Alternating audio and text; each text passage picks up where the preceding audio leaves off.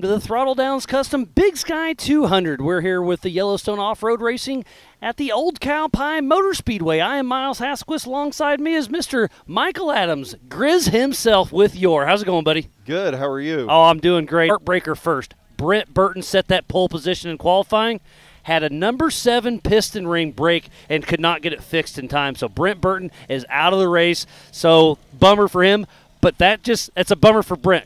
Don't get me wrong. But now let's highlight Eric Y.O.R.R. His best qualifying and his best start ever with us here at Y.O.R.R. So Eric Y.O.R.R will be in that pole position, number 406. And he's always told me he's horrible at qualifying. Well, this doesn't look too horrible to me. Yeah, he's doing all right. There he is in that 406 car.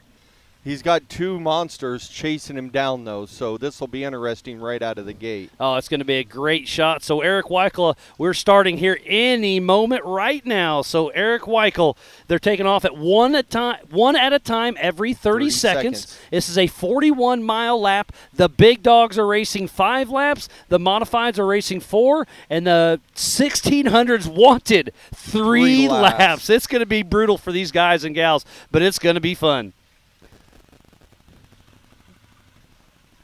So I think everybody's just getting all their ducks in a row, but we should be going live racing here any moment.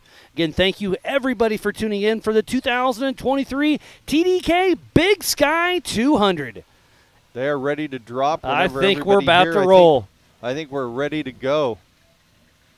What a great – we have over 60 competitors, or almost 60 competitors getting ready to take the line.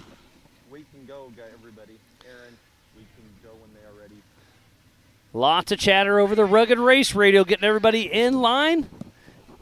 And it's going to be a great, great showing. I cannot wait to get this show started.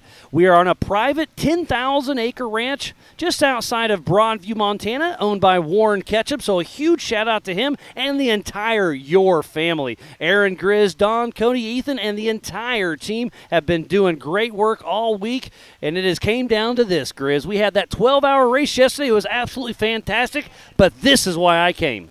Yes, the big boys. The big dogs. And speaking about that, there's Eric Y.O.R.R, the number 406, out of Helena, Montana, with Joe Fabrizio riding shotgun.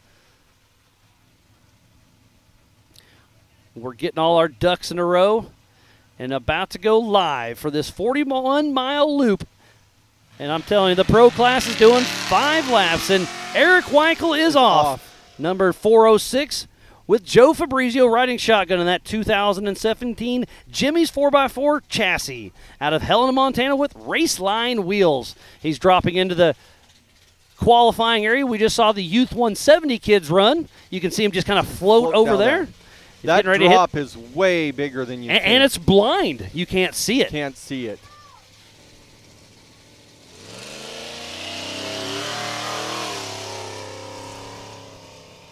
And off next is the number 1459 of Melvin Tibbetts with Crazy Indians Racing.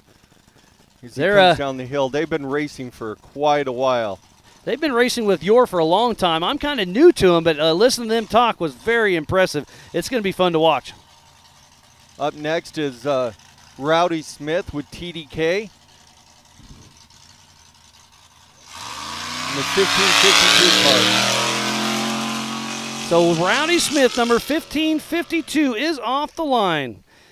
With Alex Potter riding shotgun out of Moore, Montana with Throttle Down Customs, TDK Motorsports, Tree Dog Customs, Hurley's Oil Fields, Baja Designs, Row Designs, Switchback Designs, Inland Trucks, AFW Motorsports, Dirtbag Media, and Fully Deleted Company. Next up is the 4580 car of John Matthews. With Connor Matthews riding shotgun in that 04 4500 car out of Auburn, Washington, with Yukon Gear and Axle, Milestar Trail Ready Beadlocks, Vision X, Imagecraft, Comp Cams, Redhead Steering Gears, Warren, and Factor 55. Up next is the 804 core of Matt Torney. And John Cahy riding shotgun in that Tribe 16 4x4 machine out of Elizabeth, Colorado, with Torney Race Concepts. With Mickey Thompson Tires, Warren, PRP, Raceline Wheels, Redline, Optima, and Rugged Race Radios.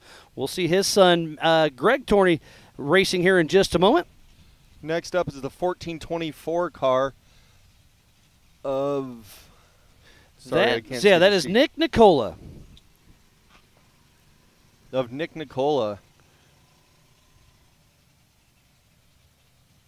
Beautiful 1450 car. car. We've seen that thing racing all over, so it's great to see him still out here running with us. Nick Nicola is about to just took off and about to run some people down. Next up is Eddie Oliver.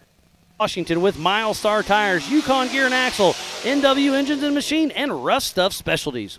Richard Batchland. I've got 245s on. Oh, here we go. We do have 245s racing with us. So Rich with Baja North. And he is off and running.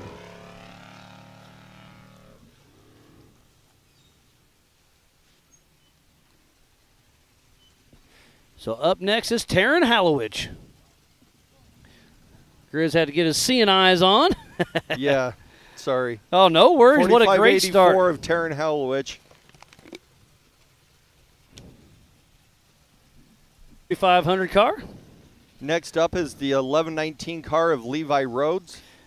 Now you'll recognize that. He's alignment J&M Tire, Napa, Matco Tools, Midland West Manufacturing, Billings Battery and Cable, JB Automotive, JSM Trucking, FJ Trucking, George and Jim Music, Hell Roaring Excavation, and Cross Petroleum.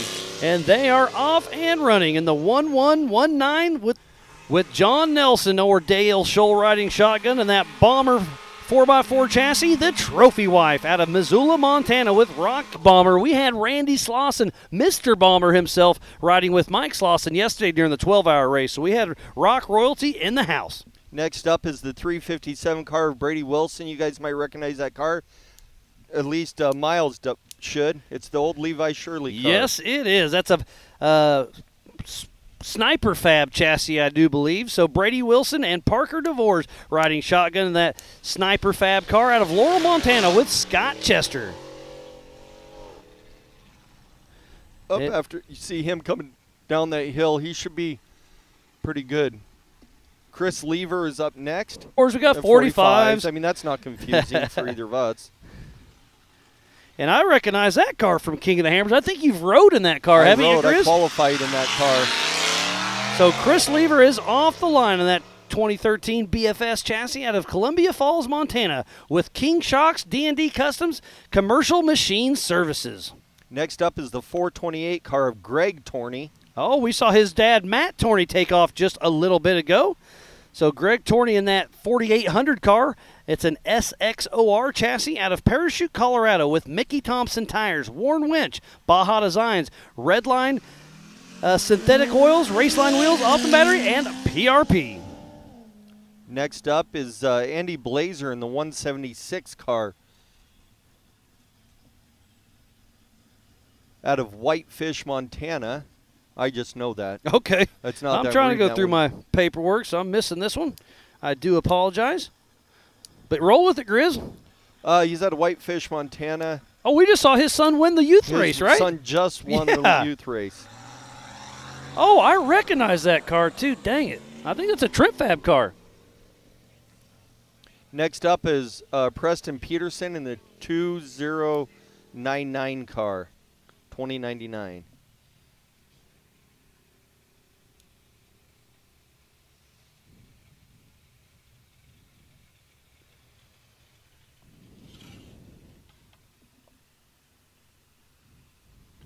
We will have to get that one and get that caught Preston up. Peterson, he's part of the comp mod class, out and running that 2099 in that old Ford Ranger. Next up, this is Mike Ablott in the 1470 car. He's in our pro class. He's from South Dakota. He owns, his sponsors are Pure Sports Center. So Mike Ablott out of St. Pierre, South Dakota with Kelby Kaufman riding shotgun in that 1977 Chevy C10 with Pierre Sports Center, Blackhawk Marine, Battleborn Wheels, Lone Kid Racing, and Ablott Motorsports. Next up is his son. Remember, we watched them qualify neck and neck. This is Zach Ablott up next in the 870 car. They qualified neck to neck. Yeah, they were side by side. Really cool. Remember, they are taking off one at a time every 30 seconds. Oh, and it died. Nope, it didn't. Zach Ablott off the line with Allie riding shotgun in that 88 Chevy Blazer out of Blunt, South Dakota, with Pierre Sports Center, Blackhawk Marine, Ablott Motorsports, and Lone Kid Racing. Next up is the 52 car of Kyle Warsop. Yep, Kyle Warsop getting ready to take the line of that 1974 F-250 out of Casper, Wyoming. Grizz, I really like how you have a place for everybody to come out here racing. Those are some amazing cars. Next up is Nathan, the 716 car of Nathan Jones.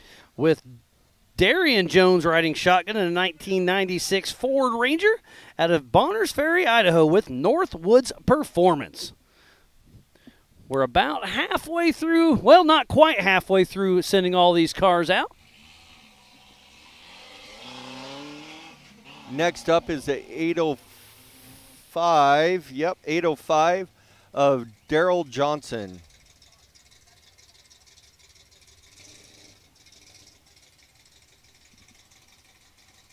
So Daryl Johnson getting ready to take off. He's part of the Y.O.R.R Pro class. He raced with us last year. It's been a while. He's got Greg Bird riding shotgun in that 1997 Ford Class 8 out of Arrington, British Columbia, with DJ Johnson Septic and Excavating. Again, if you're just tuning in, this is the Big Sky 200 presented by TDK. We are just getting underway. What a great run we have under our belt. We're just getting started, taking one at a time every 30 seconds. This race is on adjusted time. Next up is the 816 car of Charlie Shaw. So Charlie Shaw has Arlo Shaw riding shotgun in that 2003 Chevy 1500 out of Billings, Montana, with Big Sky Off-Road, Inland Truck Parts, Big T's Barbecue, and CED of Billings. Next up is Rushin Moore in the 222 car. I reckon that's an old Campbell car, if I'm not mistaken. Yeah, that is. It's 215 Campbell race chassis out of Mount Vernon, Washington. Awesome. I love seeing these old Ultra4 cars up here racing with Y.O.R.R.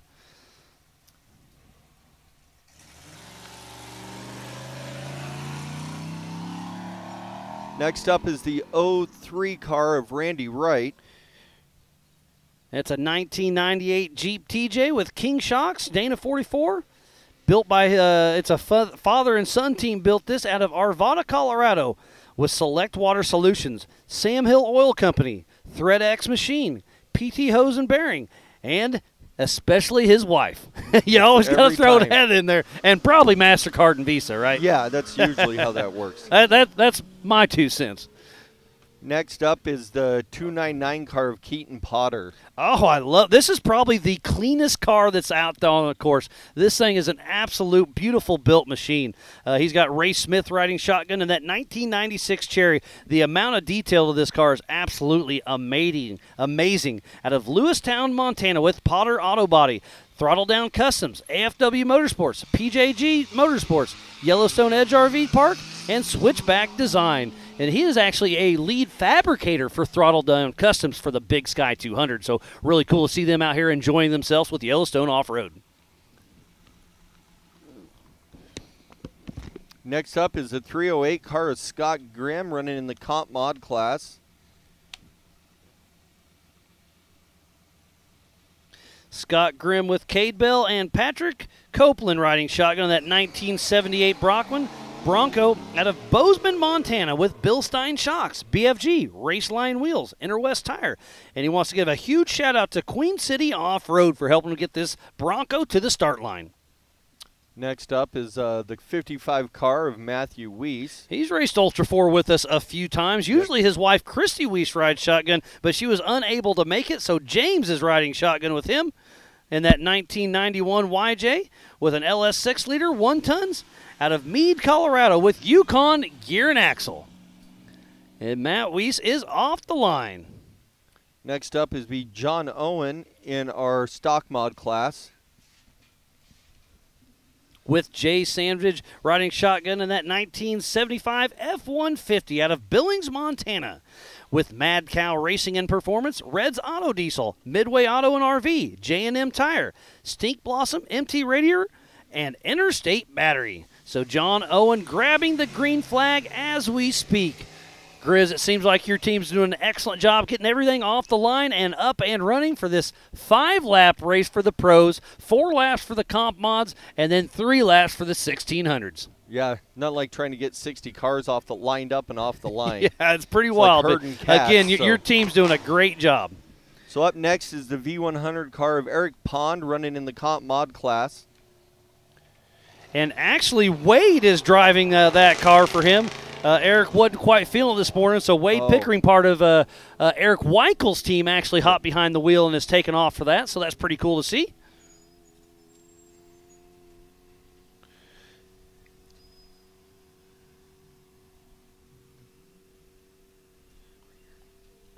So Eric Pond out of Helena, Montana in that 1969 Bronco, driven by Wade Pickering, and he wants to give a huge shout out to Queen City Off-Road, Rock Hardware, Fast Signs, and Helena Buds. Next up is the 8008 car of Austin Pyatt. He's in the pro class.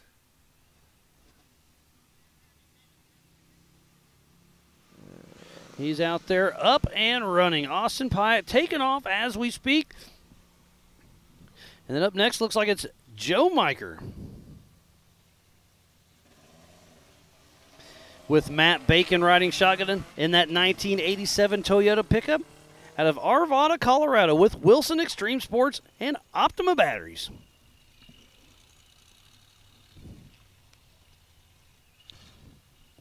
And up next, the number 11 of Wolf Orca in that 1996 Jeep Cherokee out of Electric City, Washington, with George's Automotive in Electric City, Willow and Hannah, High Dam Bar and Grill, and INWOR.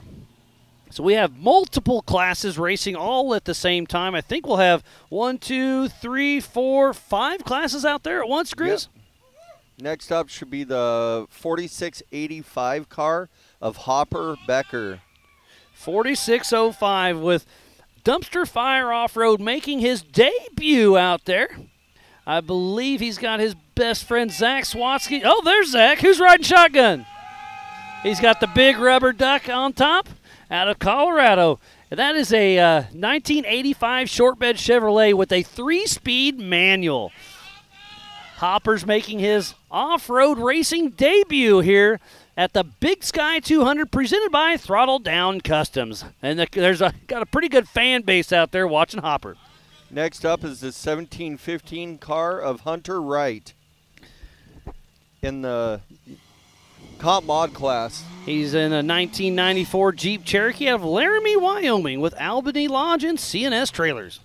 And you know this one, I know this one. This is the 4413 car of Tom. Mickey Thompson Tires, Happy Medium Approach. HD Designs. This is going to be the one I'm going to watch right here. He's got John Dykes riding shotgun with him. He broke during qualifying. This is one of the fastest cars on the track right now. So he has adjusted time on his side. So keep a close eye on Tom Prendergast. This is kind of my dark horse of the race because he's got a lot of room to make up, but towards the end, he'll have that adjusted time on his side. Next up is the 4832 car. It's Chance Hallman, but I don't think he's driving. Eric Brinker's driving for him. So, yeah, Eric Brinker, Mr. Brink Fab, is driving for Chance Hallman. We saw Chance take he takes chances, all right, and went upside during qualifying. They took the car out, got it fixed up, but Chance, his shoulder was hurting, so he's like, it's just not worth going out 100%. So Eric Brinker's hopping behind the wheel and taking off. Then we got the 321 car of Dave Fenemy.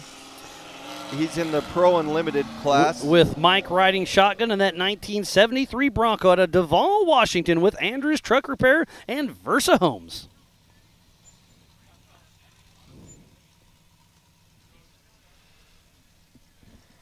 This is the 979 car of Andrew Reeves.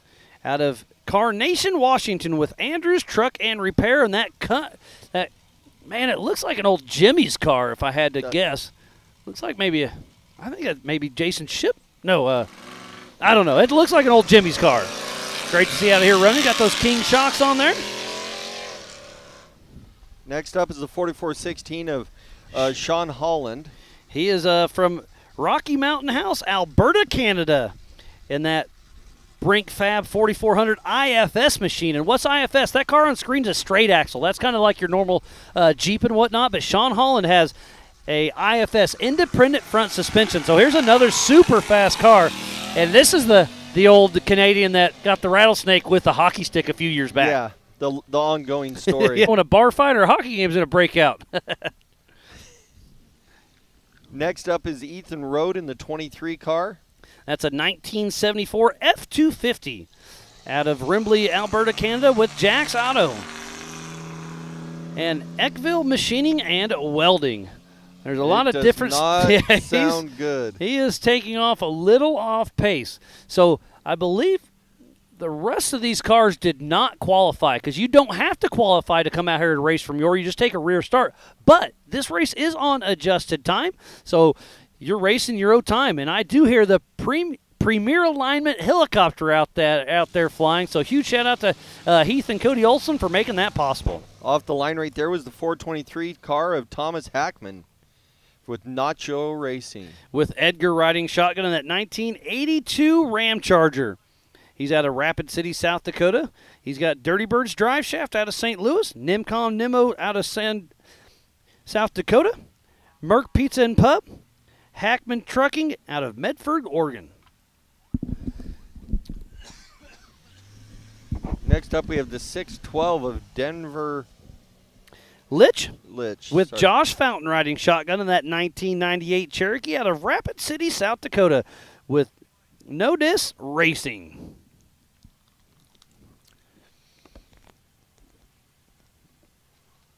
Next up, we got the 406 car of Hurtis. 4603, it looks like. 4603 in the stock truck. That is Hartis Milner with Grady McLeod riding shotgun in that 1999 Toyota 4Runner out of Missoula, Montana. He's got Opt Off-Road, Freel Good Performance, Radflow Suspension, PTF Fabrication, Maxxis and Raceline, Rugged Radios, Hot Rod Fuel Hose, Far Side Sign, Sun Plus, Timberline Truck, and Trailer. Next up, we have the 686 car of Joey Weber. Matt Ninman driving passenger. And they're in the Ultra4 car at Foothills, Alberta. Running in a Brink Fab. And this is Hatamaki, if I'm not mistaken. Yeah, Jeff Hatamaki and Aaron Lab riding shotgun, and that Miller Motorsports Pro chassis from Canada. He's got Toyo tires, Knight Rider LEDs, Gen 3-speed, Brink Fab Motorsports, top grade tire and recycling, Coast Powertrain, and Driveline. And that's another fast car starting from the back. So he had some problems yesterday. I was getting messages from him asking where radiator shops and stuff were. So I think they had a few issues.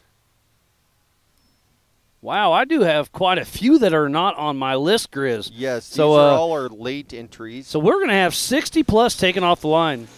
All right, here's the 43X. He's in a stock truck. And he what's that one? That's Caden Nunn with Valentine Nunes riding with her. And that 1969 F1 Hummer out of Shepherd, Montana, with Dark Horse Customs, Divine Realty, Shine On Pressure Washing, Mad Cow Racing and Performance, Mom and Dad, Nicole, and Valentine. Off the line there was Andy Patak. I don't have his info, but that was him that just took off. Next up is the 343 car of Lane Wing with Eli Wing riding shotgun in a 1992 Toyota out of Rapid City, South Dakota.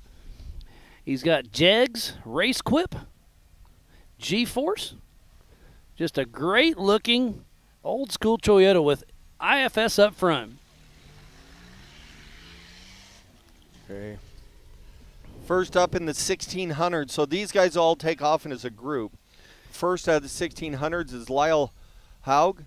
Yeah, Lyle Hogue, number 1611, in that 1991 Chenoweth single-seat car out of Mandan, North Dakota. And he wants to thank me, myself, and I. I love the 1600s. They know how to have a good time. It's like they're all out there just to have a good time. Oh, well, that's what everybody's doing. Next up is the 1616 car of Matt Rowe. And a VW buggy out of Valley City, North Dakota. It's got Mack tools. This is a little bitty two-seater. Yep. You got to be comfortable with your co-driver in that one.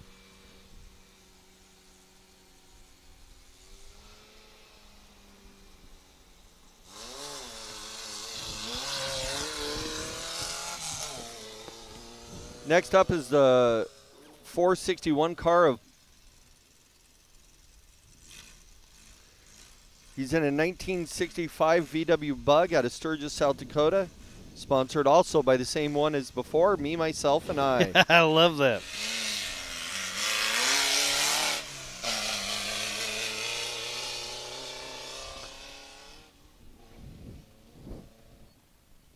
Mark King in the 575 car is up next.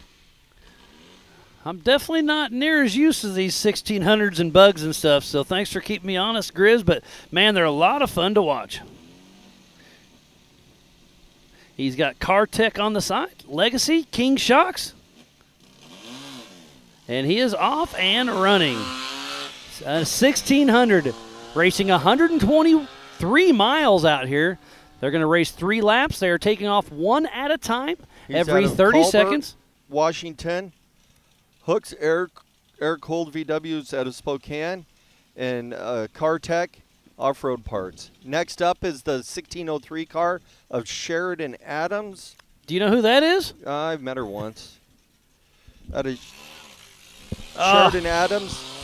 Sponsors include, she's out of Billings, Montana, PRP Seats, Inland Truck Parts, Grandpa Dean, Grizz, Octane Addictions, Rugged Radios, and Inland Truck Parts. And he's being a little modest. That's his daughter out there running. So it's really cool that your entire family, I mean, your mom and dad are here helping, your daughter's racing, and all of Aaron's family's racing and helping. It's great that you guys put your heart and soul in it. And just got an update. Hopper Becker just broke a knuckle at race mile 2, so he is out of the race. Up next is number 406 of Giovanni Polanco, part of the 1600, and he's got some bighorns off a UTV on that car. That made me laugh as I was walking through. I was like, those are UTV tires. Yep. But it doesn't take much to keep these Volkswagens running. 1160 car. 1160. I don't have any info on that one. What's he on? Is he on here? That's James Hayward taking off in that Class 11 1600 bug. We got a lot of cars out there, Grizz. Yes, we do. Up next is the number 587 of Gonzo Racing. He's raced down with the Score a couple times. He's got McKenzie's, PCI Race Radios, King Shocks, Paradise US Motorsports, Custom Aircraft Parts, McKenzie Performance Products. That's Trevor Anderson out of Laurel, Montana. Got a lot of locals up here racing with you, Grizz. Yes, we do. We got the 1144 car, Jake McFarland. And Luke Stewart as passenger. They're in a 69 Volkswagen Bug out of Powell, Montana. Power, Montana. Sorry, that's way up north. Newmont Equipment.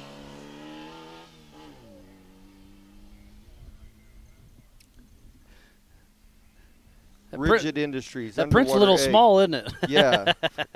Park Place Storage. Irvin's Construction.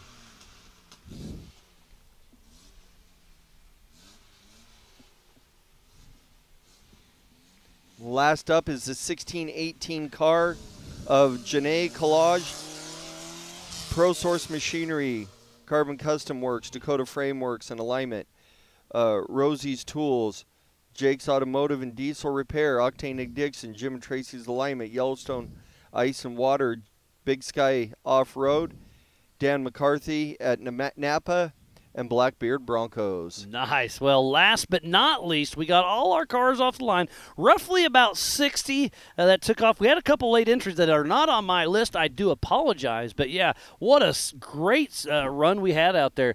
We had over just shy of 120 entries, Grizz. I think that's a record for Y.O.R.R, isn't it?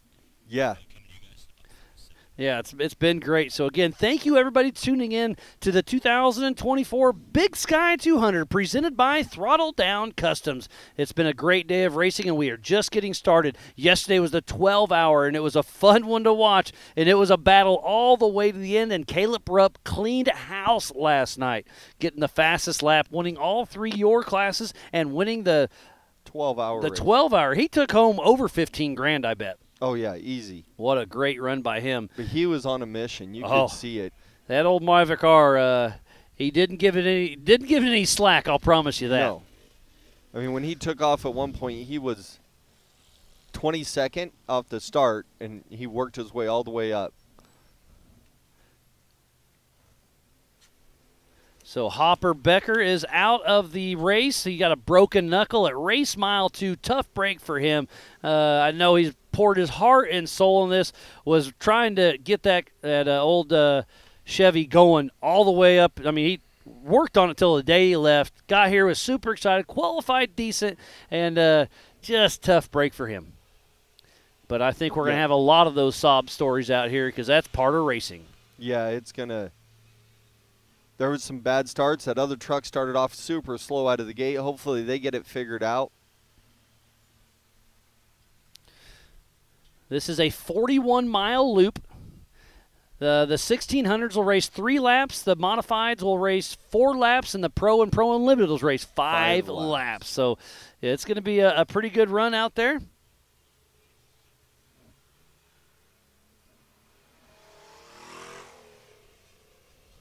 Trying to get everything pulled up here.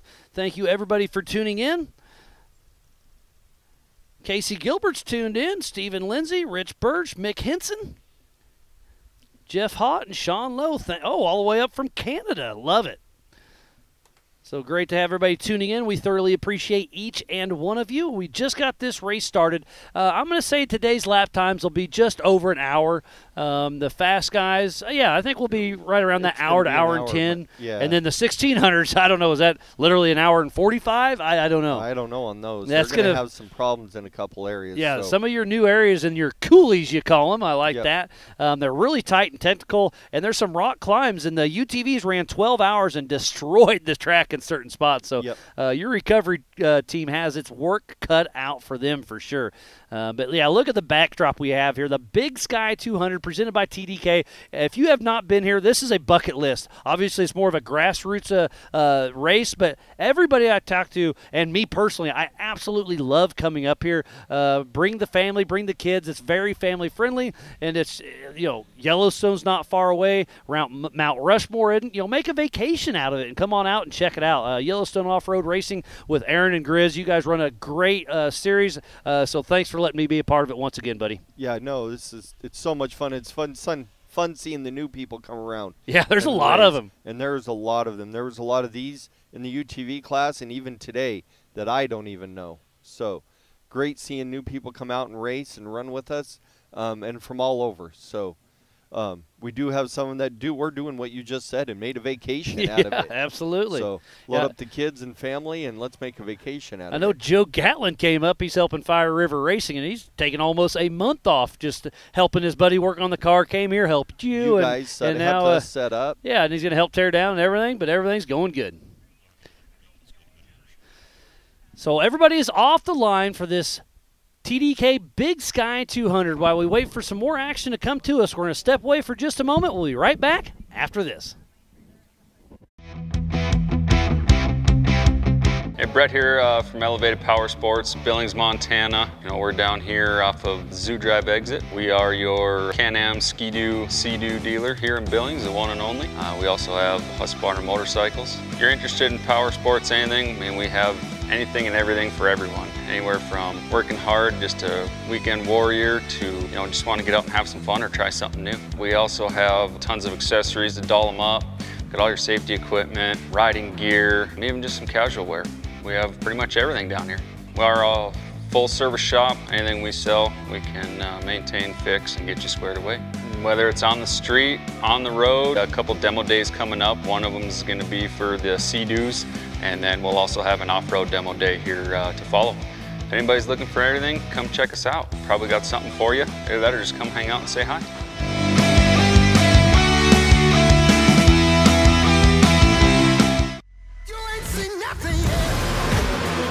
Yeah, I got that right turn. We're good. Let's meet up at the compound, group up. At 10-4.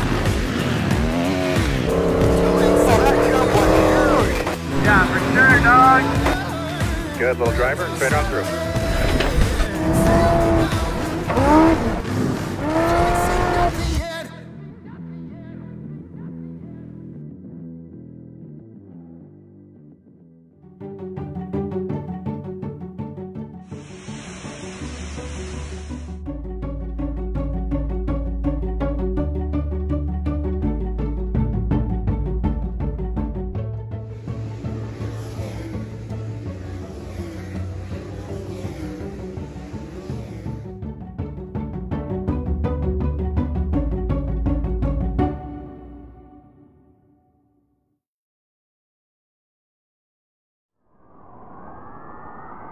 There's only one tire brand that can call itself legendary.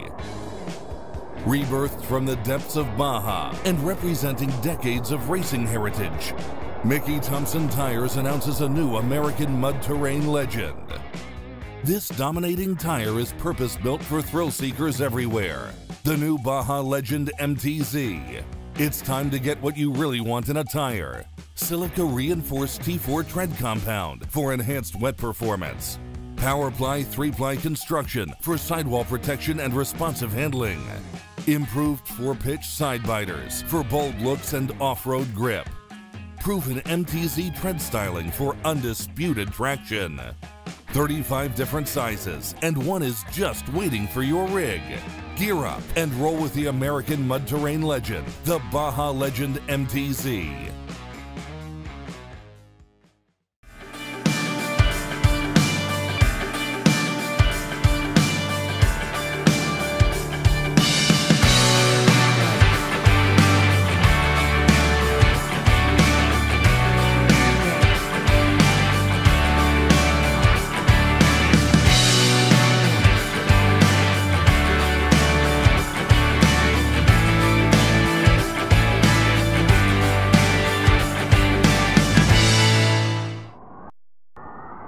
There's only one tire brand that can call itself legendary. Rebirthed from the depths of Baja and representing decades of racing heritage, Mickey Thompson Tires announces a new American mud terrain legend. This dominating tire is purpose-built for thrill seekers everywhere. The new Baja Legend MTZ. It's time to get what you really want in a tire. Silica reinforced T4 tread compound for enhanced wet performance. PowerPly 3-ply construction for sidewall protection and responsive handling. Improved 4-pitch side biters for bold looks and off-road grip. Proven MTZ tread styling for undisputed traction. 35 different sizes, and one is just waiting for your rig. Gear up and roll with the American mud terrain legend, the Baja Legend MTZ.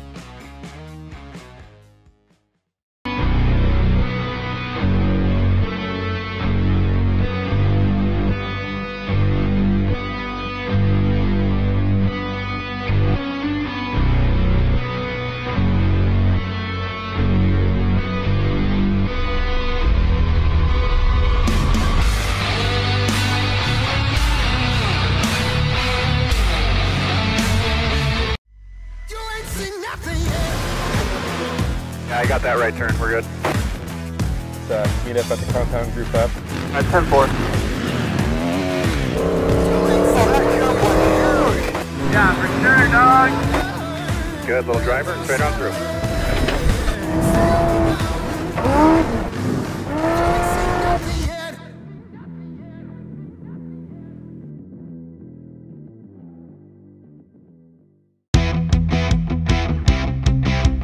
Hey, Brett here from Elevated Power Sports, Billings, Montana. We're down here off of the Zoo Drive exit. We have anything and everything for everyone. Anywhere from working hard, just a weekend warrior, to just want to get out and have some fun or try something new. We also have tons of accessories to doll them up.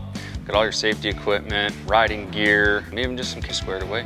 Whether it's on the street, on social media pages, we do have a couple demo days coming up. One of them is going to be for the Sea-Doo that, or just come hang out and say hi.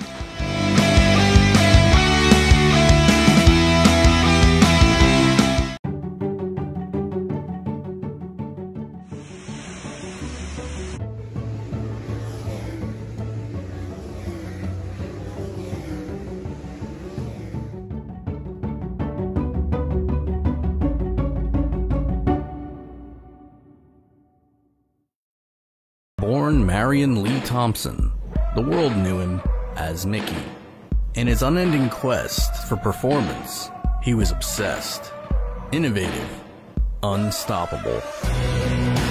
On the salt flats of Bonneville, he was the first to 400. At the drag strip and at the brickyard, he pushed the state-of-the-art to the limit and beyond. Off-road, he practically invented the sport we know today. Mickey Thompson set records to break them, with 485 to his credit, and he was once called the fastest man alive. Mickey Thompson's mantra: stand on the gas. More than 50 years later, Mickey Thompson's winning mentality lives on, with products that continue to break records today. Mickey Thompson takes drag racers and off-road competitors to the winner's circle and into the record books around the globe.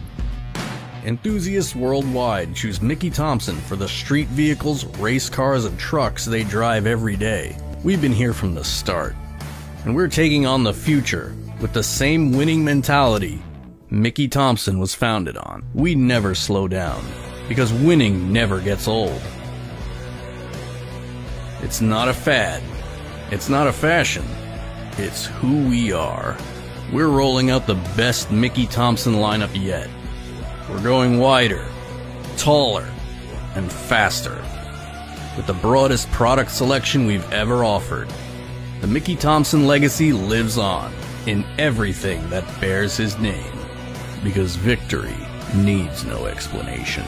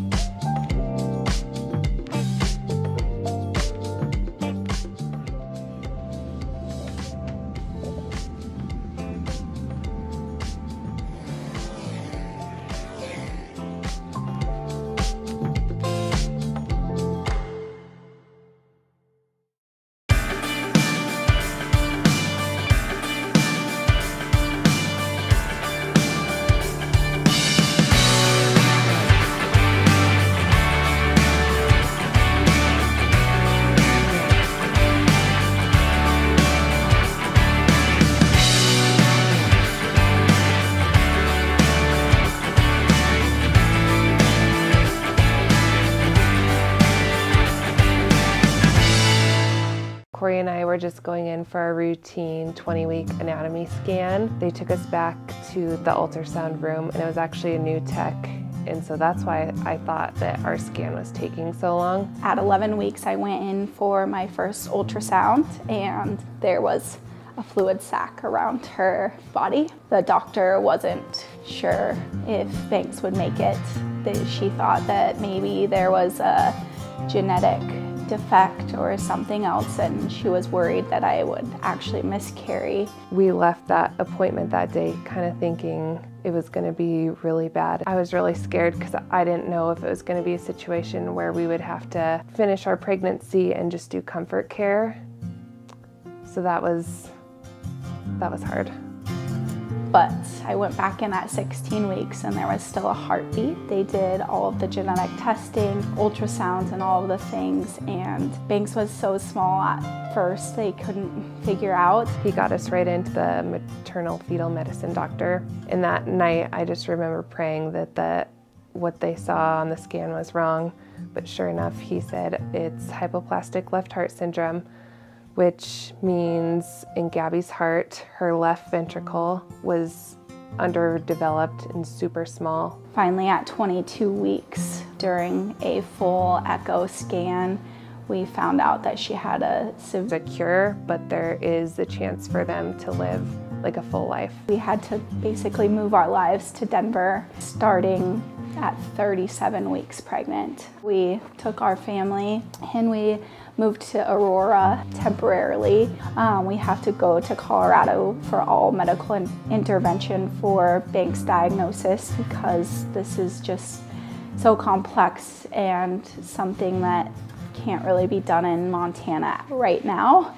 You know, it's funny because when we first got our diagnosis, I thought, how are we going to tell our older girls about this and how are they going to really comprehend and understand it, because we were going to bed crying every night, like how are they going to handle it? And we sat them down right in this room and told them our baby's going to be born in Denver and she has a special heart and she needs special doctors to work on her heart. Banks has had 2 open heart surgeries so far. The first one was at 6 days old. It was obviously hard. Surgeries is the Norwood.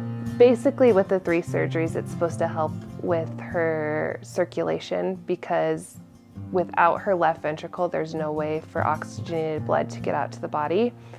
So this was the first step in it. Her second open heart surgery, called the Glenn procedure, and she had that when she was 4 months old.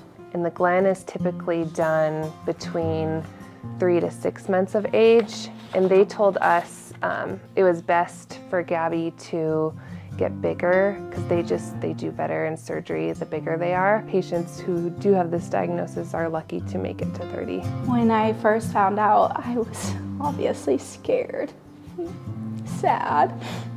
I had 2 really healthy boys before, and you just don't think it's ever gonna be you. You go through a grieving process of not having kind of that normal experience. My hopes and dreams is that Banks can live a normal life. I don't know what her future is gonna look like, but she's given us a completely new outlook on life.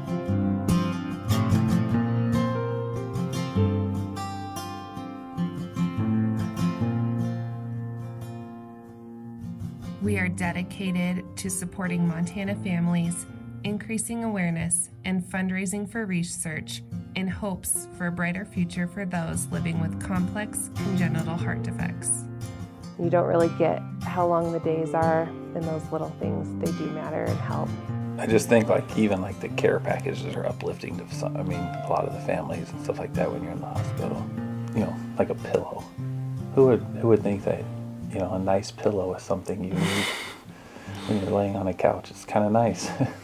When we first received the diagnosis, scary, obviously. When you find out that your child only has half of a heart, there's lots of things that you worry about their future. We have big hopes and dreams that they're gonna be able to develop and advance medically to build new hearts and give kids who are born with CHDs longevity in life. She's sassy and she's made it this far, and she's strong and she's shown resilience, and I think that she has a very bright future ahead of her.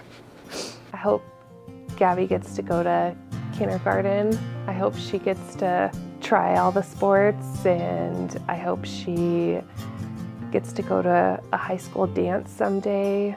My dream for her would to be able to walk down the aisle with her dad someday. Just those special moments in life, like a wedding, graduation, those kind of things. She's just made our family whole. She's the sweetest, cutest little thing. and she's impacted so many people in their lives. We just live every day to the fullest, and we try not to think too much into the future. We just live in the moment. She's taught us that that's what you're supposed to do, is enjoy what's happening right now.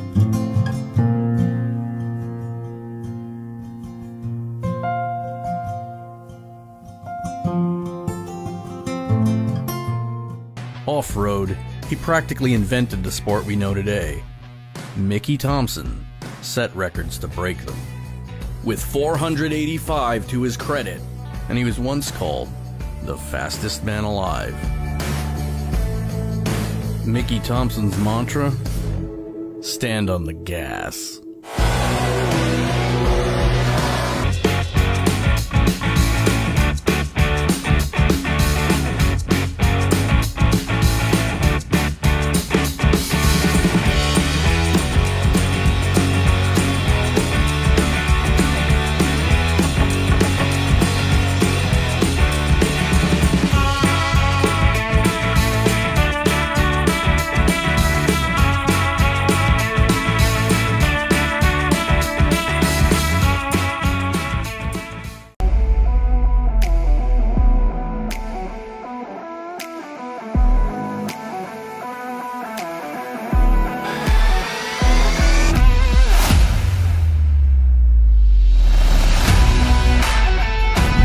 Awesome. This is your world, your job, your crew, your CAT compact equipment. And this is the support from your local CAT dealer. This is helping you meet your deadlines, your bottom line, your offers, your savings. This is getting you your parts and everything you need, on time, easier than ever. This is what you get from your local CAT dealer.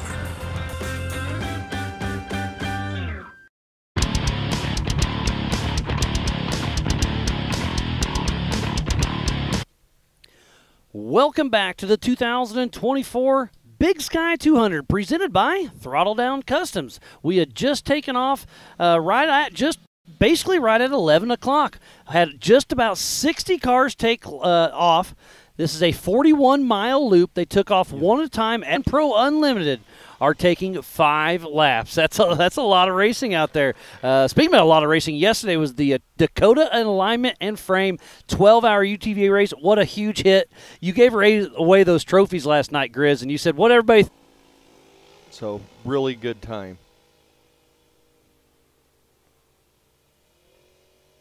So you can see the shot here on top. This must be the lower section right below us is what I'm thinking. And that looks like Melvin Tibbetts is what I think that is. The Crazy Indians. I keep hearing about them, huh? Yep. That is right below us in the lower section. So that's probably roughly about that halfway. Oh, he's over halfway, isn't he? Oh, yeah. He's got the front section to do, and then he'll be up here. So he's probably got about 10 more miles or so? Yep. Okay. I would say. And that's John Matthews, the 4580. He's got his son Connor riding shotgun, and his other son Caden is going to ride as well for his first time during a big race. So John Matthews is excited to go out there and share the 1425 car of Nicola. You recognize that truck? They used to run around with the Terra crew. If you're just tuning in, thank you to each and every one of you. We're just north of Billings, just outside of Broadview, Montana. The population's here roughly 212. Elevation is 3,900 feet. We are on Warren Ketchum's private 10,000-acre ranch, and this is Yellowstone off-road racing at its finest.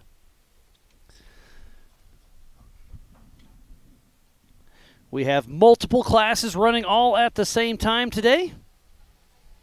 And it's going to be a fun one to watch. That is an absolute fact. So, again, thank you, everybody, for tuning in.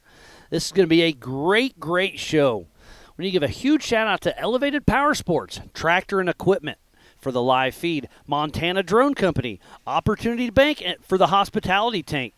Dakota Alignment and Frame was a title sponsor for last night's 12-hour race.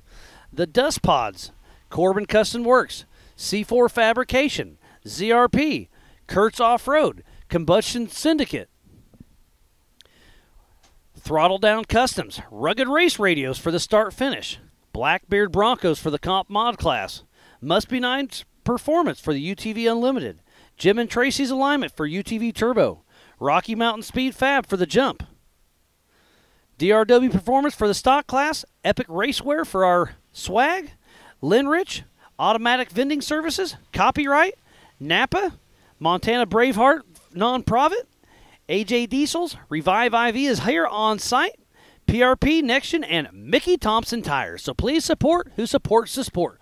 Without all those amazing marketing partners, we would not be able to be racing here today.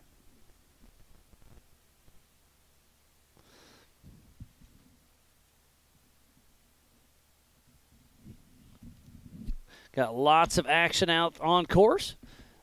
Trying to see, that may be Levi Rhodes. Yes, it is. No, that's Torney. That's Matt or Greg. Let's see, that's the dad. That's Matt Torney in that Tribe 16 car.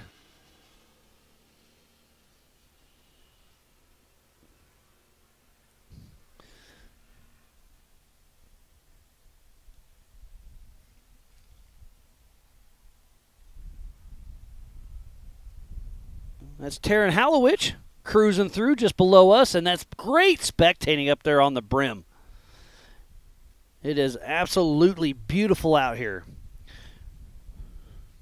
There are 2 remote pits.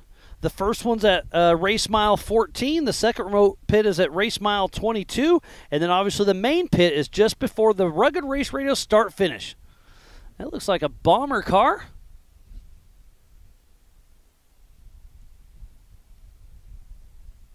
That's Rich Goldman, I do believe.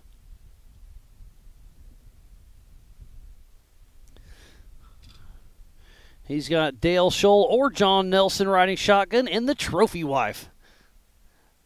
Those Bomber Fab cars are absolutely amazing.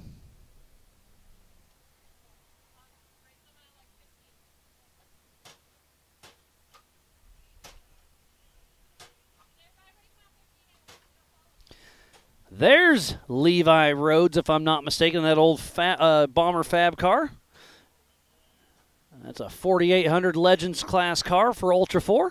Great to see it out here still running around. That Sniper Fab chassis has been running off-road races for. Lots of chatter over the Rugged Race Radios. We have a lot of action out there on course.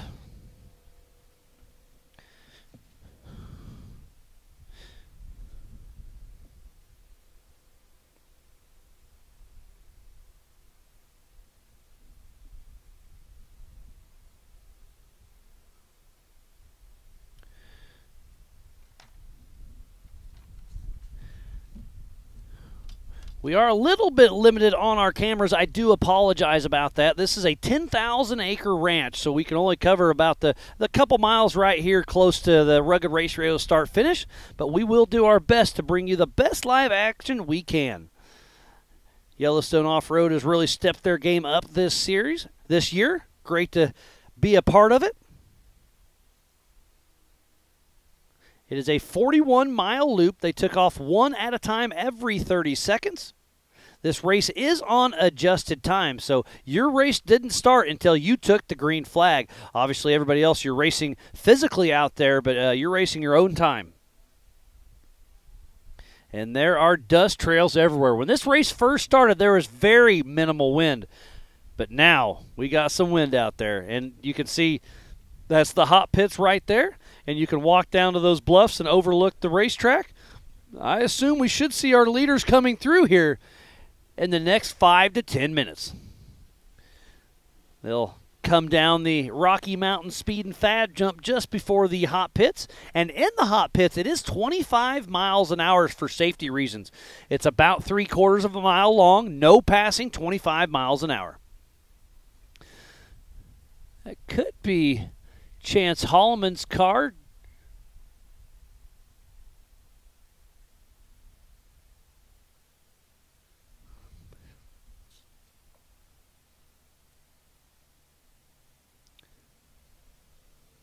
Kind of hard to tell sometimes from these drones, but the Montana drone's doing a great job.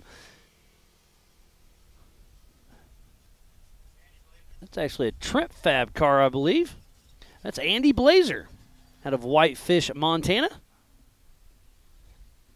We just saw his son win the Youth 170 race this morning. Hope a few of you tuned in to watch that. That is the future of our sport. What a great showing these little kids had.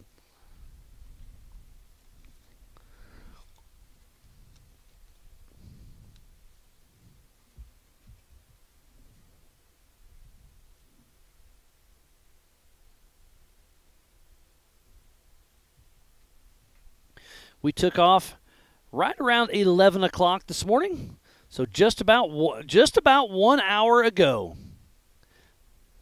There's just over 60 cars took the line. We have some 1,600 classes. We had some mods, some stocks, some Pro Unlimited, some Ultra4s, and some Pros. So 5 different classes racing all at the same time. So we'll be busy here in the timing booth trying to keep everything straight. But Eric Weichel took off first because tough break for Brent Burton. He's a local here, and he was a heavy hitter, and that's a tough break for him. But Eric Weichel took off behind him, then Tibbetts, then Rowdy Smith with throttle Eddie Oliver, Richard Bichon, Taryn Hallowich, Levi Rhodes, Rich Goldman, Brady Wilson, Chris Lever, Greg Torney, and Andy Blazer. That's your top 5.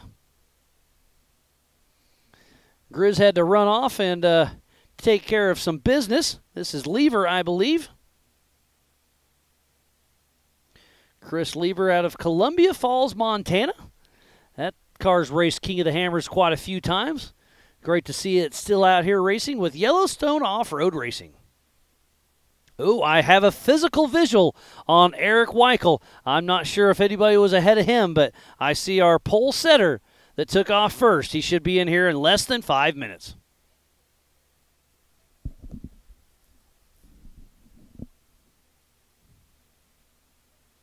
Next race for Yellowstone Off-Road Racing is at the Buffalo Chip in Sturgis, South Dakota, July 19th and the 20th. Another great race they'll have. I believe this is a Pro Unlimited truck that's cruising through here. Love these old school bodies. I do apologize. I am not quite up to date with all the Yellowstone Off-Road Racing Series racers, but I'm doing my best. Yesterday I had Shelby McDonald in the booth with me. She was a huge help.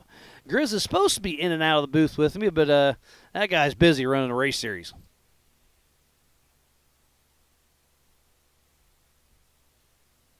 And if you're anywhere in the Broadview, Billings area, come on out. We still have some time to come out and watch some racing. It's $20 per adult. Kids 12 and under are free. Thanks again to all of our volunteers, our staff, media, safety crew, marketing partners, and race fans. This is the Throttle Down Customs Big Sky 200. We've been here all week, and this is the big show.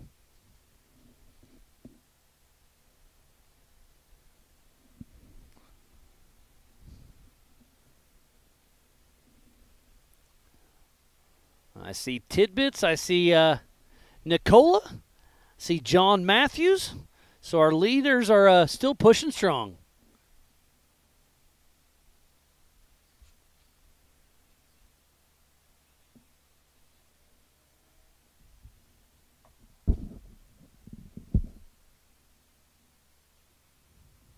There's a great shot of the hot pits. Oh, and is that our first car? Oh, that is one of the 1,600 cars. I saw him take off and then turn around and head straight to the hot pits. So, tough break for him. But there is, and that looks like it could be Eric Weichel. He took off first off the line. And the reason he's going so slow is it's 25 miles an hour for safety reasons, because we want our pit crew to be able to cross a live racetrack and go watch the racing. So it's 25 miles an hour, no passing.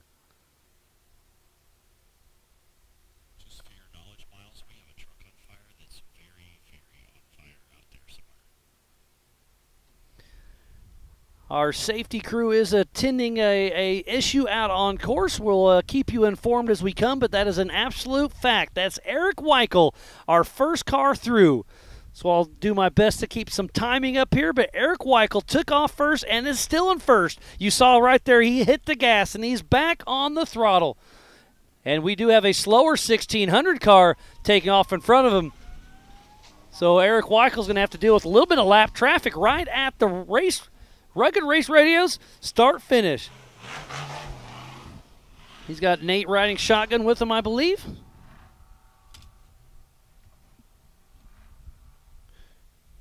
Oh, he's got Joe Fabrizio riding shotgun, so he gives him a little horn, and that 1600 bug pops out of the way. But Eric Weichel, first on course, and has not been passed yet. I'll get a timing for you when I can. But 4:06, Eric Weichel running a great race with Joe Fabrizio riding shotgun on that Jimmy's 4x4 chassis out of Helena, Montana with Raceline wheels. How far back is Melvin Tibbetts, Rowdy Smith, John Matthews, Matt Torney, and Nick Nicola? Eric Weichel's already starting to pull a lead. This race is on adjusted time. They took off in 30-second increments. And he's already got 30 seconds on second place. Here's our second truck, and it is still Melvin Tibbetts. Melvin Tibbetts still pushing strong.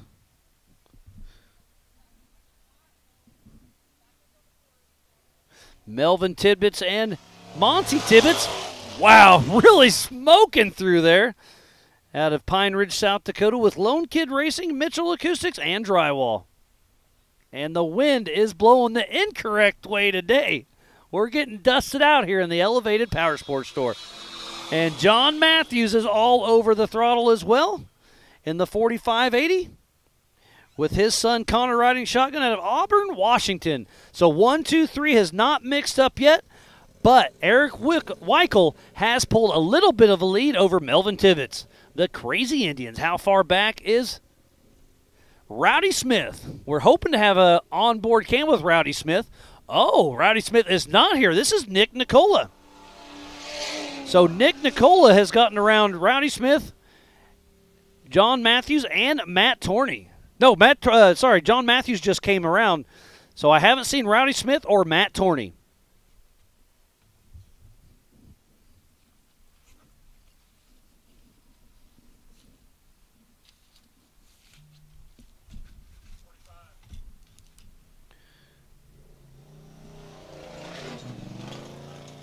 There's the number 45 cruising through of Richard Batchlin.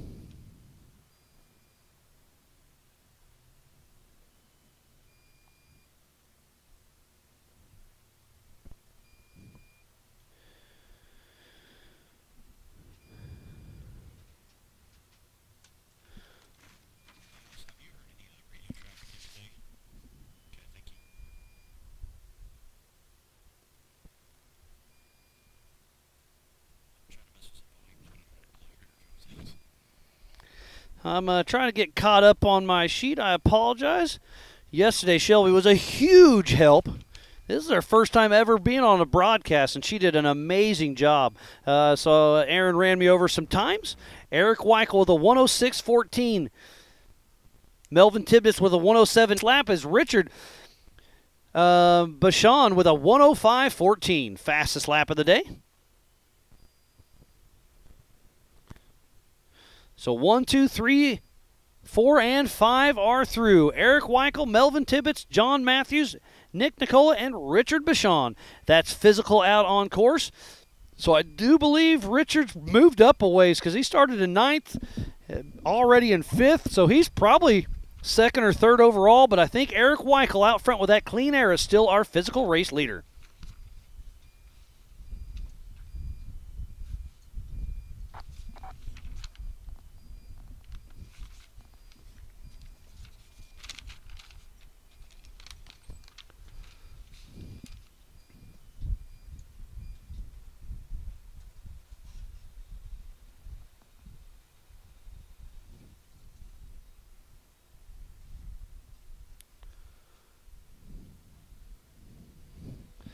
And I hear another one coming through.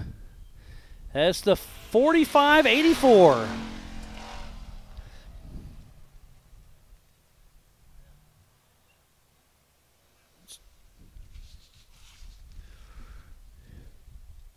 That's Taryn Hallowich.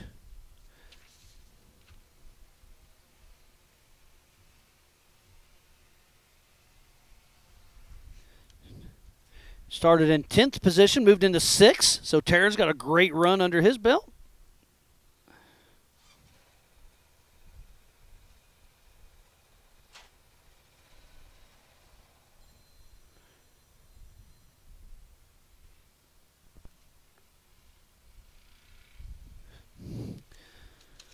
So there is a safety issue out on course they are addressing.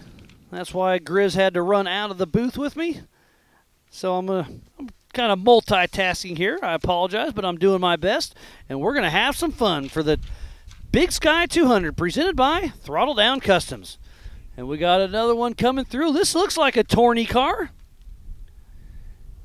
And it is the 804 of Matt Torney.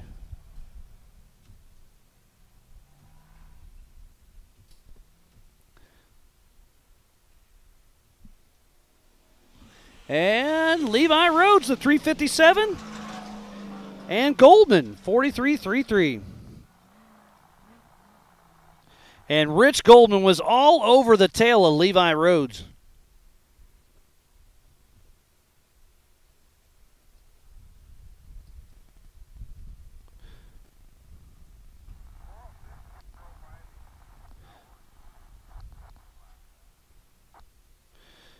Getting a little bit of Rugged Race Radio through my intercoms here. Sounds like 406 just drove by somebody, so Eric Weichel's still on the move. Our physical race leader, and I believe on adjusted time. Still waiting to get timing up here in the Elevated Power Sports studio.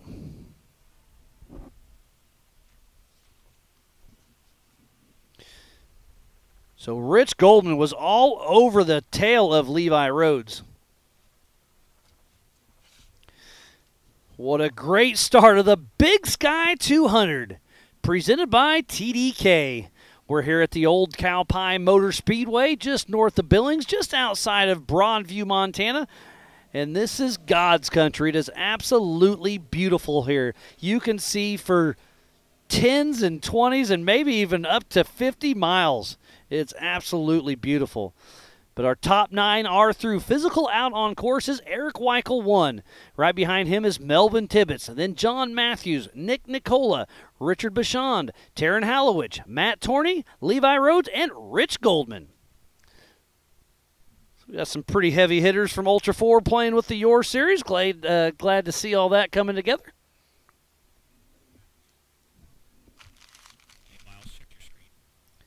And that's probably what the safety crew is checking out. We do have a car on fire. They are addressing the situation. So hopefully we can keep everybody safe and sound out on track.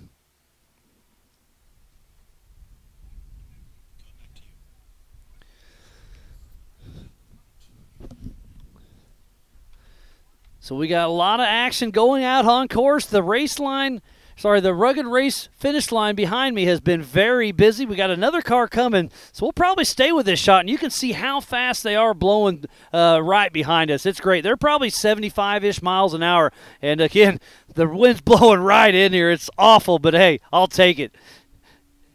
And he is on the move. That is the number 428, I believe. Yeah, that's Greg Torney in that old SXOR chassis. So Greg Torney in that 10th position, physically out on course. It's kicking, so that's a good thing. The wind is the racer's friend. Got another car coming through. Race.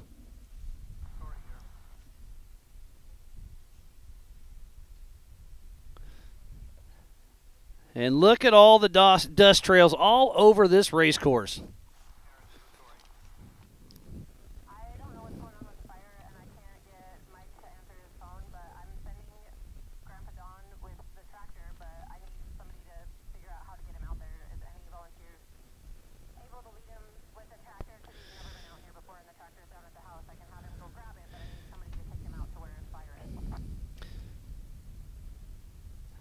Got some fans for Austin Pyatt and Taryn Hallowich out there. And Hart and Grady in the 4603.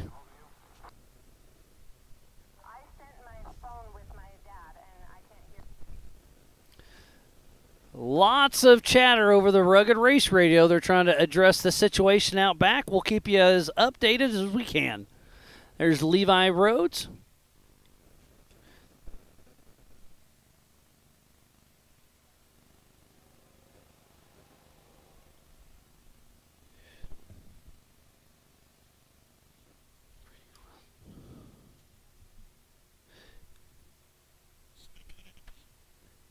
So I messed up early. Brady Wilson's actually the one in the sniper fab.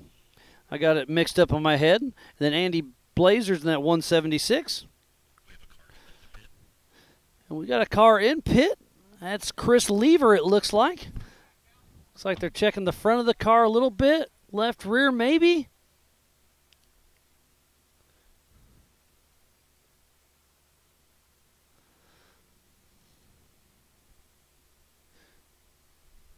What a great shot by Montana Drone to bring you this live action from the pits.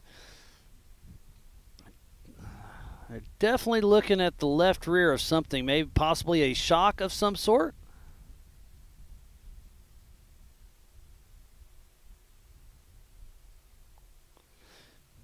That's Chris Lever out of Columbia Falls, Montana. And we've got another truck cruising by, getting ready to hit the Rugged Radio start-finish. And he is on a mission. That's the 1470. That's Mac Ablott. So how far back's Zach Ablott?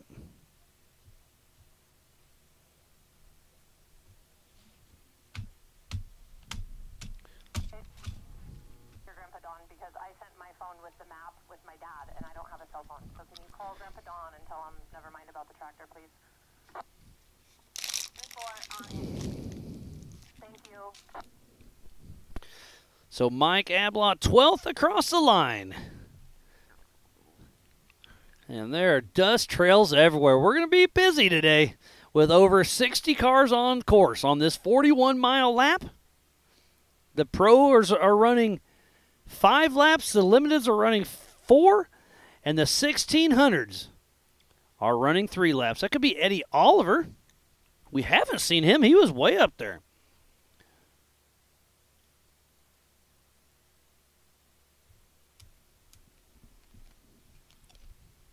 $45.83.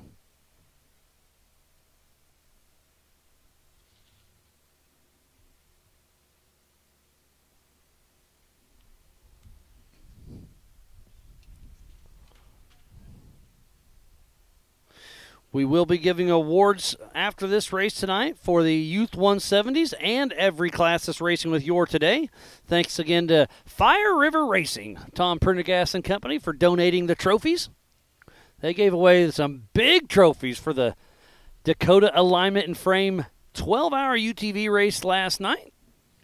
And what a great race that was.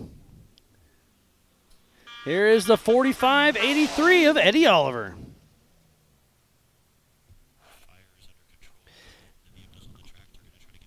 So it sounds like the fire is under control, so a great job by the Y.O.R.R safety crew for making that happen. They are assessing the situation. They're going to try to get back under control. I do not have a car number, but everybody is A-OK. From that drone shot, that fire looked a little rough, so glad to hear they got it all under control.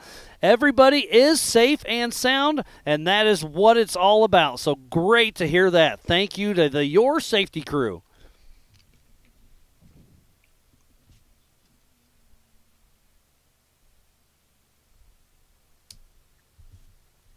So Eddie Oliver just came through. The 45.83 with Justin Lyons riding shotgun.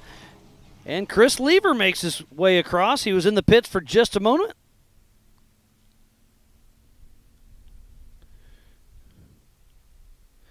Eddie Oliver was really pushing hard.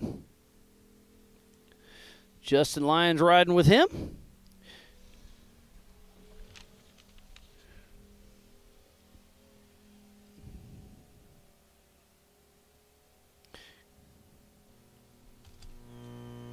we got another one coming at us.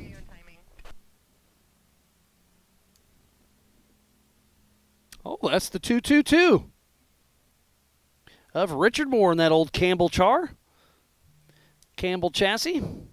That thing's been racing for almost 10 years.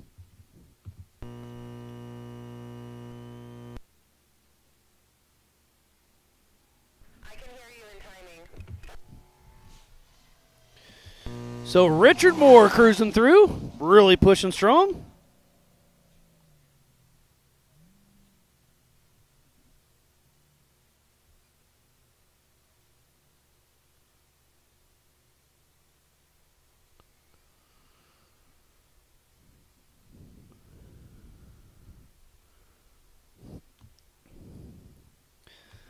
And there is Tom Prendergast, Fire River Racing.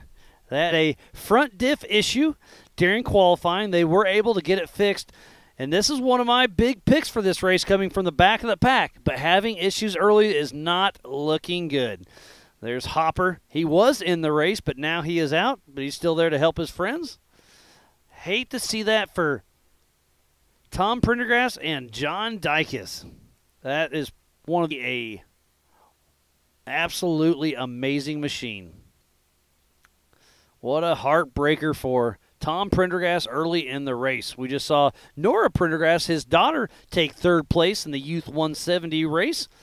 We got a mod truck, it looks like, cruising through. Remember, it's 25 miles an hour by the hot pits for safety issues, so that's why he looks like he's off pace, but he's actually just obeying by the rules. And this picture does not do it justice, but it's probably almost 100 feet down from the top left road to that bottom right road. The elevation change here is absolutely amazing. Again, huge shout out to Tractor and Equipment for bringing this live feed. And Montana Drone Company. Dallas has been flying drones for us all weekend, and he's been helping Grizz and Y.O.R.R out for a very long time, bringing you some amazing shots. So great job by everybody involved. And it goes from windy to dead still, just right here. Believe that's the 52 truck.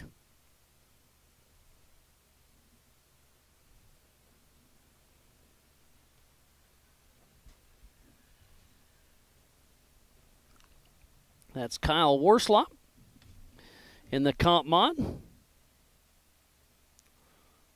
out of Casper, Wyoming.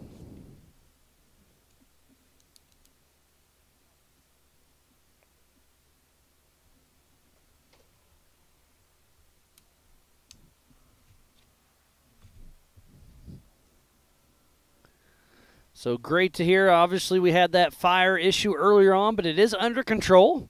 I will keep you as up to date as I can. They're going to hopefully be able to get that truck fixed and keep on racing.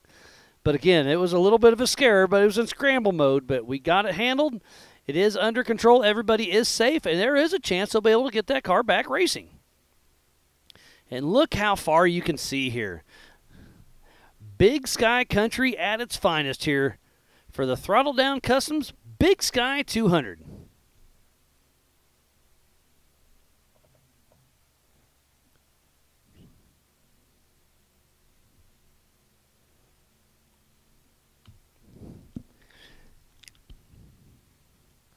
Got a little bit of dust down here below the bottoms. And Kyle Warslop across the Rugged Race Radio start-finish. He's physically in 16th position out there on track.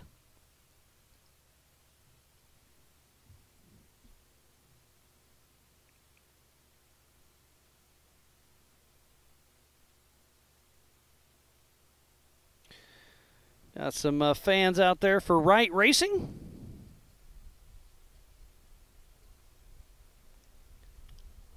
Thank you, everybody, for tuning in.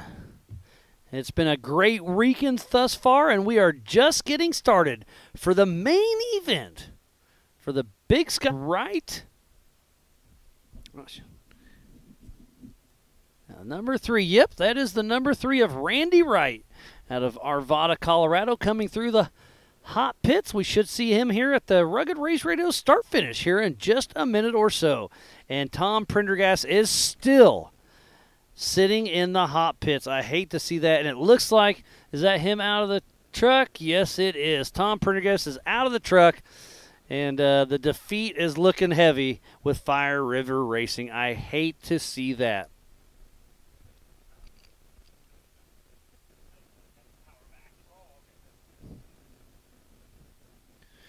So the number 3 of Randy Wright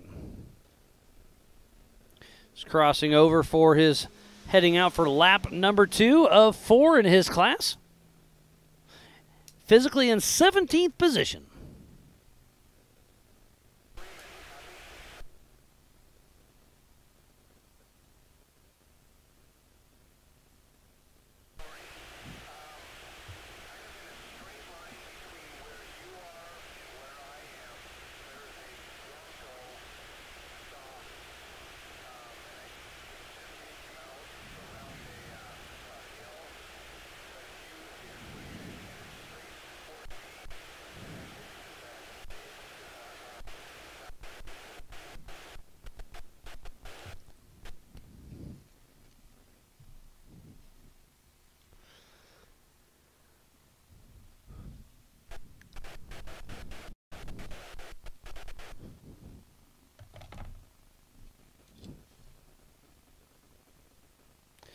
We paid out over $25,000 last night for the Dakota alignment and frame 12-hour UTV race. So a huge shout out to Y.O.R.R for putting all that together. And look at how thick that dust is. One of our old, that could be Nacho Racing. It looks like he's maybe pulling over. And a Class 11 looks like really on the move. Look at that. All over the course, bouncing around. Those Class 11 1600 guys and gals are insane. Love watching them push so hard.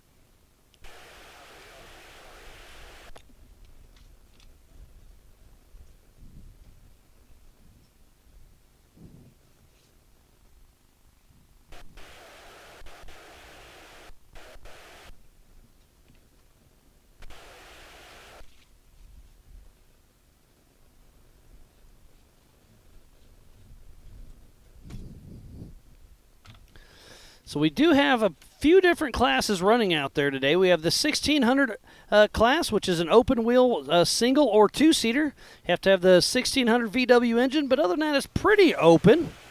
Then we have the mod stock, the competition modified, the pro class, and the pro unlimited, and Ultra4 is racing with pro unlimited.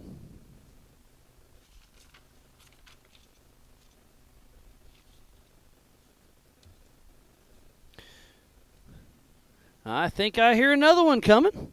So this should be car number 18 physical on course. Having some tech issues here in the Elevated Power Sports studio. Still waiting for some timing to pop up. But we'll keep you as honest as we can. And that is Eric Brinker driving for Chance Holloman.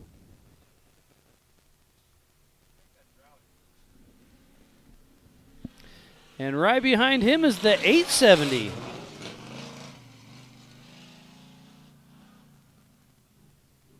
That is Zach Ablott. So Mike Ablott's got a little bit of time on Zach. And Eric Brinker driving for Chance Holloman has really moved his way up because he took a rear start because Chance took a little tumble during qualifying. Looks like that's the 805 clicking off another lap.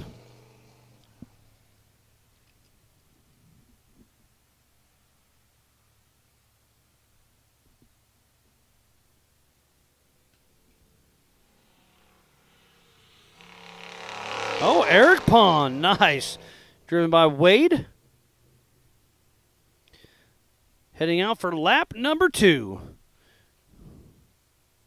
Hate to hear that Eric Pond isn't up for driving today, but it's really good spot for Wade Pickering to hop in and get some seat time.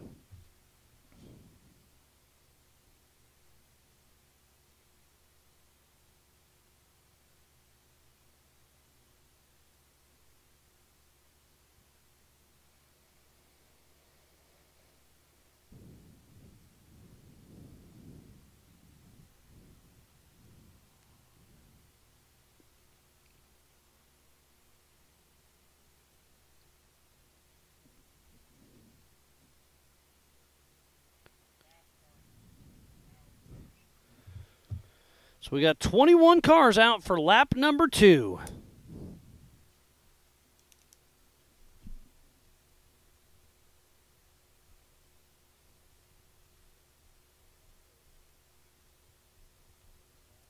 This is a 41-mile loop.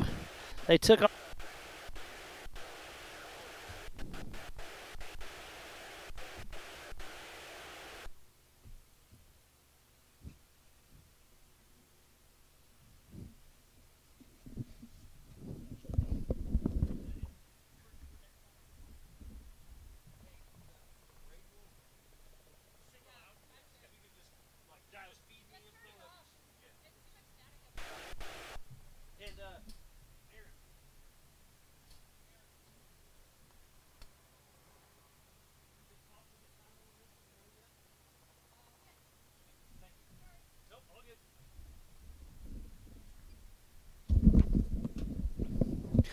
We got another one cruising through. That's the number 55 of Matt Weiss.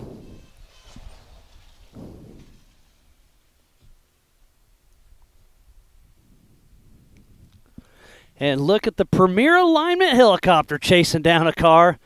The Montana drone's got a great shot there. This is one of my favorite. Between the pits and this, I can't tell which one I like better, but this is action, so I'm going to take it. So a huge shout-out to Premier Alignment and the Olson family for bringing out their helicopter and having some fun with Yellowstone off-road racing. What an amazing shot that is. Absolutely love it. Going to bank around right here. Having some fun.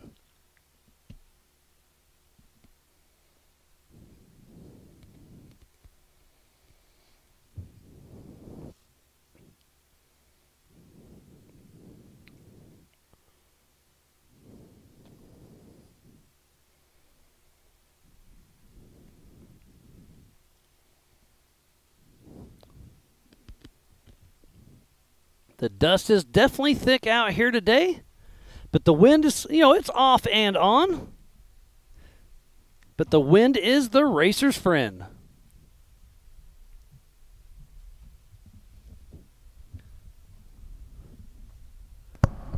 Got Erin up here in the booth. She's helping with timing, keeping everything going on. You having fun out there? Oh, yeah. Super fun. It's hot. Been busy today, hasn't it? It's hot in the shed. Yes, it is. You don't have their air conditioner running yet? No, yesterday there was a mouse in the vent, so I'm scared to turn it on. Hey, there was your car heading by. Uh-huh. Yeah, I'm scared to turn it on because there was a mouse in the vent yesterday. That, yeah. So Levi Road's still pushing strong, that Jim and Tracy alignment car. That's exciting. Yeah, they're doing good. And the 308 just cruised by.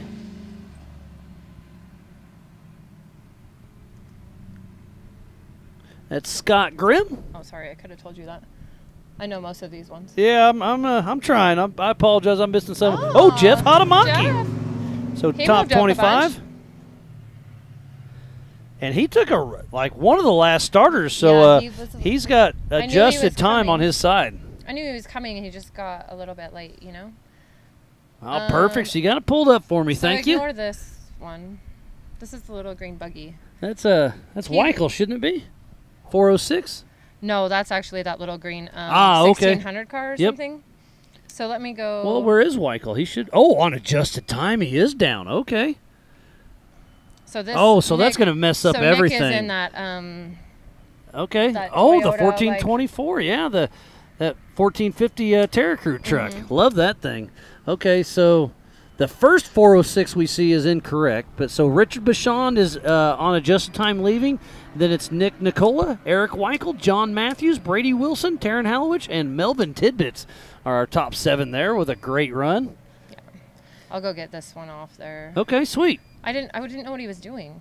So what he did, he took off, went to the hot pits, and then hopped on track instead of hopping on afterwards. Right. He just goofed up, but unintentional. No yeah. It's no big deal. All right, Aaron. Well, thanks for getting this fixed up for me, and I'll let you get back to your job. Thank you, Aaron. Aaron and Grizz run Y.O.R.R, and man, they've been such a instrumental help to myself keeping everything running up here.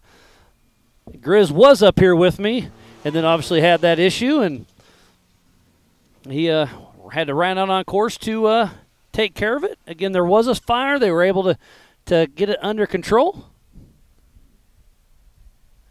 So it looked like we got some great runners out there.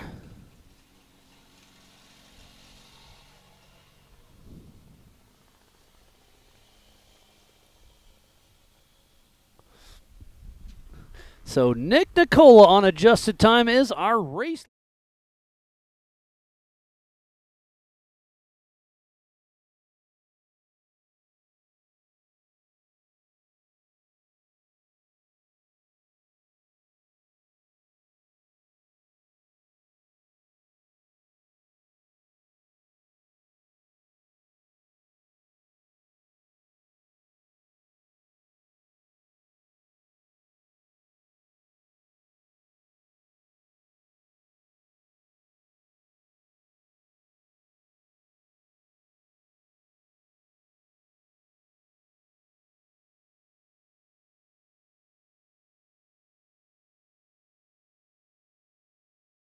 Ninth position, and I had him in fifth physically, but first overall on adjusted time. So he's got a great run going for him in that old school Bronco.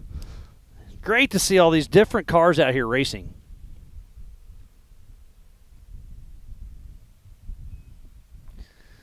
So they're running about the fastest lap thus far is at 105.14. So I was guessing just over 100.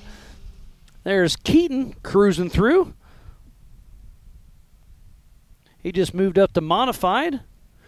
And that 96 Cherokee out of Lewistown, Montana, one of the lead fabricators for Throttle Down Customs. So Keaton Potter and his buddy Ray Smith still pushing along.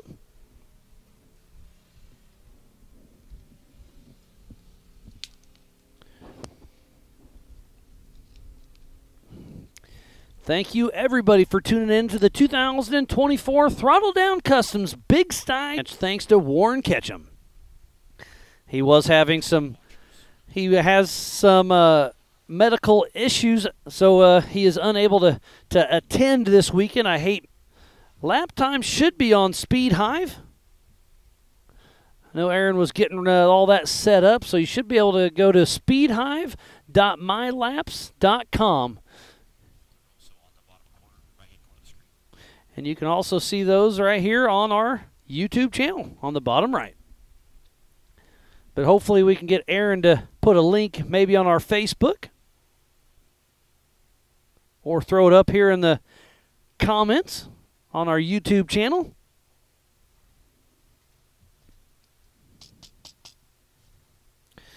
We got some great spots out there. We got Hogan's Alley's getting really beat up. The Coolies, those bluffs are having a lot of fun. Scott's Bluff, Dead Cow Corner, and there is Tom Prendergast. So he lost about 15 minutes in the pits. Super stoked to see him back under action. He's giving the siren. They're running and stirring up the dust. So Tom Prendergast had issues in qualifying. Blew out the front diff, I believe, but was able to get it back for the race. But we saw him in the pits for about 15 minutes. Not exactly sure what happened there.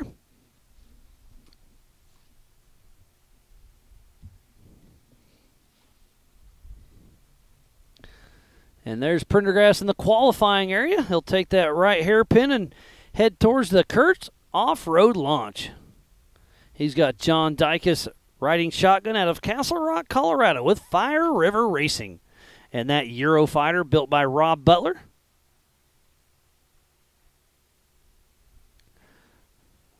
A beautiful Ultra4 4400 Unlimited car. Levi Shirley races almost an identical car. And there's that Kurtz off-road launch. Gets a little bit of float time.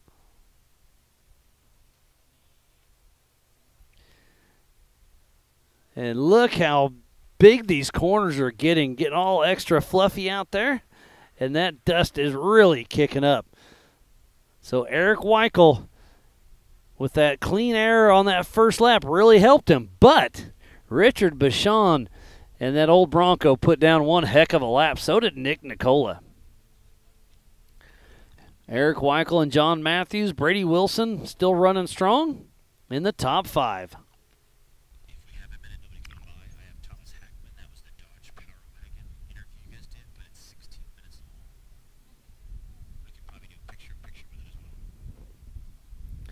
So we were able to catch up with a Nacho race team, Thomas, and check out his old Power Wagon. We'll picture-in-picture with that, and I'll lay out for just a minute. We're here at the Throttle Down Customs Big Sky 200. We're here with Tom and the Nacho team. How's it going? Are you ready? Good. Yeah, I think we're ready. We made some changes between PAL and here, and now we're just hoping it all stays together. Did you make some big changes, or motor, a little bit of motor work. There you go. That's important. You can't get it very far if you don't have a motor, unless you're going to Flintstone the whole thing, and that's a long one to do that. It'd be a long day. Yeah, for sure. Yeah, the old Ram Charger. I dig the old scheme. It's looking. We're here at the Throttle Down Customs Big Sky 200. We're here with Tom and the Nacho team. How's it going? Are you ready? Good. Yeah, I think we're ready. We made some changes between PAL and here, and now we're just hoping it all stays together. Did you make some big changes, or motor, a little bit of motor work. There you go. That's important. You can't get it very far if you don't have a motor, unless you're going to Flintstone the whole thing, and that's a long one to do that. It'd be a long day. Yeah, for sure. Yeah, the old Ram Charger. I dig the old scheme. It's looking sharp. Yes. What are you most excited for this race? Learning how to be faster, because last year this was my very first race ever. Oh, really? And we finished well. The truck finished, but we never.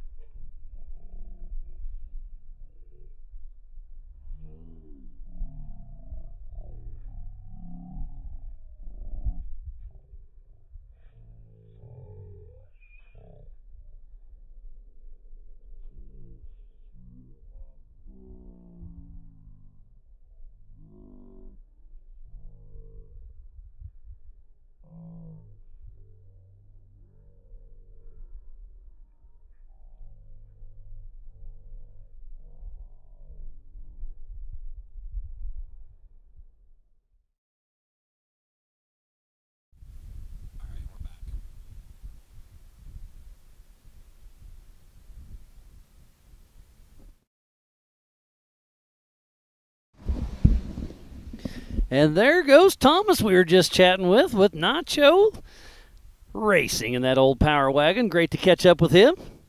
Just some good old boys. He's on the screen right now. And that is him, the number 423.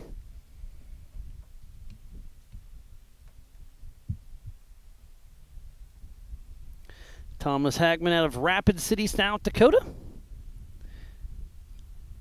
Oh, here comes Sean Holland across the Rugged Race Radio start finish. Still pushing strong. He took a rear start, did not qualify. And I do believe we have the 1611 of Lyle Hogue, our first 1600 car across. So he is on a really good mission. And I saw 1160 also, but he went towards the pits, so not sure what's going on with him. But Lyle Hogue is in first place in the 1600.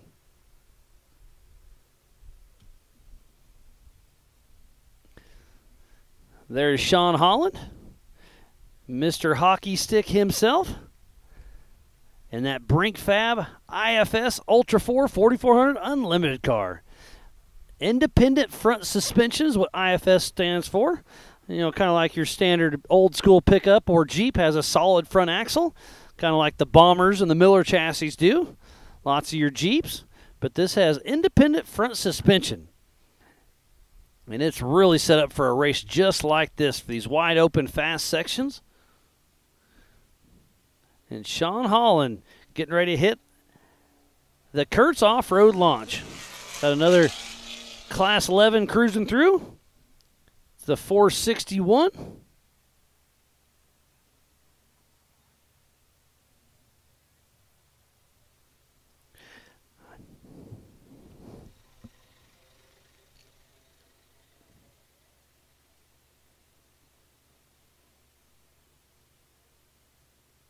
So Shelby's keeping me barely updated. She had to leave for go do some hair, but she said Rowdy is having some fueling issues. Lost fuel pressure, blew some fuses.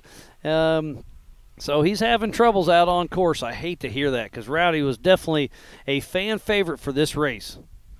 Looks like Sean Holland is catching Thomas.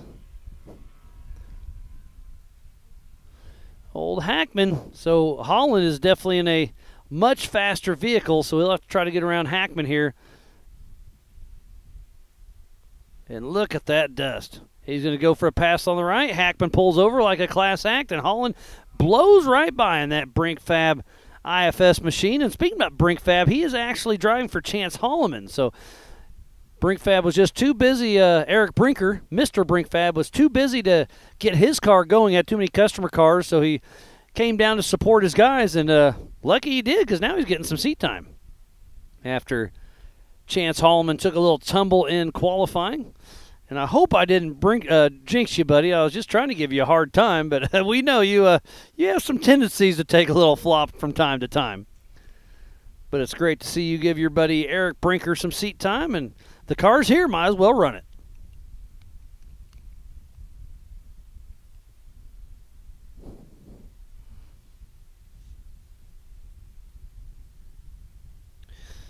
So Rowdy is still moving. He's still on lap one. The fuel pressure issue really kicked him hard this time. So he's still on the go, but way off pace. Hate to hear that for Rowdy Smith, the Throttle Down Customs Truggy.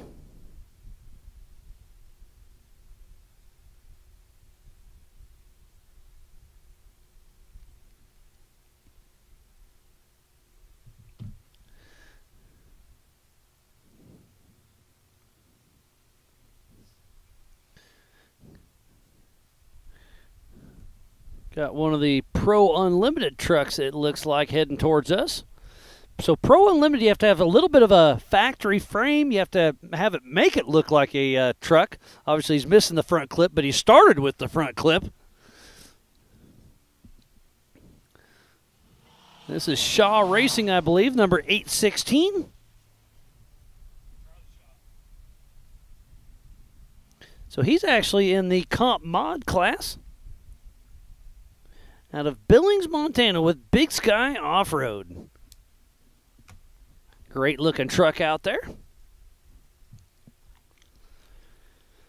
We started racing at 11 a.m., so about almost 2 hours ago.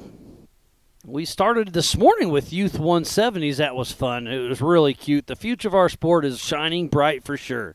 But then the big dogs kicked off at 11 a.m. 2 hours ago. The 1600 class will race 3 laps. The mod and stock will race 4. And then the Pro Unlimited, and Ultra4 will race 5 laps at 41 miles a pop.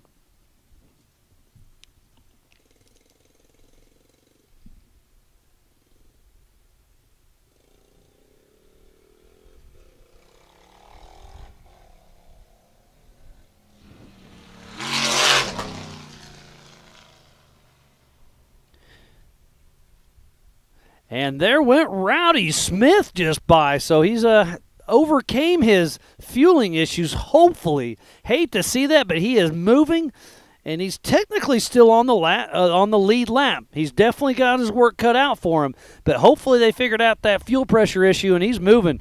That throttle down customs machine is back in action and pushing strong as he's entering the qualifying course.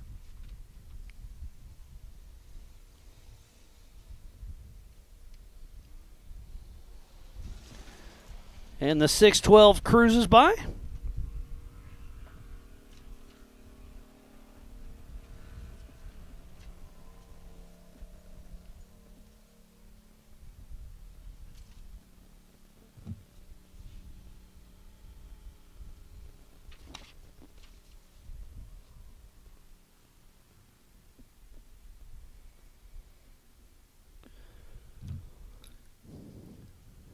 Still watching Rowdy Smith. We do have that live stream on there. We thought we had it working, but still fighting some technical difficulties. So we hope we can get that figured out and bring you some onboard action as he hits the Kurtz off-road launch.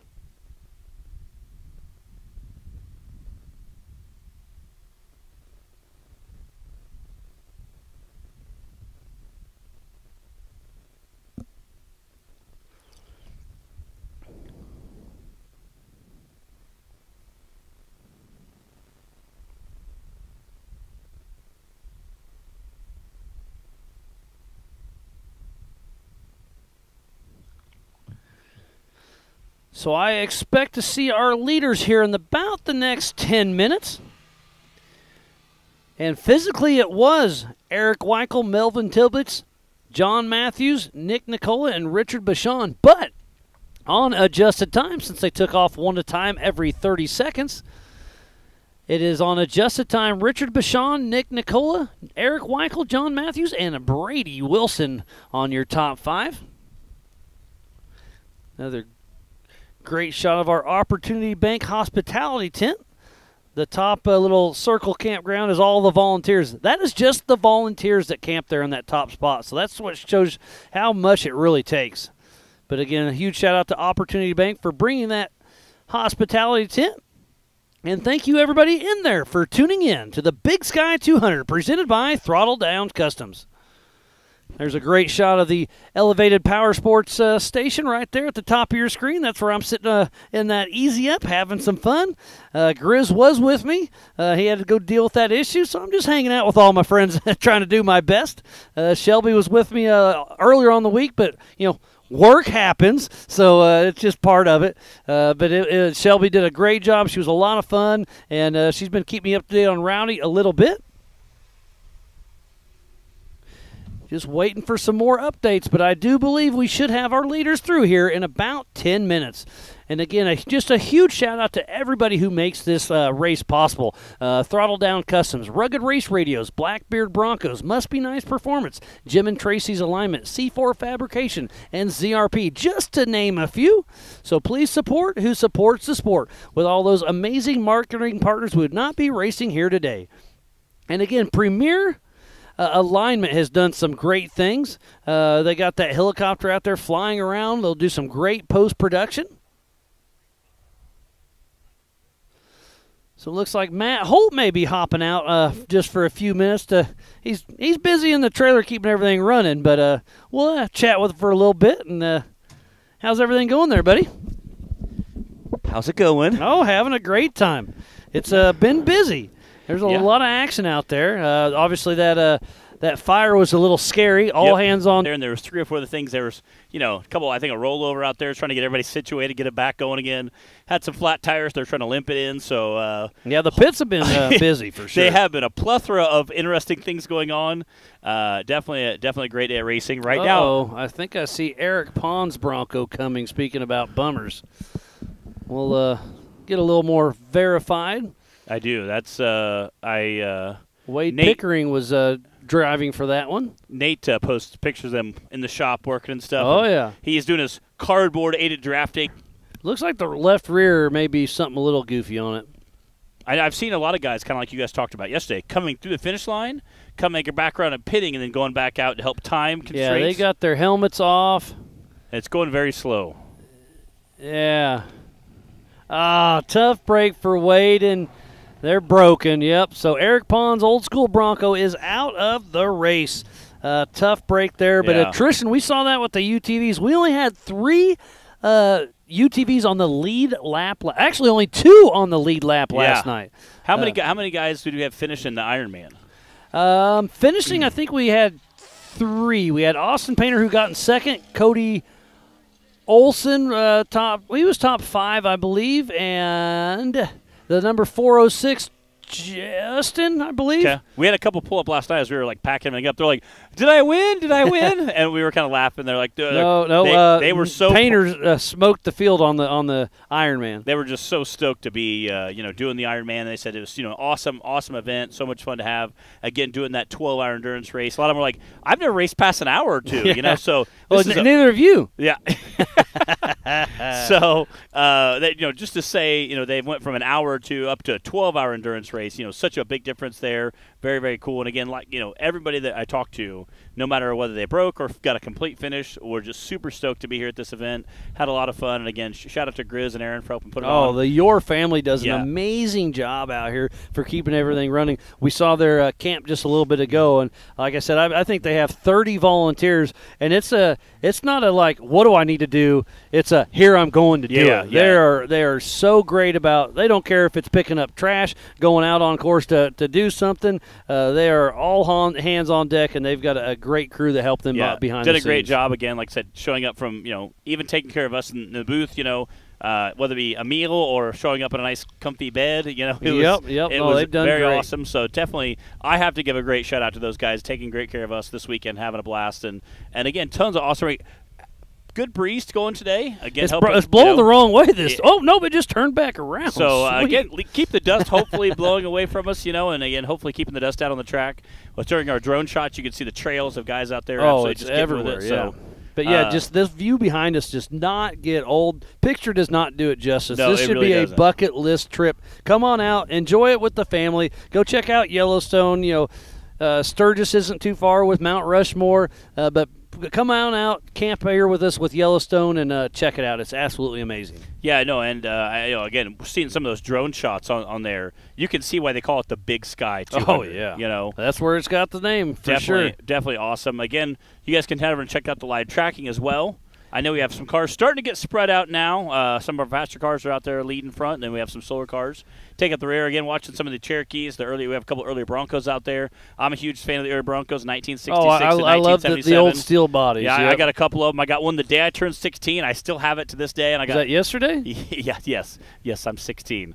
No, it's a lot of fun, and like I said, they're very cool to see that old steel out there. Leaf spring rear, coil spring front. Watch them out there thrashing through there, beating themselves up though compared to some of these unlimited cars. Oh yeah, all the suspension. Yeah.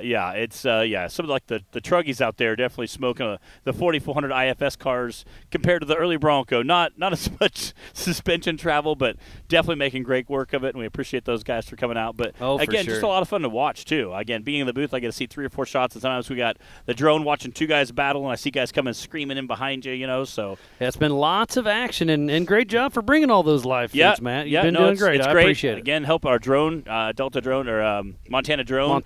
Dallas has been flying around, doing an insane job. I mean, some of the shots those guys are bringing us, it's really is incredible. So we got some other cool stuff we're going to try to do this afternoon. So stay tuned. Don't miss that racing action coming your way. So what's going on with the onboard on Rowdy? I was actually talking to Grizz a little bit ago about that. We're going to try to get that going, as well as we're going to try to set up a second drone out on course. Oh, out on course. Nice. So out by Dead Cow Corner, I guess. Exactly. That's perfect. And that way we can see 2 or 3 different crazy spots. It'll be a lot of fun.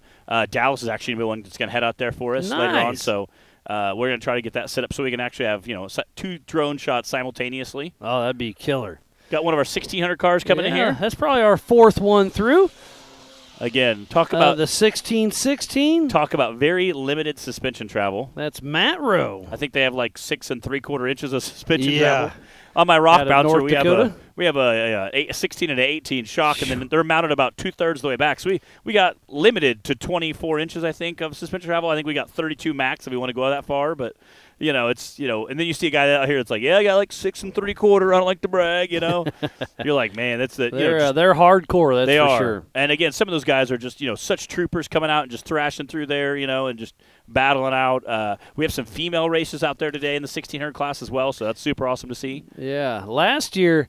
Or last night, sorry, the all-girl team by Angel and her team. That was really cool to see. Yeah. Again, tons of people packed in the awards banquet right now on our live feed stream. I think we're at our highest point of viewership. There's tons of guys putting comments in there. We see some dialogue. Mick Henson was in there. Yeah, I saw him. Casey Gilbert tuned in for a little bit. Got some of our EMC guys and 4400 guys tuned in the live feed. So that's super neat to see some of the Ultra4 guys tune in because again, 2 years ago they raced out here at the Big Sky 200. It was last year, 1 year ago. Last year, okay. Last year racing out here, which was a lot of fun. So Kevin Larson's tuned in. Definitely cool to see the Ultra4 guys out here checking it out. And again, this is kind of similar to a lot of that vast open desert at King of Hammers. So kind of similar to that. A lot of the open site, not so much the rocks, but no rocks. Yeah. There are real rocks here. Don't get wrong, but nothing compared to King of the Hammers for sure. Only about 15 feet worth compared to the Hammers. We see a lot more, but. Also thanks to all the guys making the helicopter footage. Again, premier alignments. It's so cool. Yeah, and it's actually wrapped with that on the helicopter. Oh yeah, and I was like, that's so Gucci. I'm like, yeah, someday. We're not quite there yet, but we'll get there. Yeah, it's neat to see that. And again, shout out to those guys for giving us some sick shots today. We had some footage we uploaded. We were cutting those yesterday, and it was so neat because they were getting really close. And again, it was also very special to me to hear all the racers being like, "Yeah, I saw them," and then we had to, you have to give that extra 10%. Yeah, and then the co-drivers, all right, let's back it off a little bit. Oh yeah, it's okay. We'll do fine. If you feel like a rock star when it's chasing you through there. Yeah, I've never had the chance to race a race car. Ever, choppers. Right? Oh. Oh man, I tell you, why I'm having a helicopter next to me. But I think, that would adrenaline rush. Would be insane. It would have to be insane, and the self-control you would have to have not to just go full tilt, full send. Dude, I don't know if I'm that controlled. I don't know if I could just back off, and stay that same pace. So I got a physical view of Eric Weichel. I wasn't paying close enough attention if I saw anybody in front of him. He was our physical race leader, but on the just time, he's back into 3rd position. And he races 4,800? He's in a 4,800 Jimmy's car, yep. So we mix that in with the, I don't know, I guess this class is with the 4,400. Yeah. Kind of a mix of the EMC and the 44 guys in there thrown as well.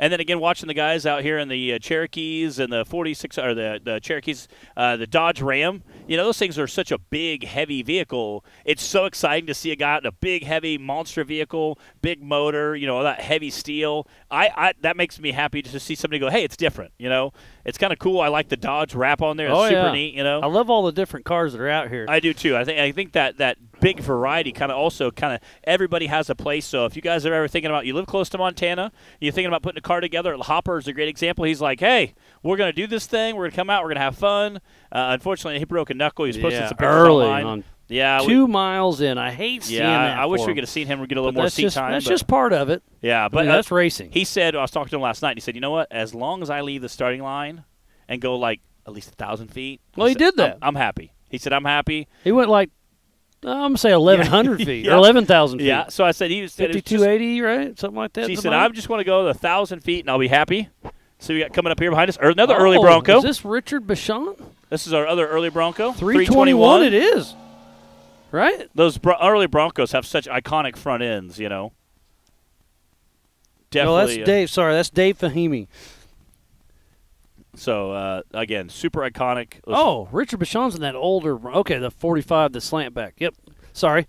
Getting a little. Yeah. Mine's getting a little twisted here.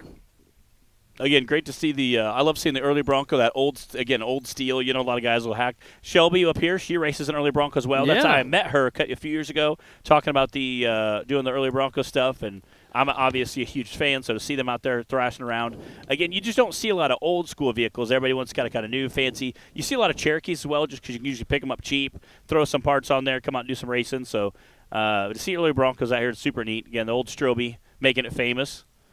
All right, I see somebody cruising fast. Oh, and then slows way down. So 686. I should recognize that car. Yeah. But I don't. So I can pull up our leaderboard here. Oh, that's Joey Weber. And Matt Neiman riding shotgun out of Foothills, Alberta, Canada. With Brink Fab. So I haven't seen them come through yet. So I think they're just finishing their first lap. Yeah, probably. I think it looks like it's 686 Joey Weber. Yep. Looks like they're sitting 42nd. I think they're finishing. Does it show how many took off the line? Let's scroll down. 59. So 50. Clint Peterson did not start. Okay, Hopper Pepper did. 58. So yeah, so just shy of 60 cars took the line. I think we had. Did we have a few that went off after Hopper? I felt like we did have one or two after him.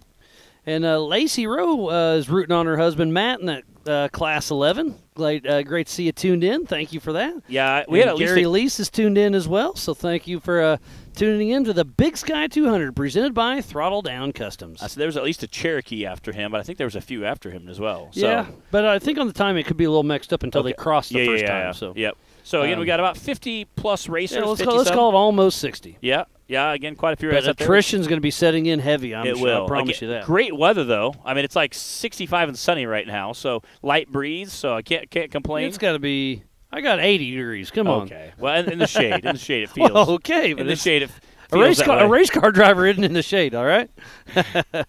No, it's absolutely beautiful. Yeah, it's supposed to get up to about 85. It's sunny, a little bit of a breeze. There's a few clouds, and it's picturesque here. Yeah, it really is. Again, like I said, once you see those big drone shots, those big helicopter shots, you can see why they call it the big sky. It just looks absolutely beautiful out there. And again, kind of neat to see this guys running those Razorbacks out there. You know, all the dust coming from switchbacks. Yeah, that's great. Kind of cool. The elevation change here is absolutely amazing. It is. It is.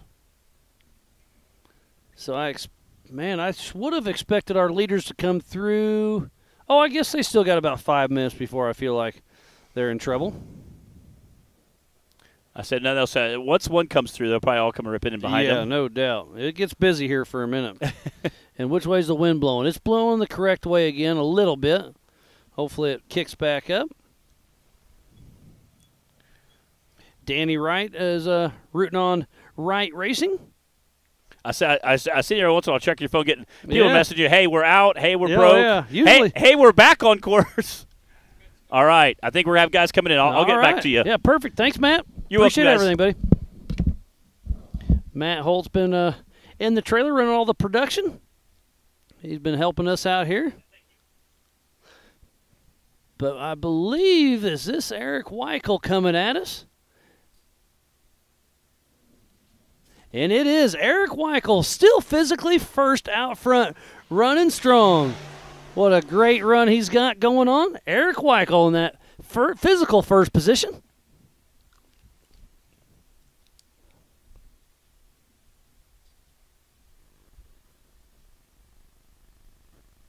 So how far back is Melvin Tibbetts, John Matthews, Nick Nicola, and Richard Bashan? Uh-oh, we got another truck broke, huh? Got a racer will come have a chat with us.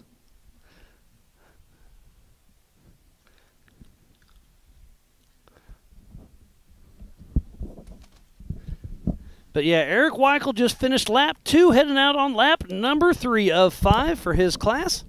And what's your name, man? John Owen. John Owens. Bummer. All right. Yeah. I recognize the name in the truck, but didn't got the face quite there. But what happened out there? Oh, racing. The truck was running really good, and I tell you, we were having wheel bearing issues on that rear end, and and it bit you, huh? We put a brand new wheel bearing in there 2 mornings ago. Oh, no. So there's got to be something else going on, huh? There's got to be something else going on, because I don't know. We made it to mile mark 15 or 17, and it came around a corner and put the ass end out, and the entire axle it just snapped, tire huh? just come flying out, and it started rolling down the field. It started beating you, huh? I'm driving, and the I hate whole to butt hear ends that. are just sitting in the grass, and we're just driving with one tire. It's like that should be Melvin Tibbetts, the crazy Indian, still pushing strong, and he is flying. With your coming up on, what is this, my 4th or 5th year? 5th year? Nice. Yeah. What's that? The full floater rear end then? No, I got a full. Yeah, we got a full spool in there. Yeah. Okay. Yeah. So. Bummer. I hate to hear that. Man. Yeah, we're gonna have to get a truck and a trailer over there to get her. Worry about that later, huh? Hold on to the trailer. How'd you get back here so quick? Well, actually, track support come flying up on us. Make sure you're all right? Well, no, they wanted to know if I had any fire extinguishers. Okay. So you hopped in and helped them, huh? So I grabbed both my fire extinguishers, and I jumped in the side by side, and we're just ripping, huh? We're just going right through the field, right to the field to that rollover, and I assisted them with putting the fire out. Okay, we saw the fire. We heard the fire. Do you know much about it? Can you give us some insight who it was? I believe it was the 4096. Does that sound right? Maybe I think it was a Toyota. Okay, so that'd be a stock class possibly? I think it's stock or comp class. But you got the fire out and everybody was okay, right? Yeah, we tried to put the fire out. There's John Matthews running strong. So 1, 2, 3 physically has not changed yet. And we'll see how it all shakes out on adjusted time. Yeah, So Eric Weichel on adjusted time is Eric Weichel, Melvin Tibbetts, and John Matthews. We'll have to see when Richard Bichon comes through, because he started back a little ways and really moved his way up the pack. Was that truck able to get back and going, do you know? The one on fire? Yeah. Oh, no. No? Nope, the fire started back up, and we hooked a tow rope up to it, and we pulled it onto the track to get it out of the grass. Oh, just not burn the place down. I get that. And then there was no putting it out, so it was. I hate to hear that, but everybody's okay. We had to let her burn. Yeah. But yeah. Well, thanks for assisting. I mean, I know you had some bad luck, but at least you were able to go out there and help them. Yeah, we had a little bad luck. Here's just a. Oh, completely engulfed. Yeah. Trying to think if I can recognize that. It was about 8 feet over into the grass, and we pulled her right on the track to keep it from burning. Fires are scary. So again, thanks for your help for assisting that. Yep. So tough break. Yep. All right. Well, hey, it was nice John, chatting with you. I appreciate it. Thanks for the insight, and better luck next time. Yeah, we'll be more prepared next time. Hopefully, right? Right. Yeah. All right. Well, John Owens, we'll see you around. All right. Thank you.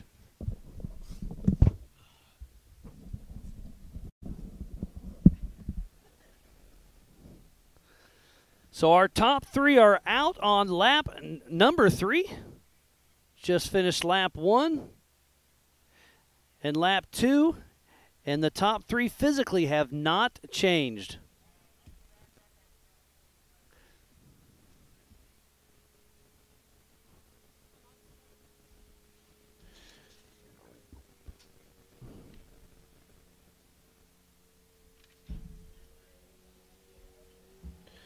So we're still looking for Nick Nicola and Richard Bichon, Taryn Howowich, Matt Torney, Brady Wilson, Rich Goldman, Greg Torney, Andy Blazer, Mike Ablett, and I've got this is a Toyota, the number 343. He's finishing lap number 1.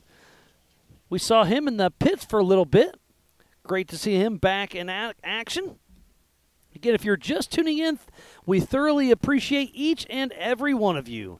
This is the Throttle Down Customs Big Sky 200 here with the Yellowstone Off-Road Racing Series here at the Old Cow Pie Motor Speedway. And I hear something. Oh, I think this is Bichon. The number 45, it is. Richard Bichon is through. So where's Nick Nicola?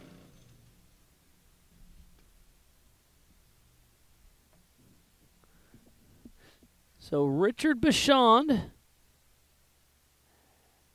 lost a little bit of time, still moving strong, but Eric Weichel, the way they came across the line is the way they are on physical and on adjusted time. So Eric Weichel is physically and on adjusted time in that lead position. Then it goes Melvin Timmis, John Matthews, and Richard Bichon. So our top 4 are physical and on adjusted time. Richard Bichon was our adjusted time leader just a moment ago. And we got one ripper. Oh, here's Goldman. This one could move up pretty good. Just kicking some rocks at Grizz and I off the track. I'm going to guess. No, he moved into 4th position. So 5th on track, 4th on adjusted time, Rich Goldman. Well, Grizz, you had to go address that fire. John showed me a little video. It was engulfed, but it sounded like everybody is okay. They kept it contained right there on the track. Yeah, I saw that. It was in the grass, and they decided to drag it on course so we didn't catch a grass fire. Because this is a 10,000-acre ranch. If that could get out of hand in a quick. So they did. Our team did everything they needed to do. They got it. The fire department was out there with water. Oh, nice. They got it all out. So it's still hot. We're just leaving it. We've diverted and changed the track to accommodate for it. Just go right around them, basically? Yeah, right before him. There was a little easy turn that'll was in 6 and is if you're watching the live feed or the live time. We will score it separately. Here comes Matt Torney, number 804. And out there I saw there was quite a few broke cars on my way back and forth. I'll bet. So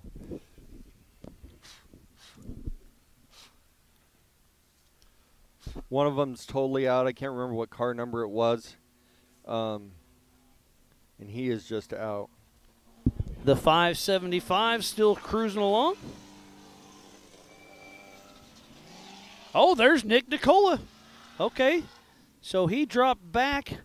Nicola dropped back 4 spots, but is still moving. The car looked good, so I don't know what happened to him, but he's still moving, dropped back into 8th. Greg Torney was broke. The XXOR chassis? He just got it back running, though. Okay. And he was getting back in the car when I pulled back up all after right. out there. So he was down for a little bit, had his tools out, got it fixed. I love the never quit attitude of these racers. Yeah. And there's Nick Nicola, I believe, fighting a little bit of lap traffic down there in the qualifying course. You should be able to go by him at any. I would, just take the inside. Yep. But remember, these corners are getting blown out pretty heavily, so it looks a lot easier than it is. There he goes. Nick Nicola gets out and around. That is an awesome old truck that used to run with the Terra crew. It's been around for a long time. You probably recognize it from a lot of the videos. I got Mike's Lawson's 7-minute interview if you guys need something. It's been a great weekend of racing for sure, so thank you everybody for tuning in. And we've had some great racers come in. And speaking of which, we caught up. One other thing. Revive just showed up with the IVs. Oh, nice. They're set up in the light. We just put them in the hospitality tent. Perfect. The Opportunity Bank hospitality tent. You can just sit there, watch the racing, and get your IVs. Well, I'm sure they're all having a lot of fun. So thank you to Revive IV and Wellness for showing up and keeping us all safe and sound. But like I was saying, we got a lot of great racers that we came out for this Big Sky 200. We were able to catch up with Mr. Mike Slauson earlier this week. So let's see what he's got to say. Just outside of Broadview, Montana for the Dakota Alignment 12-hour race. We have Mike Slauson. I believe your first race here was 10 years ago because you're a dirt bike guy. Yeah. Originally. Big dirt bike guy. Yeah, 10 years ago this race was my first 4-wheel race driving. And now you got behind you a brand new Maverick R. This is pretty wild. Give us kind of a rundown on it. Sure. So I bought this car on Monday, 4 days ago. It's Thursday now, for reference. Yeah, thank you. Bought this car from Cameron Steel. It was built by Mitchell Alsop, and it's this car got third at the Baja 500 just a few weeks ago. 3 weeks ago, 2 weeks ago. So yeah, we're super excited to have it. Super excited to throw down. I think it's a well-built car, and yeah, we're super excited to get some time in it. At the moment, I don't have 1 mile in it yet. I literally have driven it in and out of the trailer. So well, you've trailered it hundreds of miles, but yeah, hundreds. Yes. Drug it around the world, but haven't driven it yet. So. Yeah, so you're obviously going to race the Y.O.R.R race, but historically the payout for the UTV race has been $200 to $2,500, so we're basically looking for that check, and then yeah.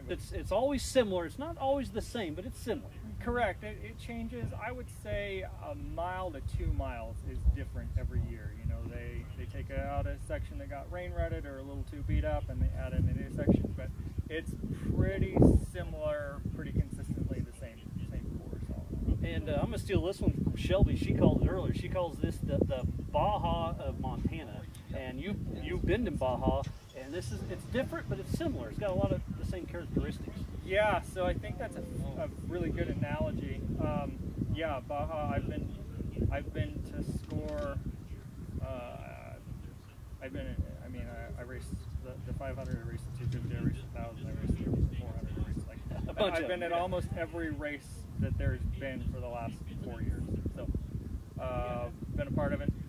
This is definitely like, we have no real whoops. We have minimal rocks. Like, I call this like a cross between a cow pasture and a golf course for UTV racing. Like, a lot of it's pretty flowy, pretty fun. It looks pretty flat if you look across here, but some of the valleys and the canyons, there's some pretty good elevation, big wall rides, and yeah, some big up and down, and up some couloirs and down some ridges. And one thing here that's different, I think, is it will look flat across, and there'll be a rain rut that's 4 feet deep and 6 feet across, and it'll rip the whole front suspension out from under your car. So co-driver is a big importance for this one. Yeah, I mean, another set of eyes is always huge in here, and especially if it's dust. There's consistently dust here, so it matters for sure. And we're not here for second. I'll put it that way. I like your style. Your co-driver's got to stay sharp and stay ready. So what are you doing for co-drivers? Is your same co-driver riding the whole race? Yeah. So my brother-in-law Trey Riggins is gonna ride with me. We'll do. My current plan is to do maybe the first 6 laps, somewhere in there. We'll kind of adjust, and then. So that's going to get us through the first 4 is Y.O.R.R, right? Yep, 4 laps is Y.O.R.R. That's one driver. After that, you can have up to 3 drivers or 3 co-drivers. So at that point, I don't know exactly who's going to get in and out for co-drivers. Are you driving the whole time? No, my brother Randy Slosson's flying in really? this afternoon. Awesome. He just texted that he's in Portland, Oregon, so he'll be in Billings here this afternoon, and we'll put him in for some laps. My back doesn't need this for 12 hours. I get that. No, and let's speak about 12 hours. So a 40-mile loop, 12-hour race. Are you guessing 10, 11 laps? What are your thoughts there? 14 to 15. Oh, you think okay? Wow. You think it'd be under an hour? So previously I was racing a virtually stock Polaris Turbo S. I mean, and when I say virtually stock, like factory tires, factory exhaust, factory tune, factory fuel system, factory, like it had a cage, seats, harnesses, window nuts, safety, period. And now you got a real race car. All we did was slow it down by making it fast tag. Literally, that's all we did. And that car, we would consistently run 52 to 54 minute lap times, consistently, and that was like our average laps. This car, I think we could take comfortably 4 to 6 minutes off of that. Also, this car's got a fuel tank, so now we're going to run. I would have to pit every lap with it. But now you can do 2 or 3 laps. I think 3 is going to be comfortable. Okay. So I think getting into that sub 50 is going to be easy. So if you do the math off, say 54 minute lap times, that puts you at, I believe it's 14 and a half laps. All right. So it's 15 laps. I don't want to run that pace all day. I will. On 12 hours, that's a lot of stress on the car. Your mind isn't even as fresh. So Right. Between you and your co-driver, 12 hours in, even lap 5, your brain isn't as ready and fresh as lap 1. For sure. So my goal, I guess, is to sprint the first, I would say 6, win the Y.O.R.R points, and then try to do like 6 at a good sprint and try to build a little bit of a lead, and then just maintain it. Yep. Drive as fast as we need to. Let the rest come to us, hopefully. That's my strategy. Awesome. Well, Mike, best of luck. I'm glad to hear Randy's coming. That's cool. This is going to be a fun event. Yeah, good to see you, Miles. Yeah. Thank you. Yes, and good luck. Yeah. Good to see you out here again. Yeah. Super excited. Super excited to drive the new car, and yeah, just throw down. This is see how capable it is. Yeah, this is kind of a hometown race for me. First one I ever did. This is my favorite, race in this region. So it's always fun to come back. First time I showed up here was like, you show up and you look around and you can look forever. What are we gonna do here? Like, what's the course gonna be? Is it just wide open? Is there? And then you drop in, and in the first couple minutes, you're like, oh yeah, okay, well you don't want to hit that, and you don't want to hit that. But funny story, the first time I raced, I showed up and lined up, and they, I called Grizz and I talked to him. I'm like, well, I don't have quite all the safety stuff and whatever. He's like, well, do what you can. We'll start you dead last. Good old boys. Yeah. We'll start you dead last. We'll see how you do. If you want to come back, you got to get the rest of it. Yeah, okay, that's fair. So this was like 2014 XP1000 just come out. I had one. NA, before turbos. NA, So they lined me up dead last. Well, I won the race, and by the second lap, I was leading. And they didn't think it was all that funny, They're like, you were just supposed to cruise around. I'm like, you're racing. Well, I'm at a race. That's what I'm gonna do. Yeah, thought we came to race. So yeah, and I've been doing. I don't know how many times I've won this championship. It's fun. It's fun for sure. But this is definitely my favorite round. Love it. Well, we'll see how it shakes out, and best of luck, man. Thank you. Thanks for that. Welcome back to the 2024 TDK Big Sky 200. I am Miles Haswis alongside Michael Adams, known as Grizz, Mr. Yellowstone Off Racing Series Director. How's it going, buddy? Good. How are you? Oh, doing great. It's been a good showing. We've got it looks like about 10 out on their third lap. So most of them are trucking right along. Looks like Rich Goldman, your trophy wife, is rooting you on. So put on a good showing. And somebody else was asking about Joe Miker. I did see him come across. He did finish lap number 1. He is out on lap number 2. So keep the comments coming. Thanks for everybody for tuning in. It's been a great day. And, man, the TDK Big Sky 200 is not disappointing one bit. No. I had to go out there to take care of some stuff. And had that fire, but everybody in frame 12-hour race yesterday. I think the attrition rate was like 70%. Yeah. It was heavy. Today, I'm guessing at least 50. I don't know, maybe 50%. So we're back to the pits, and you can see how slow that truck is going. It is 25 miles an hour for safety reasons. It's about 3/4 of a mile long. Trying to see who that is. It's a full-size rig, it looks like. And we did have Rowdy Smith come through a little bit ago. He was having fuel pressure and fuse issues of some sort. So I don't know what happened. When we came back through here, he was full pipe. Nice. And I heard you and Matt talking a little bit ago, still trying to figure out the onboard. Yeah, hopefully it can get. It's not working right there. So I've been sending texts and doing stuff and things to try to stuff and things. Oh, there's Chris Lever back in the pits. He stopped his first time around also. So how much fuel does that thing carry? Do you know, Grizz? I assume he could make it more than one lap. You've rode in that one. Oh yeah, that thing's got a huge fuel tank. Yeah, okay.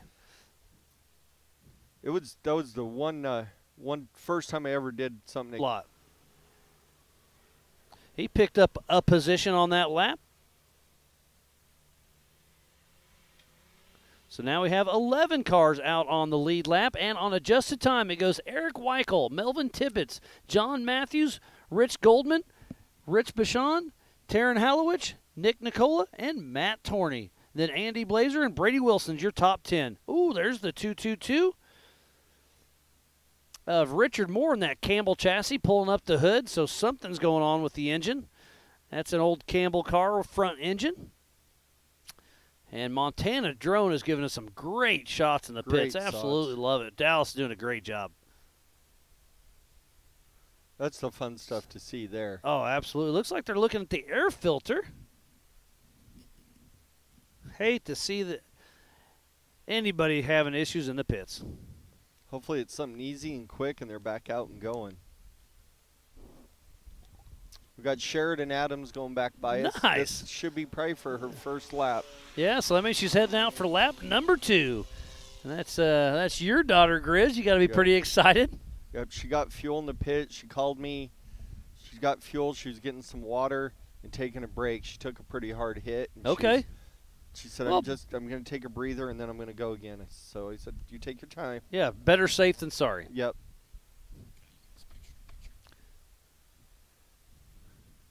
So that's Eddie Oliver and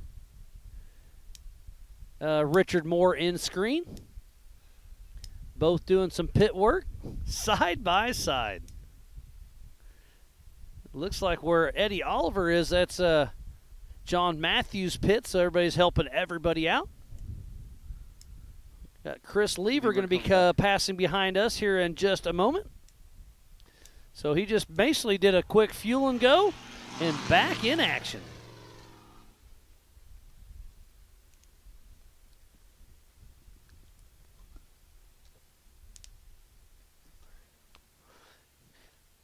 They took off one at a time every 30 seconds this morning at 11 a.m. This race is on adjusted time.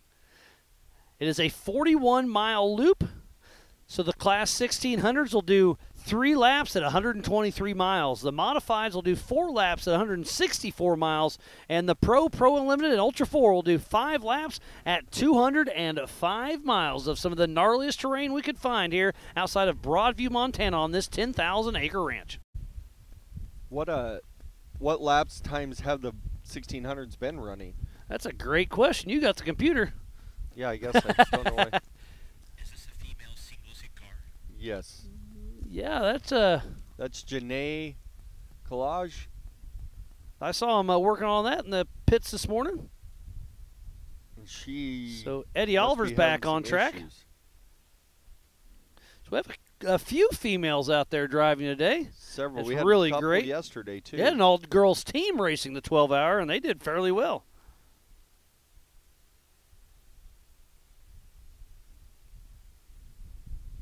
We do have 2 remote pits. The first one is at remote pit number 20, race mile 22. And race mile 14 and race mile 22. But most people are using those as emergency pits. Everybody's mainly using the hot pits right where we're at right now. And that's race mile 40. So here comes Eddie Oliver cruising by, giving us the siren and the thumbs up. So what do you think the time is on those 1600s? I'm not looking. I'm going to say so fast is about 105. So they're going to be about an hour 40. Well, fastest one was an hour 19. Wow, that's fast for a 16 car. 208.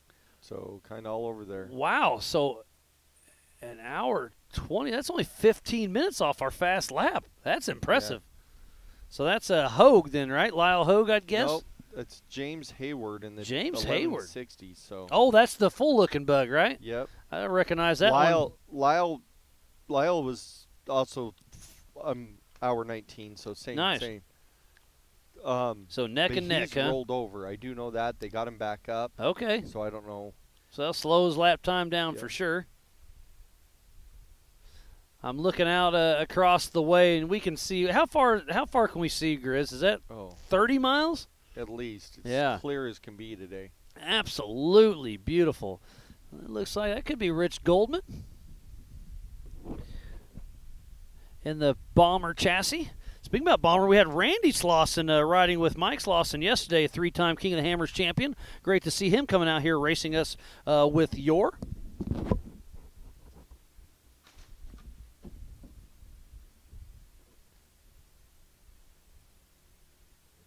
And then Mike had a heck of a run yesterday. He was really good at the beginning, and then broken axle shaft, and they couldn't get it out. So out of the transmission, so or diff. So they fought and fought and finally got it out. When he went back out, he was still moving pretty good, but I think he set the fastest overall lap time on that lap. Yep. It was pretty fun to watch. And look at the desk trails everywhere. I got it sorted by class now for you. Oh, nice. There's Eric Brinker coming through, driving for Chance Holloman. So that puts him top 15. It puts him unofficially in 5th place. Nice. In class then, right? In class. Okay. So figured out we can do this by in class, so that'll be a little handier for us.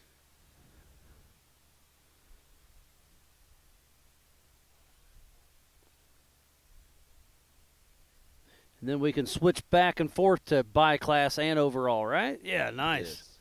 So it's still Eric Weichel and Melvin top Tibbetts. 10 if overall. Wow, that's pretty impressive. Well, not Chance. Eric driving. Yeah, Eric Brinker driving for Chance upside down Holloman.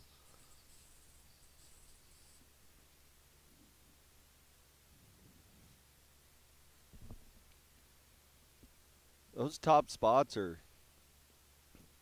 they're moving. So the live timing is on speedhive.mylaps.com. Go to the Y.O.R.R link.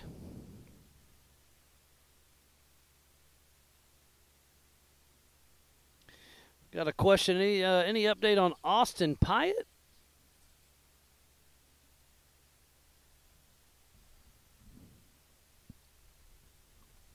What class is he in? Great question. Remember? It's been a long weekend. I can't remember anything. He's in the Y.O.R.R Pro. He's in the 8008. Oh, 8008. Got it.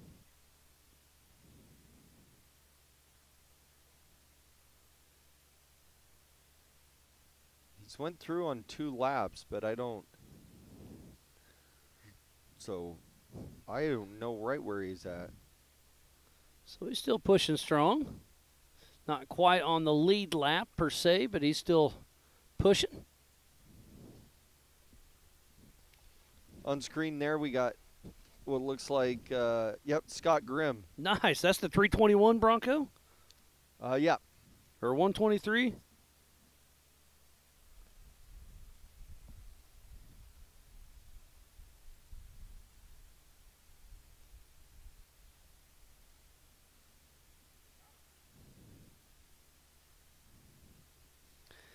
And he's got, I believe that's Brinker right behind him. Oh, no. Is that Rowdy? Is that the TDK? That's TDK. It is. That's Rowdy. Nice. So TDK is back in action.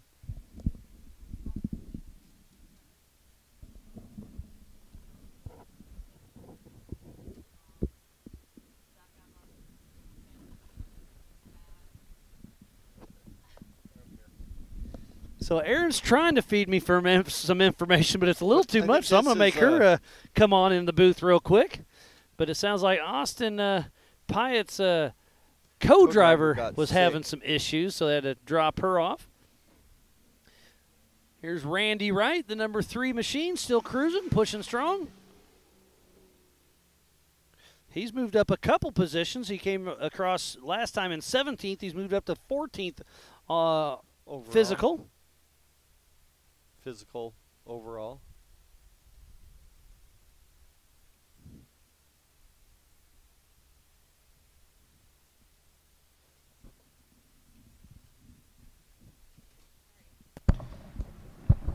It's bright out here. I needed glasses. So we have Aaron and Grizz here in the booth with me. This is Y.O.R.R. This is who runs it. I mean, I know you have a lot of great people behind you, but it's great to have both of you in the booth, even if it's just for a short stint. So Right. what kind of updates you got for us, Aaron? So 870, which is Zach Ablott, is off course. Talking about limping it back.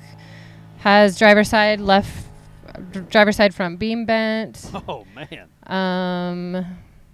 Dykus said they welded a new pipe at main pit, and so they're on track. Dykus is in with Prendergast.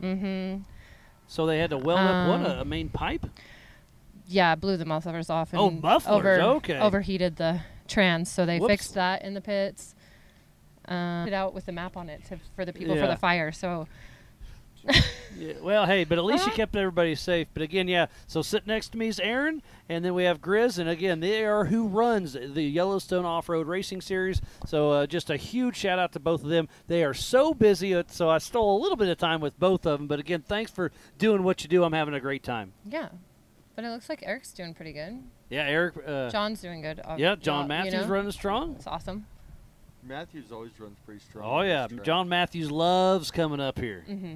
Yeah. And I was asking if he was going to come up and race the Stampede with Ultra4 next weekend. He said, well, let's see what the car looks like after Y.O.R.R. Yeah. I was like, all right, that's fair enough. And so far, so good. And how cool is it that John's getting to share the memories with his son Connor and his son Caden. They're going to share so awesome. co-driving duties. Well, and didn't one of the boys ride yesterday in a UTV? Yeah, right? yeah. Connor did. Yep. Maybe Caden. Caden did. Oh, did he? Okay. Maybe both of them. I can't keep it straight. I know. It's confusing.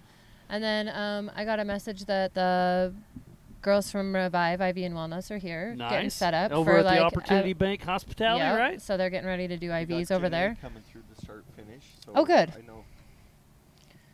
I know she was going to get fuel in the pits.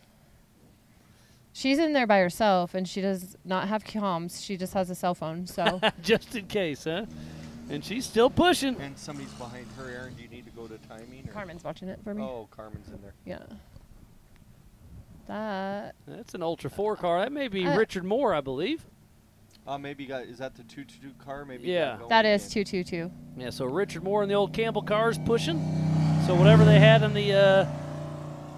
the pits, they got it figured out, and he's back in action, and he was moving strong. We had those awesome pit shots earlier. Yeah. So you went out there. How bad's the course from yesterday? I didn't see it. Oh, you didn't? You cut across. Oh, so you short-coursed, huh? Well, obviously. That's why I can't race here. I cut across, right? Yeah, no doubt. So you want to be my co-driver? Yeah. Here comes Charlie.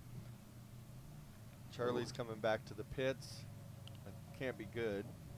Yeah, especially he's heading backwards on that side of the track. Off track. Right. But tough break for him. What I saw looked pretty bad, you know, pretty beat in. It didn't look horrible. I had to go on like one little section, well, to get across Old Cow Pie. Oh, right. Where the well, fire Old Cow was. Pie is 10,000 acres. How'd you get across that? Sorry, it's actually called the Dirty Hole. The Dirty Hole. Is that where Chance was having fun at? No, different spot. Different Dirty Hole. All right. We had to put a. I had to put a culvert in. Oh boy. Because it was bad. Mm-hmm. So back there. It wasn't a bad spot because there was river rock in the bottom in the race course, but people would see it and go like everywhere to get around it, and I'm like, just stay in the course. It's not so bad. Well, that's Levi Rhodes, right? That's the Jim and Tracy alignment car, pulling the hood off. They've got a lot of people that help them. Someone else had power steering issues and was going to put fluid in it. I think it was. Nope, we got it to did you get it? Okay. Yeah. Oh, it looks like they are checking transmission.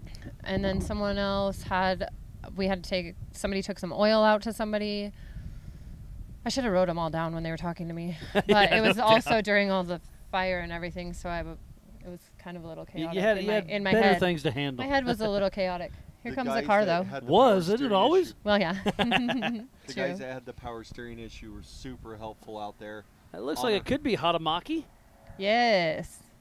That car's working good for him. Yeah, that's a Miller Pro chassis all the way from Canada.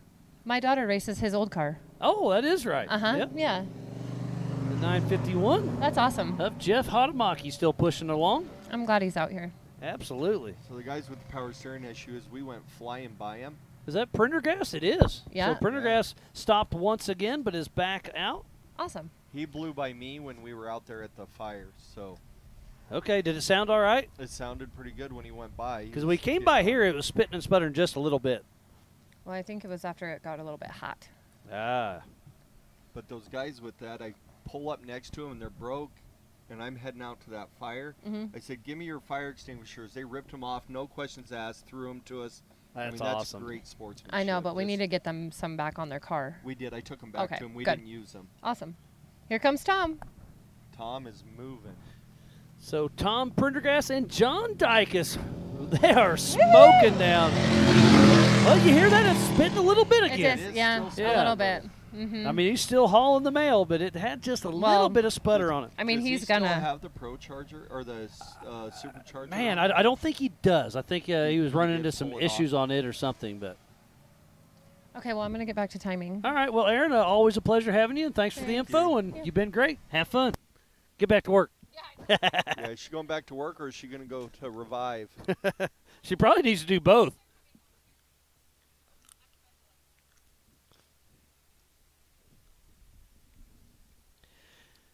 So I can't tell if the screens are dirty or my glasses are dirty. I think it's a yes.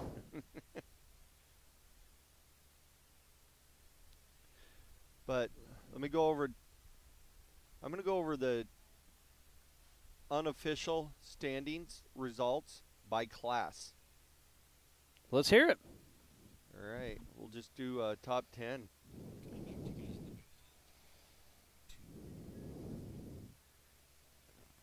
All right, first unofficial for the 1600. Top 5 is the 1160 of James Hallwood, 1611 of Lyle Hogue, 4611 of Paul Barron, the 1616 of Matt Rowe, and the 575 of Mark King. It's top 5 for the 1600. The comp mod, top 5. John Matthews, of course, we've seen him. He's like he's had a great run. He's actually top 3 overall. Is he? Yeah. The 4584 of Taryn Hallowich. The 03 of Randy Wright. The 4583 of Eddie Oliver. And the 52 of Kyle Warsrup.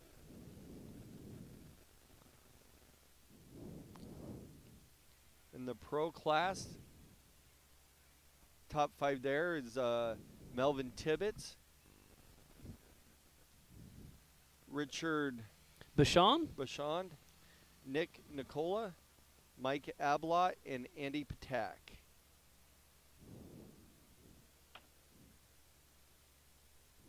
The Pro Unlimited, Eddie Weckel. Eric Weichel. Weichel, sorry. God dang it. Rich Goldman in second of the 443 car. The 804 car of Matt Torney. The 176 of Andy Blazer. The 4832 of Chance Holloman's driver a record. But Eric Brinker's driving for him, so the yeah. 350, or that's top 5, sorry. And the stock mod. The 423 of Thomas Hackman. Nice. First place, unofficially. That's in that Ram Charger? That's a Ram Charger. I love that thing car. Stands out. It's yes, so it pretty. does. The 716 of Nathan Jones. The 612 of Denver Litch. And the 343 of Ellie Wing. And the 43X of Caden Nunn. Nice. He just went by us. Yeah. That was the black truck there. So and yeah, that's by class right there. We have 5 different classes racing all at the same time.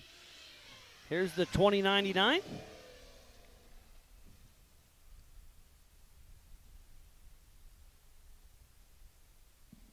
That was Preston Peterson, part of the comp mod class.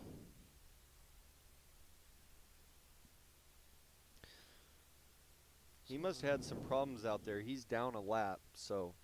It smells a little bit of transmission or something right now. So transmission or power steering. Yeah, it could be either. One of the same sometimes.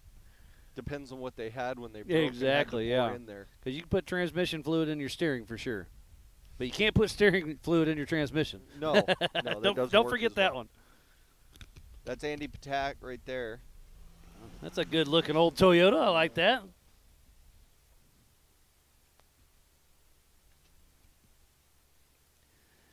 If you're just joining us, we thoroughly appreciate each and every one of you. This is the Throttle Down Customs Big Sky 200. Oh, great. This is the big race right now. Okay, he had issues early, but he's running in that old SXOR chassis. Runs with Ultra4, King of the Hammers. Great to see him running. His dad's running really strong. Oh, and here comes Rowdy, giving us a big thumbs up. So Rowdy's back on a mission. He'll start turning up the heat here in just a minute. So Rowdy, let's go overall. I'm going to say he's the top 20.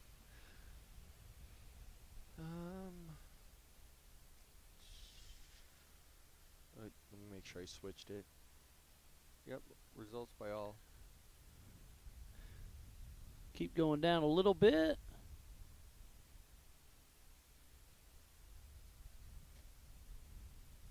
Oh, Rowdy Smith just laid down a fast time of a 1 hour flat. And there went Sean Holland and peppered us with some dust and some rocks. But yeah, Rowdy is 22nd right now. Sean Holland in that 20th position. So we have some heavy hitters in the back, especially with Tom Prendergast. So this race is not over yet.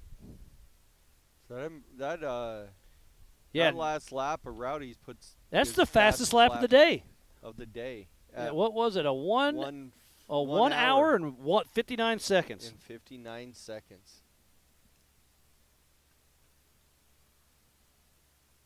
So whatever fuel issue he had, he addressed it.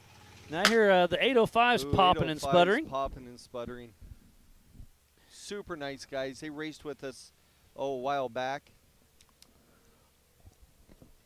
And well, there went Levi Rhodes. We saw him in the pits. Great to see him back in action.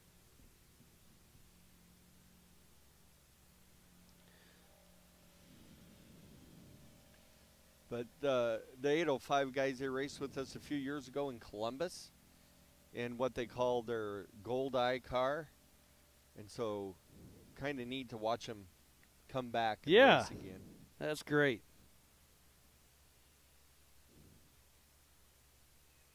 They were having me help them with their GPS earlier, and that's scary. Yep, that didn't work. I had to send them to someone else. So I like it. Trying to get back on the YouTube. I'll admit it when I can't get one of them to work. Got a bunch of people cheering on Team Nacho. Oh, looks like the 2009 car is out. He That's just Peterson, stopped. possibly? No, 209 is Comp Mod. They just by us to get their lap, I think, so for their points. Yeah, Preston Peterson. Preston Peterson.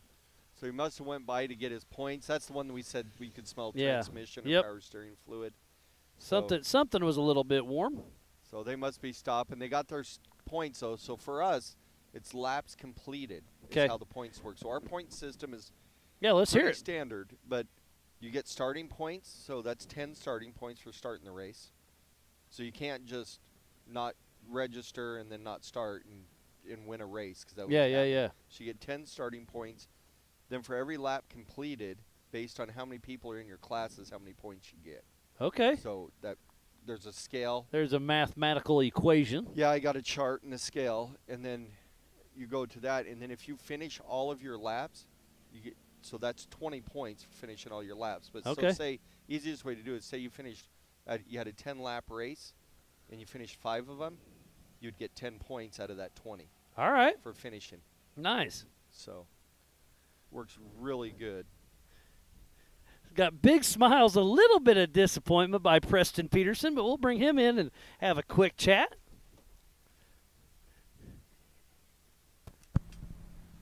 All right, so you shouldn't be here quite yet, huh?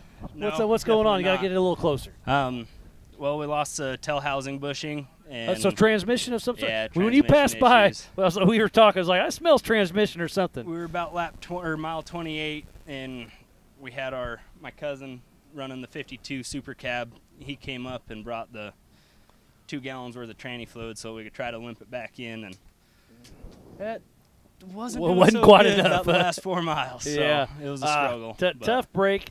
The old Ranger still looks like it's in pretty good shape other than that. But yeah, we had to do some work to it. He rolled it in Columbus last year, so that's part of it. If you're not pushing, you're not racing. So keep going through spindles. How was the track? It was awesome. It's always awesome. It's a blast. Rough, or is it getting rough, or how It was getting rough. It was pretty soft in a lot of spots. Yeah, the corners are getting blown out, aren't they? You can see all the dust just. It's turned into talcum powder. They were getting pretty slick. 716. No, it, great course. Nick Jones. So how was the new section, that new downhill little section there? The really tight one? Yeah, the tight one. Did not get any wider, so it's still tight. It's still tight. Okay. That's the pinball, huh? Yep, that one's still tight, hard to get through there in that. So. Yeah, you're pretty wide in the front end on that. Yeah. How wide are you on that? I don't even know, honestly. We just put new spindles on it. We just had to make some Chevy hubs work, and so. We put Chevy hubs on a Ford Ranger. I like it. Yeah, we went through about 4 spindles in it last season. So that makes it. Seems like every race tough. that's what takes us out. Yeah. Nope, it's a blast. Are you planning on racing Sturgis with Y.O.R.R next July? Or if this we July? get it running, we might. All right. We'll see. See what we do. We might take a break. We don't know yet. Yeah. So. Well, get back, get cleaned up. At least come through here to get your. We had to get one lap. So. 1 lap. Yep. Point. Well, that's better than none. Yep. So you'll get your starting points and at least 1 lap in. Yeah. So I don't know. It's been running a lot better since last year. So. Well, good. It's just fixing all the little stuff now. But. So you're just going to park it there, wait on a tow so you don't hurt anything any worse? Yeah, we got a truck coming. Yeah. They're right there, actually. Oh, perfect. Yeah, better safe than sorry. Yep. Yeah, I don't want to. If it's fixable, you want to keep it. Yeah. I don't know if it is, but it was a little rough. You're just done with it. Yeah, we're done. We were worried if we were going to make it up the hill right there after. Oh, after you pulled off? Yeah. Pulled off? Yeah, it was struggling there. It was slipping pretty hard. hard. On the struggle bus. And then it quit right there. And then it just called her a day. It was done. Yeah. So. You didn't quit, it did. Nope. Yep. Well, at least you made it across the finish line. Yeah. You don't have any quit in him. Perfect. Winter wad. I like your style. Every single time. Yep. Well, thank you guys. I appreciate it. All right. Well, Patrick Peterson, tough break, but hopefully you get the truck back together, get it squared away, and come back racing with Y.O.R.R. Yep, we will. Perfect. We'll All back, right. So thank you guys. Well, thank you, Patrick Peterson.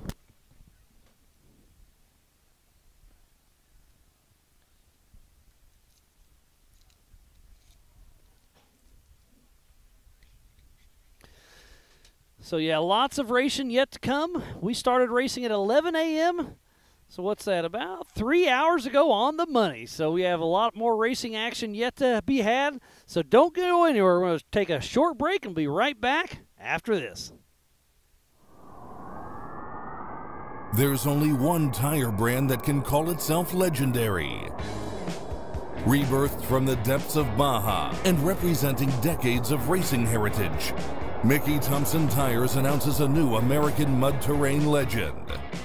This dominating tire is purpose-built for thrill seekers everywhere. The new Baja Legend MTZ. It's time to get what you really want in a tire. Silica reinforced T4 tread compound for enhanced wet performance. PowerPly 3-ply construction for sidewall protection and responsive handling. Improved 4-pitch side biters for bold looks and off-road grip. Proven MTZ tread styling for undisputed traction. 35 different sizes, and one is just waiting for your rig. Gear up and roll with the American mud terrain legend, the Baja Legend MTZ.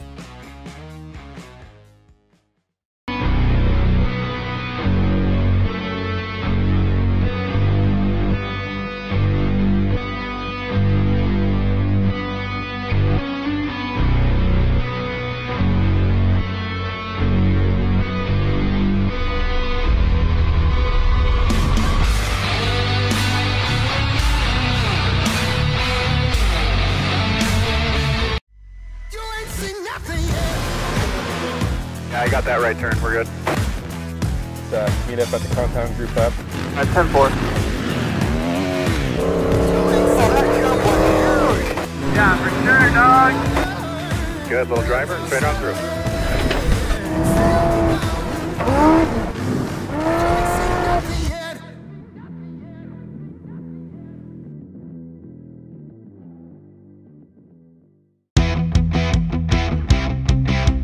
Hey, Brett here from Elevated Power Sports, Billings, Montana. We're down here off of the Zoo Drive exit. We are your Can-Am Ski-Doo, Sea-Doo dealer here in Billings, the one and only.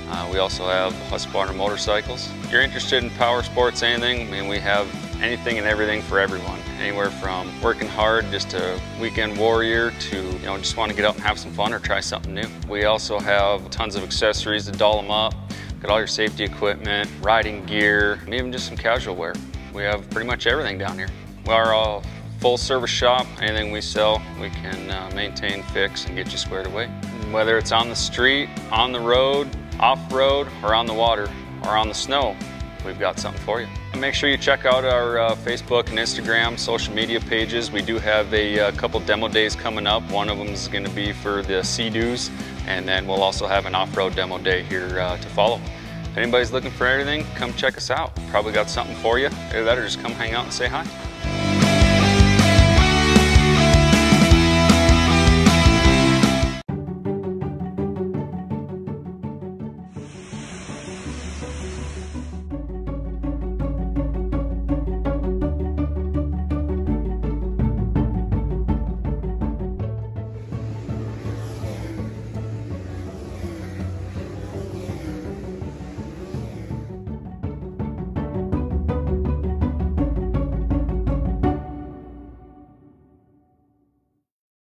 Born Marion Lee Thompson, the world knew him as Mickey.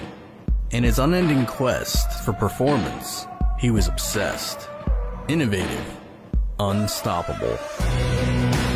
On the salt flats of Bonneville, he was the first to 400. At the drag strip and at the brickyard, he pushed the state-of-the-art to the limit and beyond. Off-road, he practically invented the sport we know today. Mickey Thompson set records to break them, with 485 to his credit, and he was once called the fastest man alive. Mickey Thompson's mantra: stand on the gas.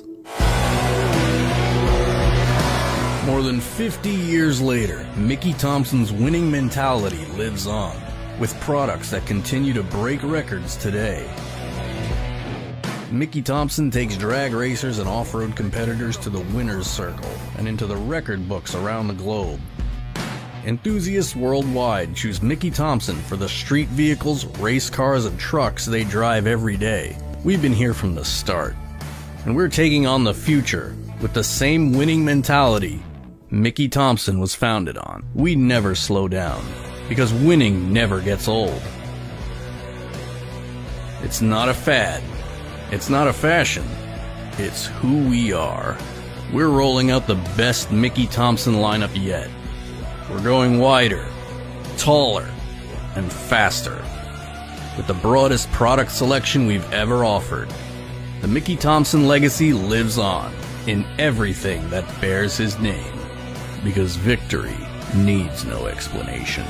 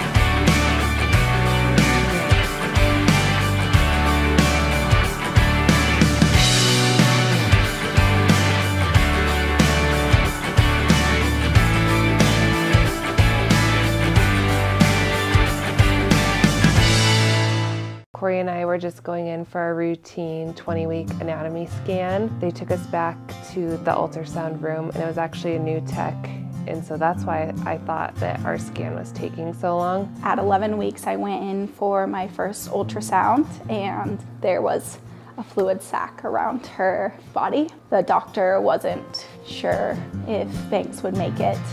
She thought that maybe there was a genetic defect or something else, and she was worried that I would actually miscarry. We left that appointment that day kind of thinking it was going to be really bad. I was really scared because I didn't know if it was going to be a situation where we would have to finish our pregnancy and just do comfort care. So that was hard. But I went back in at 16 weeks and there was still a heartbeat. They did all of the genetic testing, ultrasounds and all of the things, and Banks was so small at first they couldn't figure out. He got us right into the maternal fetal medicine doctor, and that night I just remember praying that what they saw on the scan was wrong, but sure enough he said it's hypoplastic left heart syndrome, which means in Gabby's heart, her left ventricle was underdeveloped and super small. Finally, at 22 weeks, during a full echo scan, we found out that she had a severe complex congenital heart defect. That's where we found out about the 3 palliative surgeries, which doesn't mean that there's a cure, but there is a chance for them to live like a full life. We had to basically move our lives to Denver starting at 37 weeks pregnant. We took our family and we moved to Aurora temporarily.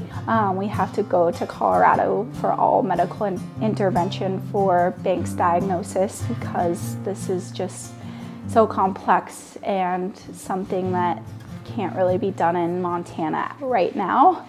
You know, it's funny because when we first got our diagnosis, I thought, how are we going to tell our older girls about this and how are they going to really comprehend and understand it, because we were going to bed crying every night, like how are they going to handle it? And we sat them down right in this room and told them our baby's going to be born in Denver and she has a special heart and she needs special doctors to work on her heart. Banks has had 2 open heart surgeries so far. The first one was at 6 days old. It was obviously hard. Giving your brand new baby over to a surgeon is not easy. The first of the palliative surgeries is the Norwood. Basically with the 3 surgeries, it's supposed to help with her circulation because without her left ventricle, there's no way for oxygenated blood to get out to the body. So this was the first step in it. Her second open heart surgery, called the Glenn procedure, and she had that when she was 4 months old. And the Glenn is typically done between 3 to 6 months of age. And they told us it was best for Gabby to get bigger because they do better in surgery the bigger they are. Patients who do have this diagnosis are lucky to make it to 30. When I first found out, I was obviously scared, sad.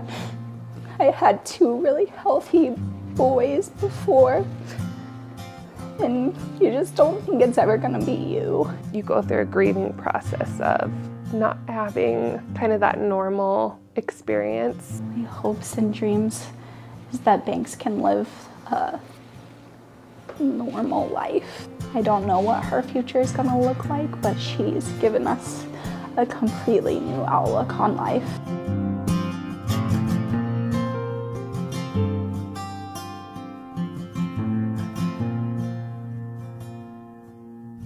We are dedicated to supporting Montana families, increasing awareness, and fundraising for research in hopes for a brighter future for those living with complex congenital heart defects. You don't really get how long the days are, and those little things, they do matter and help. I just think even the care packages are uplifting to some, a lot of the families and stuff like that when you're in the hospital. You know, like a pillow. Who would think that, you know, a nice pillow is something you need when you're laying on a couch? It's kind of nice.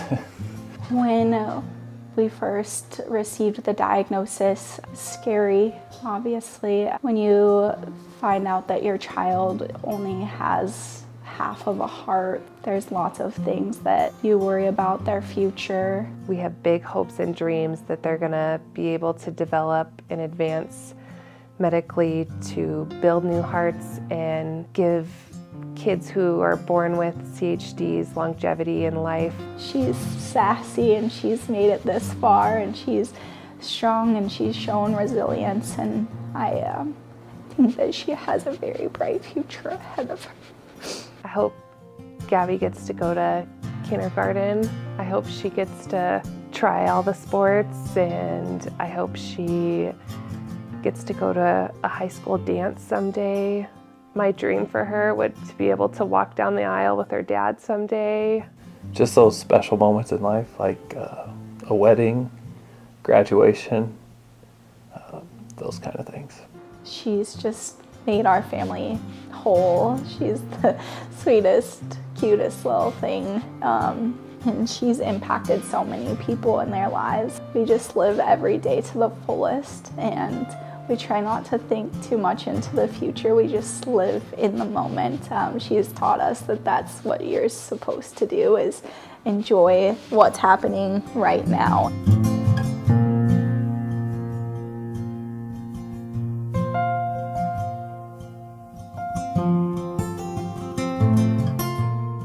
Off-road, he practically invented the sport we know today. Mickey Thompson set records to break them, with 485 to his credit, and he was once called the fastest man alive. Mickey Thompson's mantra: stand on the gas.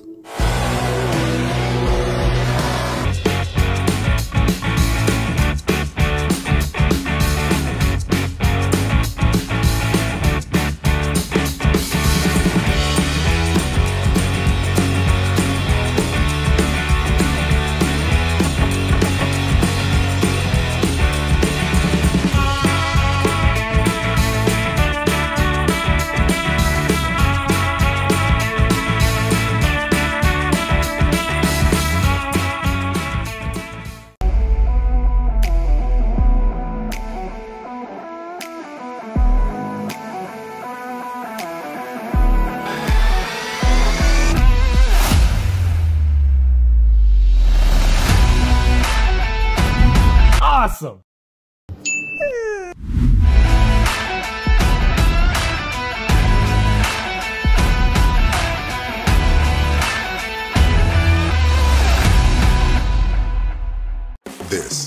This is your world, your job, your crew, your CAT compact equipment. And this is the support from your local CAT dealer. This is helping you meet your deadlines, your bottom line, your offers, your savings. This is getting you your parts and everything you need, on time, easier than ever. This is what you get from your local CAT dealer.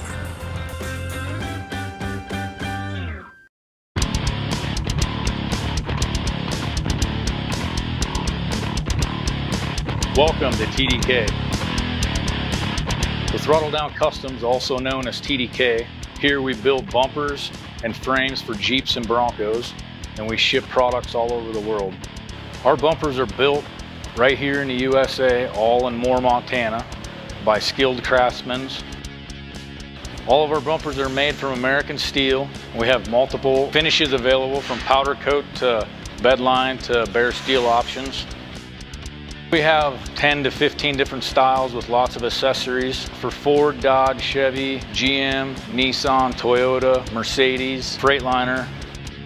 If you're looking for a bumper or a frame, you can check us out at throttledowncustoms.com. See all the options we have to offer.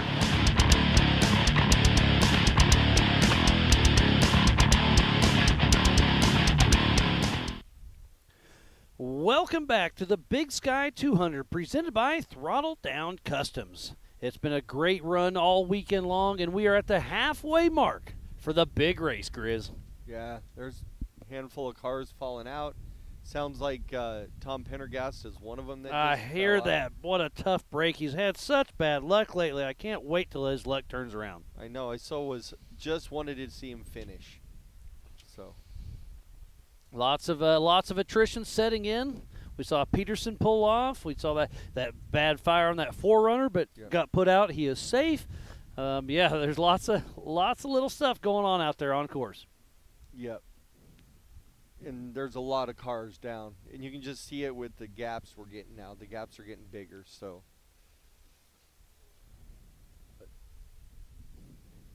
The wind did blow. It started blowing, Yeah. which is good for the drivers. It knocked off our TV just a little bit, but we were able to get it back together. But one thing it did do is it's blowing the wrong direction Yeah. for us. So speaking about Tom Prendergast, we have Fire River Racing in the house. How's it going, buddy? Well, we've had better days, you know, but it is what it is. Saying that. What happened to it? The car out there? Coming off about halfway through lap 1, they called in and said it got awfully loud, and they came in off a lap, and we noticed that the muffler and the exhaust manifold had broken, so we kind of quick welded a piece of pipe to it, and well, that's one way to do it. Yeah, it worked actually. So got him back out. Car was feeling all right. It sounded like it was spit and sputter just a little bit. It lost the O2. It knocked the O2 sensor off when we lost the exhaust. Okay. Tuning should have been okay on it, and it seemed like it was running decent. They felt good. Came back in, and we noticed a bigger crack, and there was really on the exhaust. Yeah, yeah, just a little further back, and so there was really nothing we can do to fix it. And so we sent them back out, and they said it was just getting way too hot. It melted fan shrouds, and Ooh. so we just opted to not do any more damage to the car. Yep. I hate to hear that. You guys always bring everything you can to make it happen, and just tough break. It is, but that's racing, right? We'll get it back together, and we'll improve on it, and we'll be back next time. Absolutely. Whole team for providing the trophies for the Big Sky 200 presented by Throttle Down Customs. Absolutely, that was all Tom. He's very talented with the laser and got everything done. They all looked really good. So they were cool. We were super happy that we could help and do something to help the series. Thank you, Aaron and Grizz, for always helping us, and you guys put on a great race, and we'll be here as often as we can be. Yeah, no, it's great watching it. I just want to see that car finish. I know. You and me both. It's such a spaceship. One of these days, it'll all come together and put on a great showing. When he had that issue during qualifying, I was like, this is going to be interesting. A fast car coming from the back. He has a real chance with the adjusted time on his side, and then you have issues. Dang it. It happens. They were making pretty good time on that first lap. We were just kind of trying to get a feel for the course and make sure that the car was good, and ended up, I think, losing the trans temperature gauge as well. So it's kind of didn't want to push any harder than you had to. So it's the way it goes sometimes, and you do what you can do and push it as hard as you can, but no sense in wadding it up or doing more damage. Yeah, I get that. It's just part of it. But like you said, you'll get it back, you get it fixed, you'll prep up and come back bigger and better. Yes, sir. I'm gonna go try and drag him back now. All right. Well, good luck. Thanks, and thanks for the update. Best of luck.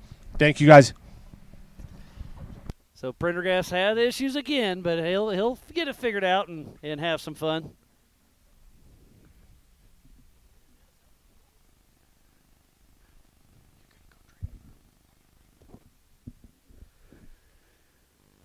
Looks like Keaton Potter is having some issues. He's limping in as well. So everybody's having issues out there on course. Thank you, Shelby, for the update. Wish you were here hanging out with us. Yeah, way better to listen to than me. So, so I didn't know this was her first time doing any of this kind of stuff, and you sent us out, and we did it. And then that night, she's like, "Yeah, this is my first time." I was like, "Wow, she did a great job. It was a lot of fun." Yep. And she just kept having the smile on her face. She just said, "I'm excited and having fun, loving it." Yeah. She's been around this for her whole life. She knows all the drivers. Kind of nice. Got number 11. Wolf Orca. Their number. Nice. Oh, Wolf Orca. Yep. So that's only one name, though, right? That's what he signs up Okay. at. I don't know.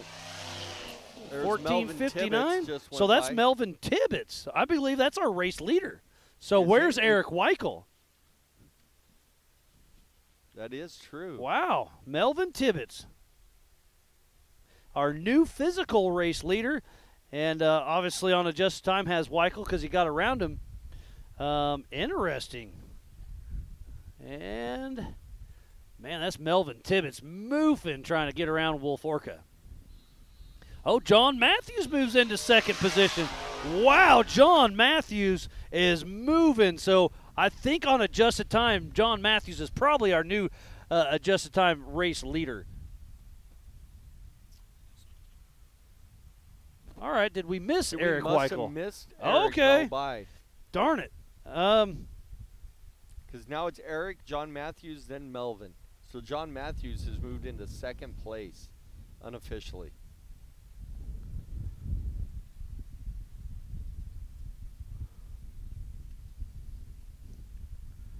So I apologize. We missed Eric Weichel. So physical and on adjusted time, it looks like. Yeah, Eric Weichel, and then it was Melvin Tibbetts, and then John Matthews.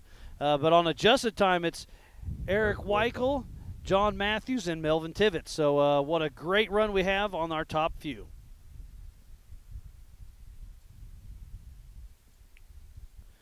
Guess we're up here chattering a little too much there, Grizz. I think it might have. I wonder if it was when we were on break. Okay, that could have been. Using the restroom real quick. And a great shot of John Matthews right now in the qualifying area. And John Matthews is on a mission.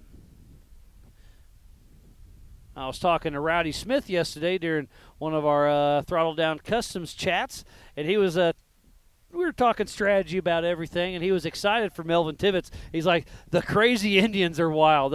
They are always on the gas. That's how they got their name. And they raced down in the Okay. Snorer Series quite a bit.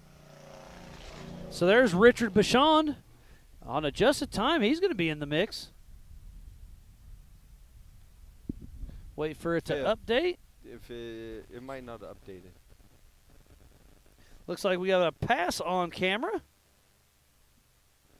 John Matthews getting around Wolf Orca.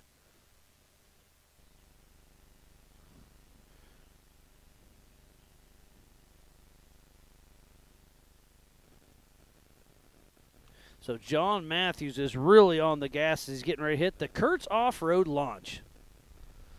Again, we need to give a huge shout out to Elevated Power Sports, Tractor and Equipment, Montana Drone, Opportunity Bank, Dakota Alignment and Frame, Dust Pods, Corbin Custom Works, C4 Fabrication, Zollinger Racing Products, Kurtz Off-Road, Combustion Syndicate, Throttle Down Customs, Rugged Radios, Blackbeard Broncos, Must Be Nice Performance, Jim and Tracy Alignments, Rocky Mountain Speed and Fab, DRW Performance, Epic Racewear, Lynchworks, Automatic Vending Services, Copyright, Napa, Montana Braveheart Nonprofit, Mickey Thompson Tires, Next Gen, PRP, Revive IV and Wellness, who is on site, and AJ's Diesel. So please support who supports the sport.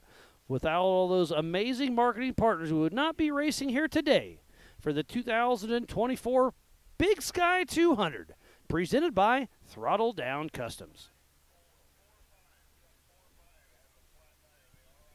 Oh, I just hearing over the Rugged Race radios, Richard Bachand, number 45, has a flat tire. So pulling off to get it changed. 612 just went by us. That's Denver Litch. Still cruising along.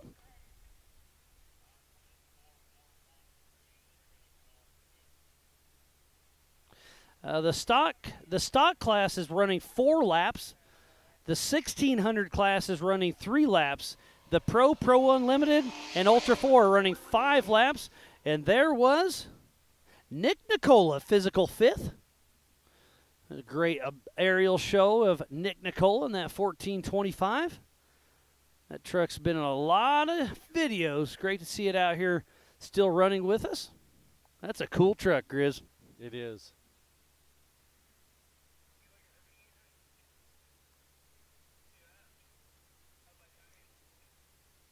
It is getting hot out here. It is. It's again top 10 right now as it sits is Eric Weichel, Richard Bachand, John Matthews, Melvin Tibbetts, Nick Nicola, Rich Goldman, Taryn Hallowich, Matt Torney, Andy Blazer, and Chance Holman. Driven by Eric Brinker. So we got a great top 10 going. And I think we still have a chance of Rowdy Smith with that TDK car to start hurting some feelings on these last couple laps. I think he's pushing strong with that fastest lap of the day thus far with a 1 hour and 59 seconds. What was fast lap yesterday? A 58:24, I believe, right? 58, yeah, somewhere right in there.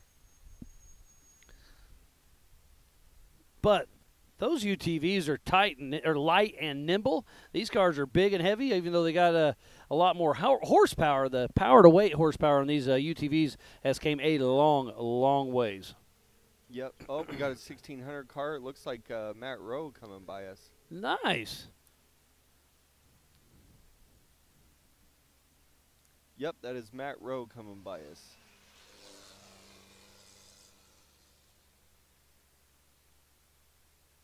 I might have bumped him up a spot now.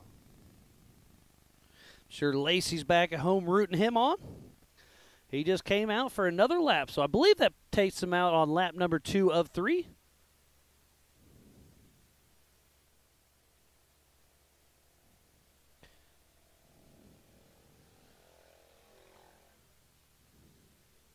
We'll see if we can bring up the leaderboard one more time on the screen.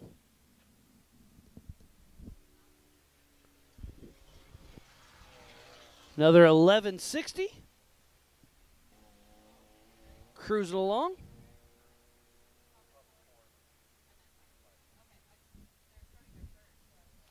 So we got some, Judith is rooting on Denver Litch.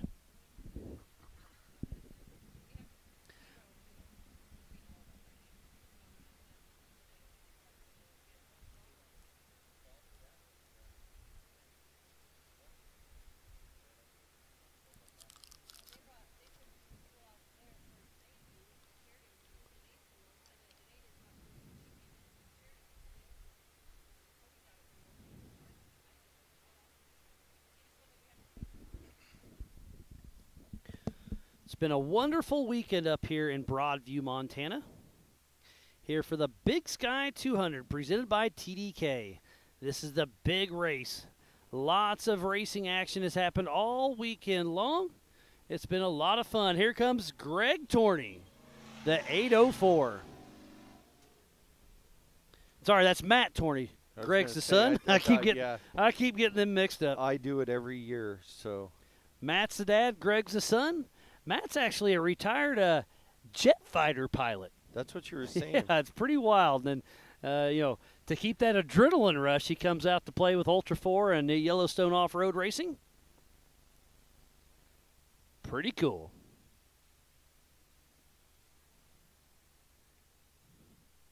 Great shot of our drone taking a little landing. Doing some switching around. Matt must be taking a nap in the trailer. Hey, there he goes.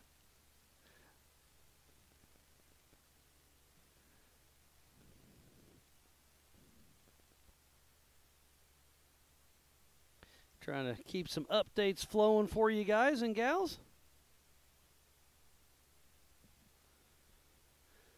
Again, we took off one at a time every 30 seconds at 11 a.m. Mountain Standard Time. This race is on adjusted time. It is a 41-mile lap. The 1600s are doing 3 laps, which means 123 miles. 5 miles. We have another bug that's going to cruise right behind us. And there he goes. The 461. That's the 461. Car.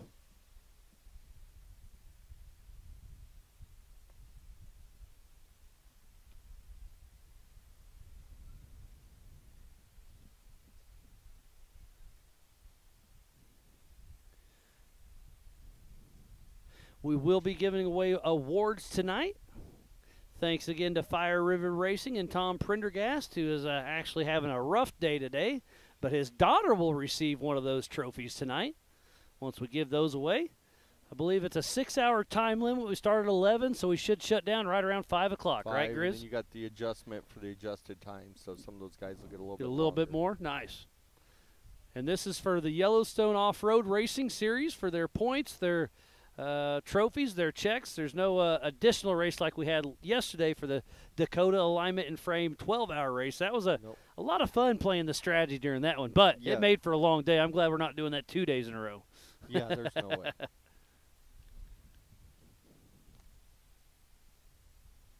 Again, thanks to Warren Ketchum for letting us play out here on his 10,000-acre ranch just outside of Broadview, Montana. Absolutely amazing part of the country out here. Again, if you've never been in this area, you absolutely should.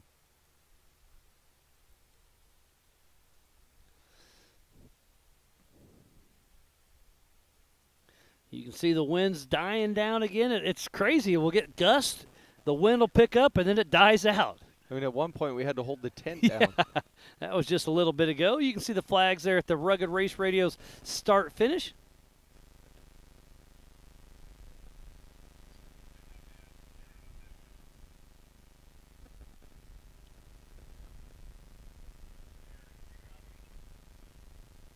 Our next Y.O.R.R race is up at the Buffalo Chip in Sturgis, South Dakota, July 19th and 20th. It's a lot of That's what we're at.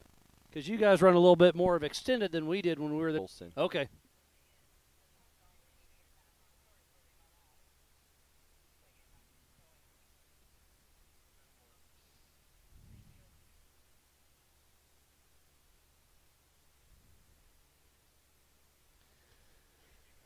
It's been an amazing weekend. We qualified on Thursday, raced Friday for the UTVs and the 12-hour. And then this morning we did the Youth 170s. And then the big dogs are out there right now fighting it out.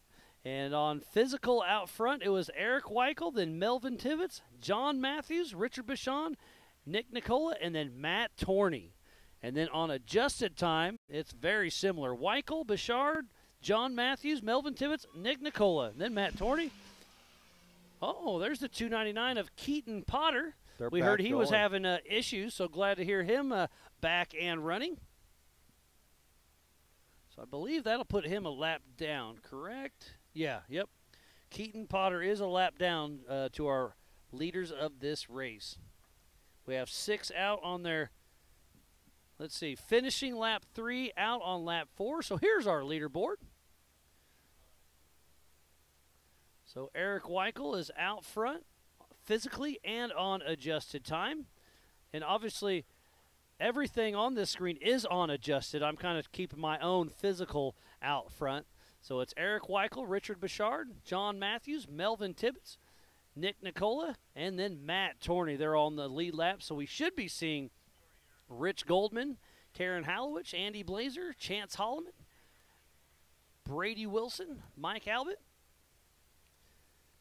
Jeff Hatamaki, Chris Lever, Andy Park, Randy Wright. We do know Tom Prendergast is off of the course, so tough break there, but Eddie Oliver and Richard Moore running through most of our top leaders. And this is overall. We are breaking this down per class, but that's up to Erin to deal with later. Yeah. I know she'll love us for that, right? Or at least you. This is where it gets confusing because the different laps ran, so.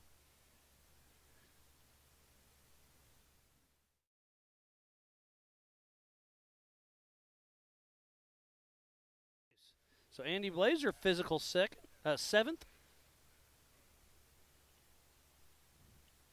And also unofficially on time, he's 7th. Nice. Let's see. Okay, we're at that.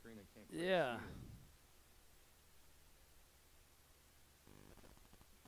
So that. But you can see all the course markings, race miles, and steep uphills, dead cow corner. Oh, there's the start finish, kind of at the lower right hand side. Start finish. And we are going, let's see, I guess we're going clockwise on this race. Counter. Oh, counterclockwise. All right.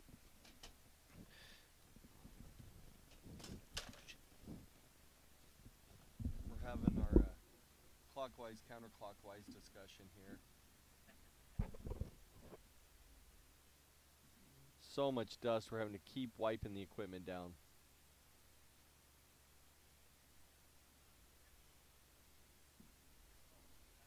This is the map that we give all the drivers, so this is just a printed version. But this is what we give all the drivers will download this into their GPS, so whether it's a Lowrance, a lead nav, Garmin. Yeah, that new Garmin's pretty sweet. Pretty nice. I don't have much experience with Lowrance. I got a little bit with lead nav, but that Garmin looks like it's pretty sweet. And you and I were talking about the Garmin may have the possibility to kind of have a tracker as well. Well, they were. So yesterday, you can have your pit crew have one, and what the pit crew looks at shows them where you are and where that lead nav is. So let your pit crew know that you're not moving. Or where you are or on where course you are. if you are broke or whatnot. I think the technology there is very impressive. And speaking of technology, this Starlink's pretty impressive.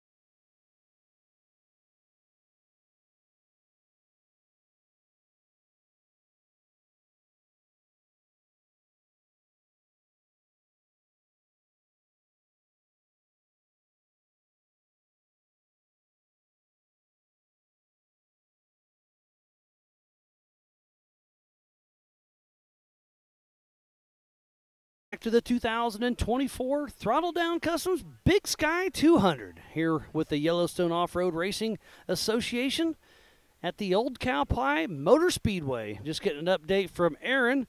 It looks like Charlie Shaw is out. That is yesterday for the Y.O.R.R race and the Dakota Alignment and Frame 12-hour race. So he won first in 3 of the Y.O.R.R UTV races. He took first in the 12-hour race, and he got fastest lap from Combustion Syndicate. So there's some real money he took home, probably roughly 15 grand.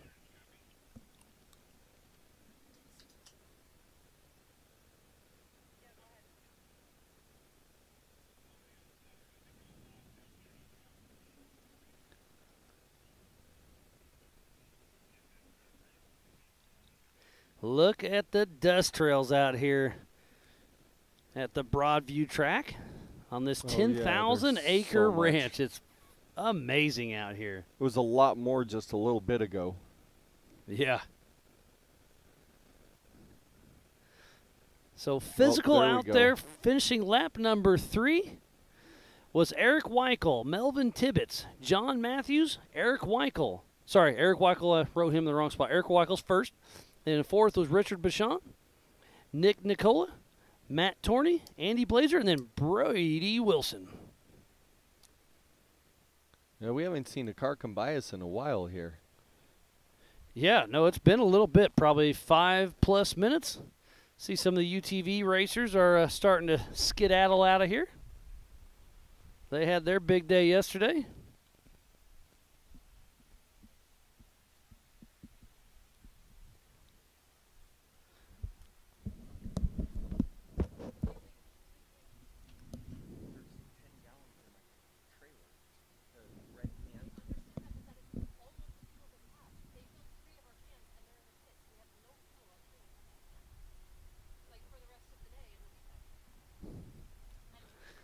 There's a great shot of the bluffs. To your left is the hot pits. And going away from us is heading toward the front section. But that's a great aerial view of how big and vast this place is.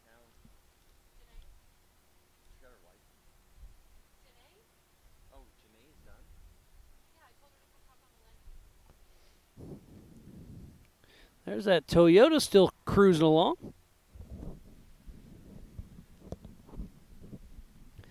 They were in the pits earlier today. Glad to see them back and running. Yeah, I had to multitask there, so I'd take You're pretty good at that. I don't know if I'm good at it. But I just you do get it. stuck doing it, right? I get that. Well, I'm glad you're able to stay on with me for a little bit.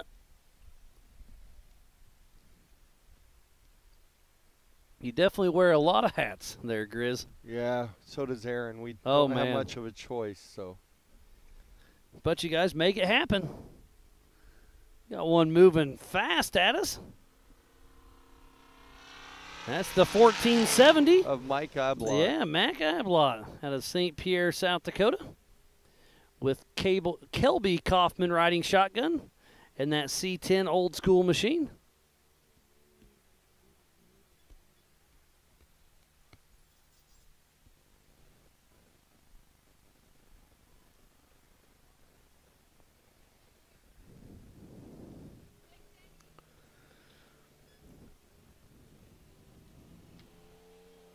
The weather is absolutely beautiful out here this weekend. Yesterday we had a little bit of overcast, some winds, but today is super sunny, 85, absolutely beautiful.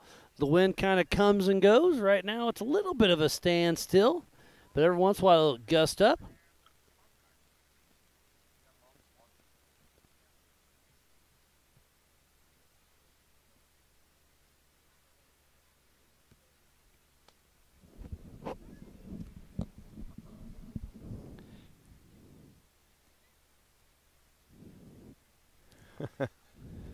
Watching Aaron and my mom try to figure something out. It's been pretty funny here.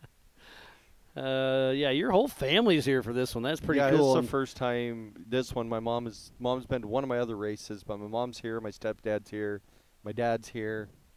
All my kids are here. Yeah, and some of your kids are racing? Yep, one. There goes Eddie Oliver, the 4583. Somebody was just asking about him. Puts him in unofficially the 10th spot. Nice.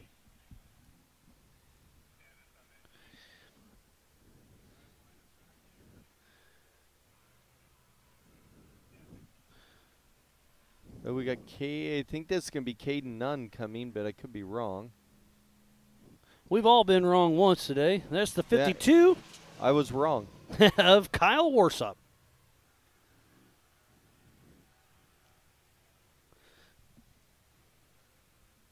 He may be a lap down, though. So I'm trying to scroll down here. I just got to find my mouse. Is it in your pocket?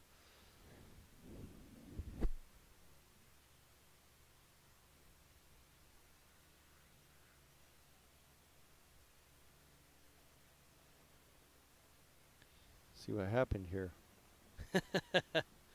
This dust is being tough on everything we have out here.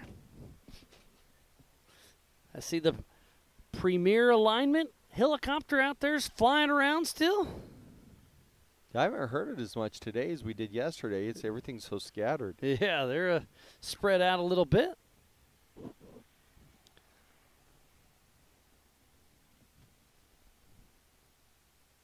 Looks like you got another racer coming up here, Grizz, huh?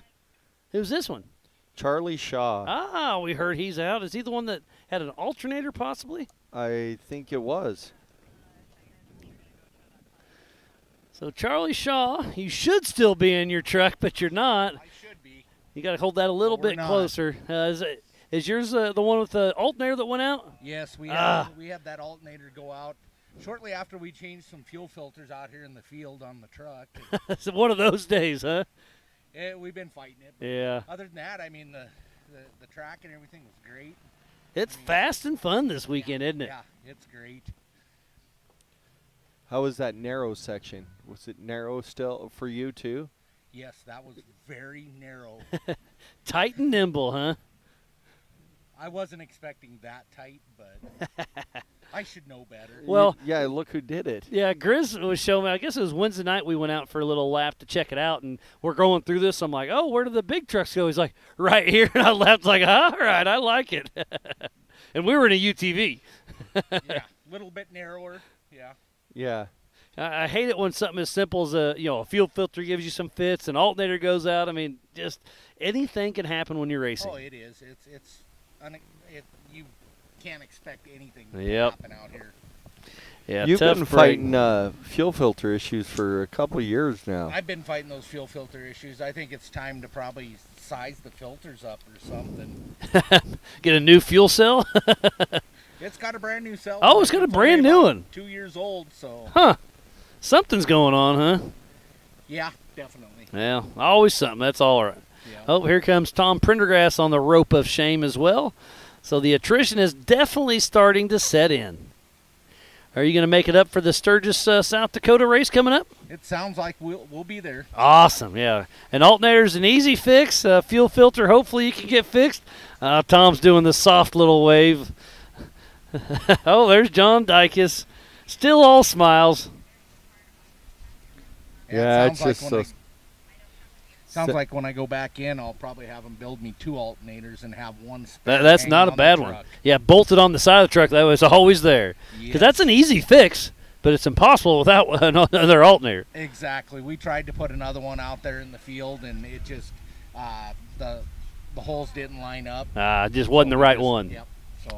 So you let we got her back to the pits, put the old one back in. We're only running about 11 volts. Oh, that's not enough. Yeah, nope. Not with that. We're running one of those Holly Sniper EFI systems. Oh, yeah. They're pretty finicky if you don't have the right voltage. Yes, they are. I fought that right out of the gate doing that. Yeah. And I finally got it down to where, that I was running low voltage, and it didn't like it. Tough break for sure. Let all the magic smoke out of that alternator, huh? Uh-huh. And you can't get that back in very often. No. Well, there's that Premier alignment helicopter chasing one of our cars out there on course. That's kind of cool to have that out here chasing. Did he come up on you at all? We saw him a few times when we were, especially when we got out to do the fuel filters. He kind of did a lap to check on you, huh? Yeah, I gave him the thumbs up. That way we got a good pictures of you changing parts. Actually, we got a lot of those, Charlie. More like my co-driver, Brandon, over there. Changing out parts. Yeah. I just stood back and just kind of let him do it. When we got to the second one, I finally started to hop back in the If truck. I remember right, not last year, maybe the year before, can't remember, it's been a couple years, but out by Dead Cow's Corner, just past that, or just before that, it would have been, I changed fuel filters for you. Helped you change them. Yeah. That's what friends are for right there. Yeah, I pulled up on him, and he was trying to figure it out, and helped him dump some different fuel filters in, and she let off, and he took off. But we have one coming towards us here. Yeah, that's right on that big screen. You can see it. It's moving pretty good.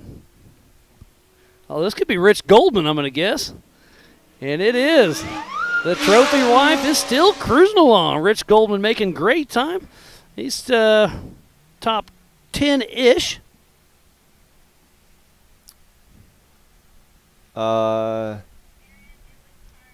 This is updated. He is unofficially overall, so that doesn't, because they're all going to be divided by classes, but that's 11th. Okay, nice. So Kyle Warsop is a lap down then. That's what we were guessing when the computer got dusted when out. the computer did it, it just fired back up. Yeah. So You got another one coming at you, too. this looks like TDK to me. Oh, it is. That's Rowdy Smith, and he is all over the throttle in that throttle down customs machine. Big thumbs up from Rowdy Smith. I'm going to tell him to slow down next time. That dust is getting rough. Dust is bad. I'll tell you what, some of that dust was pretty intense when we start coming up on people. It got real intense to where you'd almost have to. There wasn't enough of a breeze to blow it away. Especially earlier this morning when we started.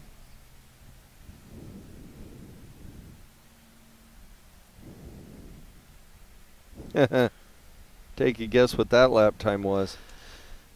Did he beat 1 hour? Well, remember, what was he before? 1 hour, 59 seconds. 1 hour, 58 seconds. Wow, consistency. That's just flat movement. That's awesome. So new fast time of 58 seconds. 1 hour flat, 58 seconds. I'm glad they got the bugs worked out from I know. Down in Powell. Yeah, they've had some rough luck going on lately. They were fighting fuel issues also on their first lap. They didn't have fuel pressure. Not sure, something about blowing fuses, but they got it back in action, and he's on a charge. Yes, he is. Sorry, I was wrong on that. 1 hour 59 is still it. It lit up on me, but it was actually, that one was a 1 hour 3 minutes. So. Okay. So but it was still a little slower. Still a fast wrong lap. one, yeah. So we're using this new timing. Well, it's this same timing we've used for years over years, but now we're doing it with the Speed Hive live, so everybody else can see it. And this is the first time we've done that, so it's actually kind of nice. Yeah, you guys are upgrading a lot of stuff, so This you're really year was building some this big into something steps. new. And little things. Well, having a helicopter, things like that. Yeah. Just little moves. Yeah, just little stuff. You call that a little move? Yeah. You hate to see my big ones.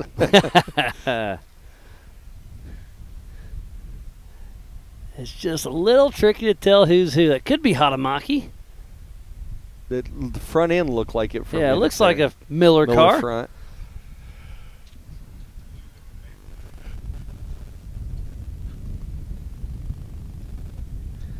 They're coming through the bottom. So that puts them roughly race mile 30 or so. And we got a couple coming through the hot pits as we speak at that 25 miles an hour zone.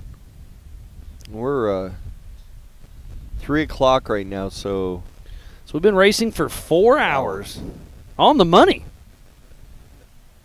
It's got 2 more yet to go, right? Yeah. Yep. 2 more hours to go.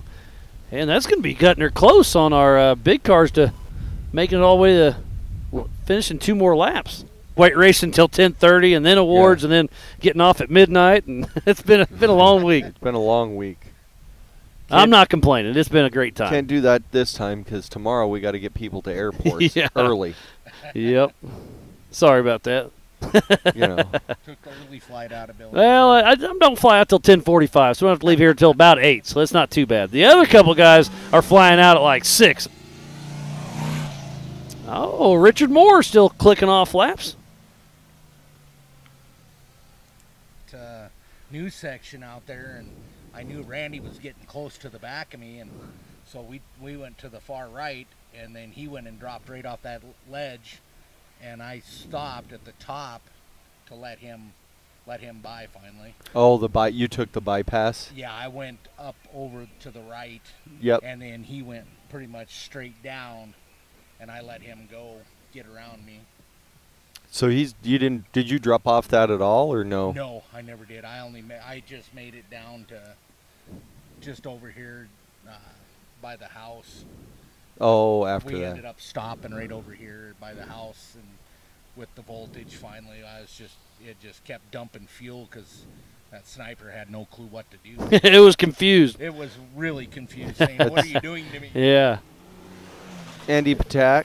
Nice. And yours is that was that Silverado that's kind of a pre-runner looking rig, right? Yeah, it's that white one. Yeah. Okay. Yep. I like that one. That one looks good.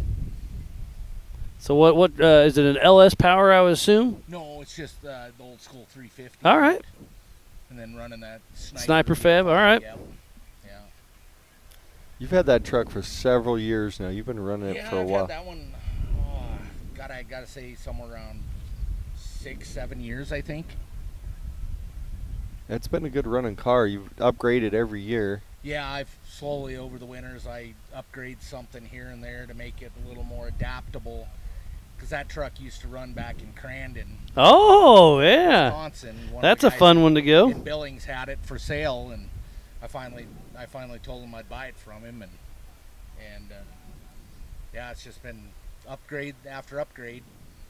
Yeah, trying to get it set up for not so much short course. Yeah.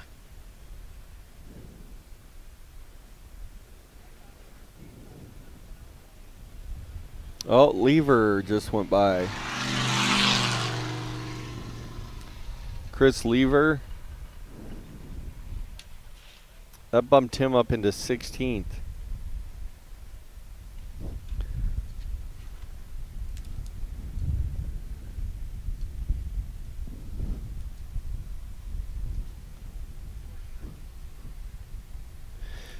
That's that car that you rode qualifying in at King of the Hammers a few years back. Yes, it is. Great to see it still out running around. Just like Charlie, yours, that's cool. We used to run Crandon, then you bring it up here. It's these vehicles take a beating, but if they're built well, all the safety's there, and might as well keep using it, right? Yep. Yeah, as a matter of fact, for many years, I ran an old 75 Chevy Blazer. All right. And that thing has been around for a long time because we go back to Mike Ablott. Oh, yeah, he's racing with us. Yes, he used to own that one, and I bought that one from him years ago. Probably, I got to say, we got to be somewhere in between 15 and 20 years. Wow. Ago that I bought that truck from him. Yeah. I still got it. It's still sitting in a field. So could you race it if you wanted to? It could. It could be another race truck eventually. Nice. Oh, there's Torney. Greg Torney in that 428. Does that put him on a lead lap, or is he down? He may be down. Hold on. I'd switch screens on us. Oh, okay. So he's going to do results by class.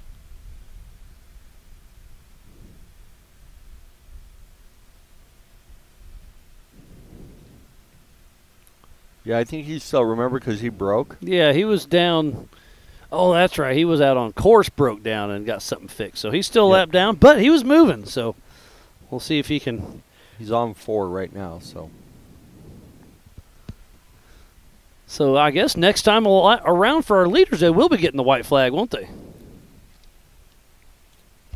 Yeah. Yeah.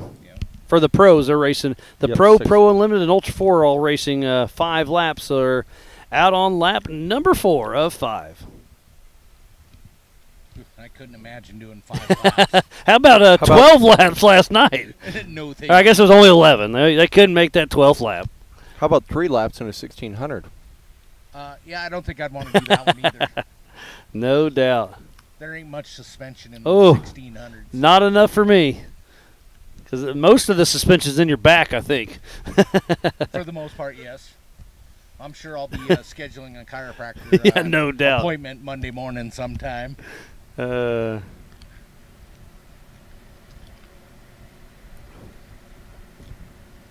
a lot of people on their 3rd lap in the 1600 class. Oh, wow. So 4 of them. They're about to finish their race, huh? They'll be finishing. Nice. Wow. Yeah, well, don't they normally run 2 laps, but they petition like, hey, can we run a 3rd lap? Yeah, You're they like, asked to. if you want to. I said I don't recommend it, but I'll let you guys do whatever you want. I love that you take the racers' feedback. That's pretty sweet.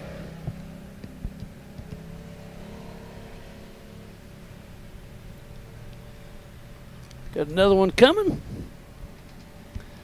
I believe this is Sean Holland. Oh, yeah. Big thumbs up from Sean Holland as he blows by. No, that wasn't Sean. That was Chance's car. Was it? They're both Brinker Fab cars. Yep. That was Chance's car. You on the score? Yep. Sweet. All right. Chance Holloman, driven by Eric Brinker. Yeah, that was Chance's car.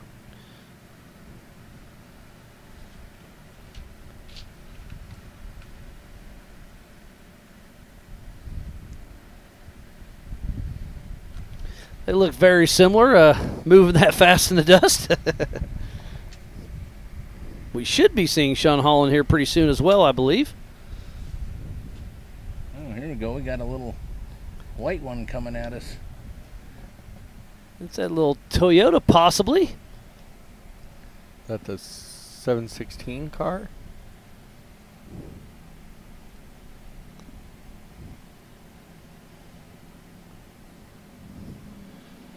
Toyota.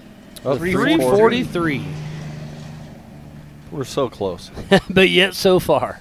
That is Lane Wing with Eli Wing riding shotgun on that 1992 Toyota out of Rapid City, South Dakota.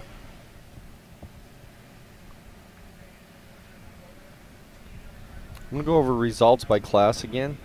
Well, Charlie, you're more than welcome to stay up here as long as Yeah. you want. But if you want to No, bail, I think I'm gonna okay, yeah. run and go grab I some kind of heard you food getting a little quiet, so Yeah, yeah. but thanks for kind of giving us your little highlight or low light, I guess. But best of luck, and I hope we'll see you around again. All right, sounds good. Perfect. We'll Thank see you guys. Charlie. Yep. Thanks, Charlie. Yes. Let's, while we have a little bit of a break in the action, we just heard from Charlie Shaw. We're going to wait for some of our faster cars to come through. And the 1600s will be finishing here pretty soon. So before we get more action to hear coming live for the Big Sky 200, we're going to step away for just a moment. There's only one tire brand that can call itself legendary. Rebirthed from the depths of Baja and representing decades of racing heritage, Mickey Thompson Tires announces a new American mud terrain legend. This dominating tire is purpose-built for thrill seekers everywhere. The new Baja Legend MTZ. It's time to get what you really want in a tire. Silica reinforced T4 tread compound for enhanced wet performance. PowerPly 3-ply construction for sidewall protection and responsive handling. Improved 4-pitch side biters for bold looks and off-road grip. Proven MTZ tread styling for undisputed traction. 35 different sizes, and one is just waiting for your rig. Gear up and roll with the American mud terrain legend, the Baja Legend MTZ.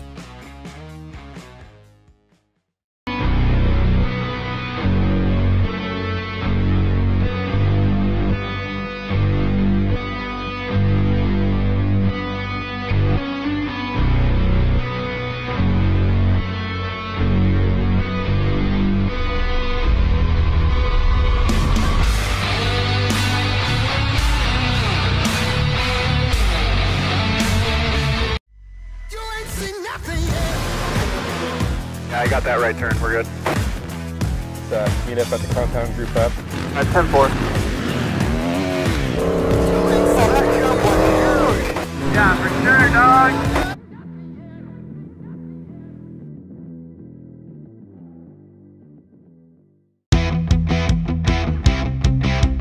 Hey, Brett here from Elevated Power Sports, Billings, Montana. We're down here off of the Zoo Drive exit. We are your Can-Am Ski-Doo, Sea-Doo dealer here in Billings, the one and only.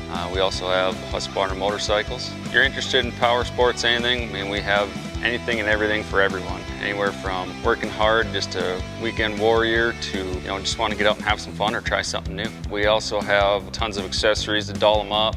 Got all your safety equipment, riding gear, and even just some casual wear. We have pretty much everything down here.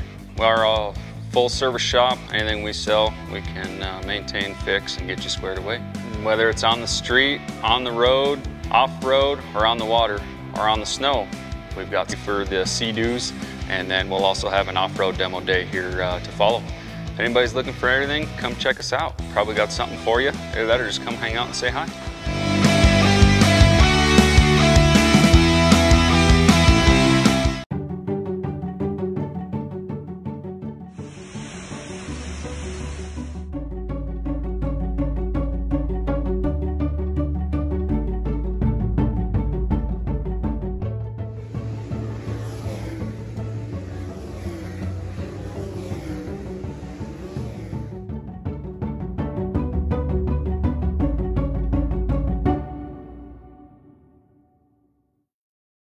Born Marion Lee Thompson, the world knew him as Mickey.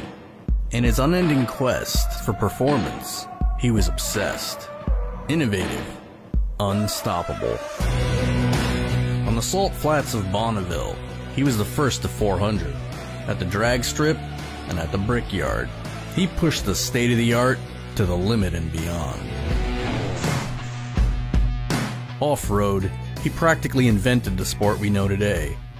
Mickey Thompson set records to break them. With 485 to his credit, and he was once called the fastest man alive. Mickey Thompson's mantra? Stand on the gas. More than 50 years later, Mickey Thompson's winning mentality lives on, with products that continue to break records today. Mickey Thompson takes drag racers and off-road competitors to the winner's circle and into the record books around the globe. Enthusiasts worldwide choose Mickey Thompson for the street vehicles, race cars, and trucks they drive every day. We've been here from the start, and we're taking on the future with the same winning mentality Mickey Thompson was founded on. We never slow down, because winning never gets old. It's not a fad. It's not a fashion. It's who we are. We're rolling out the best Mickey Thompson lineup yet. We're going wider, taller, and faster, with the broadest product selection we've ever offered. The Mickey Thompson legacy lives on in everything that bears his name, because victory needs no explanation.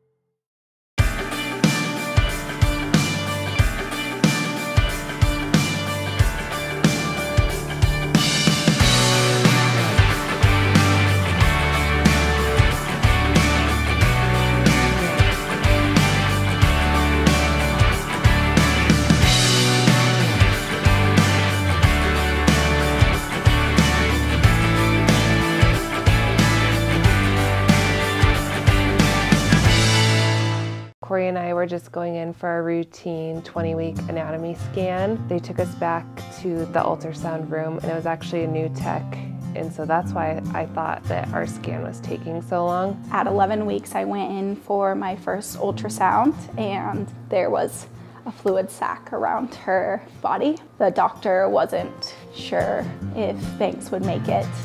She thought that maybe there was a genetic defect or something else, and she was worried that I would actually miscarry. We left that appointment that day kind of thinking it was going to be really bad. I was really scared because I didn't know if it was going to be a situation where we would have to finish our pregnancy and just do comfort care. So that was hard. But I went back in at 16 weeks and there was still a heartbeat. They did all of the genetic testing, ultrasounds, and all of the things, and Banks was so small at first they couldn't figure out. He got us right into the maternal fetal medicine doctor, and that night I just remember praying that what they saw on the scan was wrong, but sure enough he said it's hypoplastic left heart syndrome, which means in Gabby's heart, her left ventricle was underdeveloped and super small. Finally, at 22 weeks, during a full echo scan, we found out that she had a severe complex congenital heart defect. That's where we found out about the 3 palliative surgeries, which doesn't mean that there's a cure, but there is a chance for them to live like a full life. We had to basically move our lives to Denver, starting at 37 weeks pregnant. We took our family and we moved to Aurora temporarily. We have to go to Colorado for all medical intervention for Banks' diagnosis because this is just so complex and something that can't really be done in Montana right now.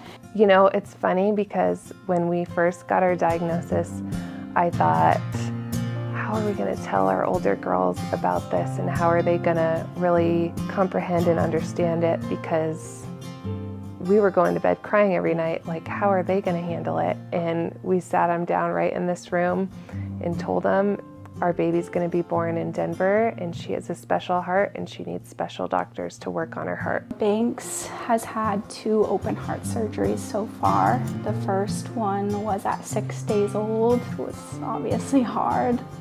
Giving your brand new baby over to a surgeon is not easy. The first of the palliative surgeries is the Norwood.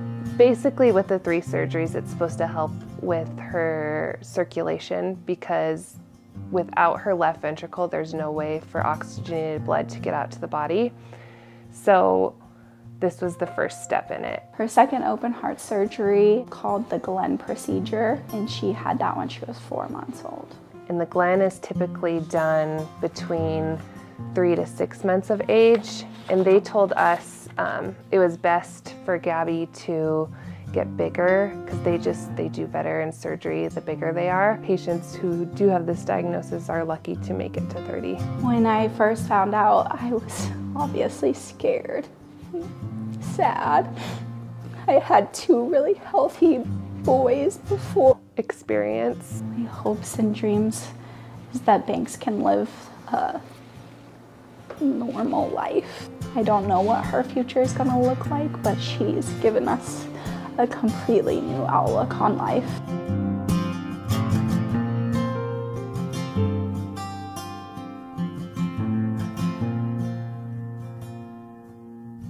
We are dedicated to supporting Montana families, increasing awareness, and fundraising for research in hopes for a brighter future for those living with complex congenital heart defects. You don't really get how long the days are, and those little things, they do matter and help. I just think even the care packages are uplifting to some, a lot of the families and stuff like that when you're in the hospital. You know, like a pillow. Who would think that, a nice pillow is something you need when you're laying on a couch? Welcome back to the Big Sky 200 presented by Throttle Down Customs. It looks like Nathan Jones just grabs the checkered flag for the Y.O.R.R stock modified, finishing 4 laps. So Nathan Jones just drove one heck of a day.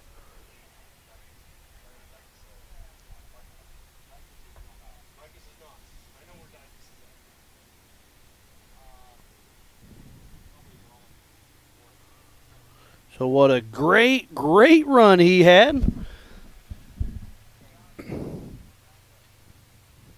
Nathan Jones and unofficially wins the stock modified class for Yellowstone Off-Road Racing.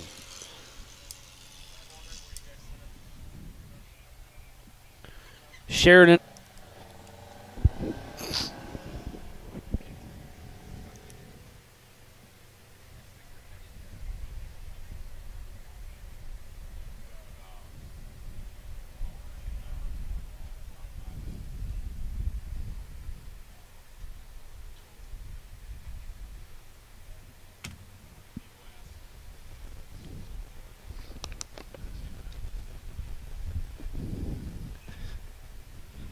We're still flying high and wide above Broadview, Montana. We qualified on Thursday, raced all day yesterday, and we're winding down here for the big race. Nathan Jones looks like just unofficially locks down the first spot in the stock modified class. Here comes the 308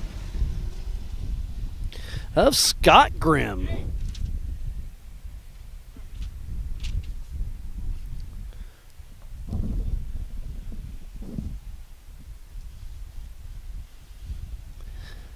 So overall, our top 10 in that first spot on adjusted time is Eric Weichel. Then it's Richard Bashan. John Matthews in that third spot. Fourth, Melvin Tibbetts. Fifth, Nick Nicola. Sixth is Matt Torney. Seventh is Andy Ball. We'll break it down for you as we go. But again, stock mod Nathan Jones locks down his unofficial win here for the Big Sky 200. Let's be on you, this dust is getting thick. It's been a long weekend, but I'm here for it, and we're going to finish it on out. And here comes Eric Weichel, our physical race leader, and on adjusted time, heading out. On adjusted time, it's bounced back and forth a couple times, but right now it's looking good for Mr. Eric Weichel.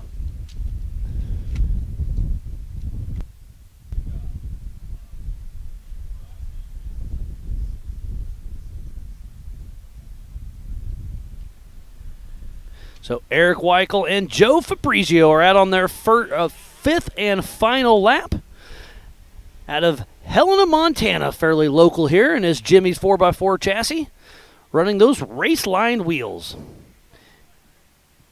He got second pole position in qualifying, but Brent Burton, who got pole, had an engine issue before the race, so he started first off the line.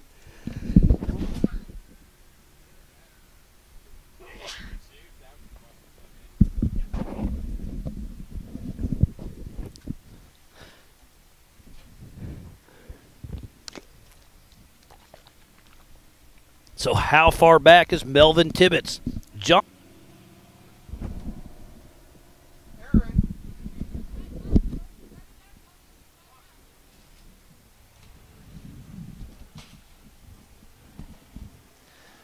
It's been a great day of racing. We have one more lap to go.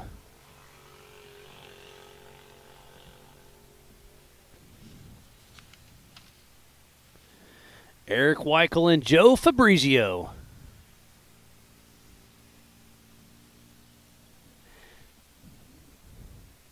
Out here on the Big Sky 200. So I think Weichel was a little confused. He did 4 laps, but we're telling him, hey, you need one more lap to go, buddy.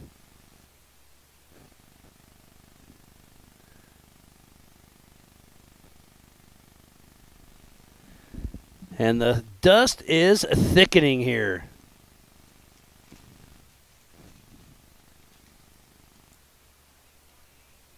Seeing if I hear much over the rugged radios.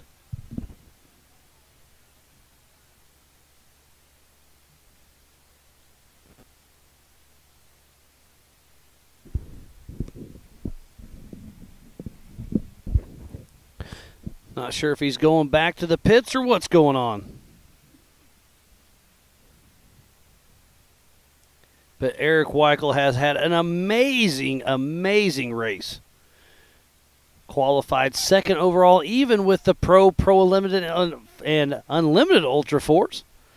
So Eric Weichel has had one heck of a race. Number 406 was Some Fear Off-Road.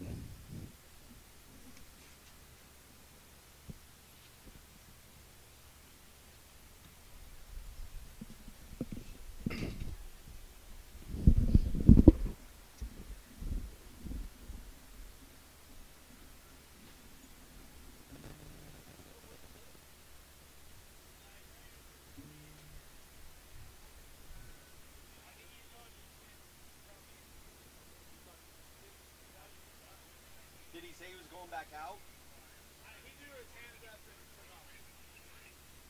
Go check. Go in the pits and check, please.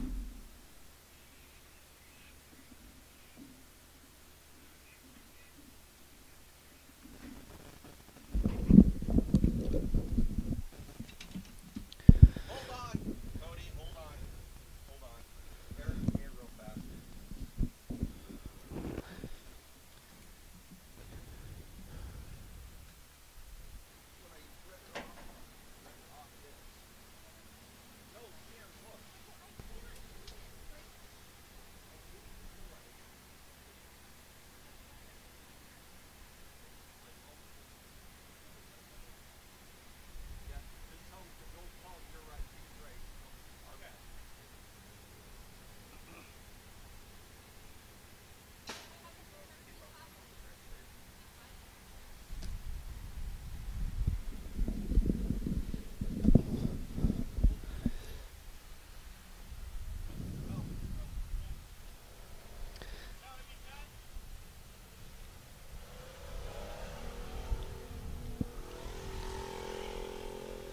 It's been a wonderful day of racing. Thank you, everybody, for tuning in for the TDK Big Sky 200. I believe that's Brady Wilson and that old weekend long, and have teamed up with Yellowstone Off-Road Racing for a very long time. I remember my first time coming up here when we did a joint race with Ultra4 and Y.O.R.R. It was 2021, and Montana Drones has been here at least that long.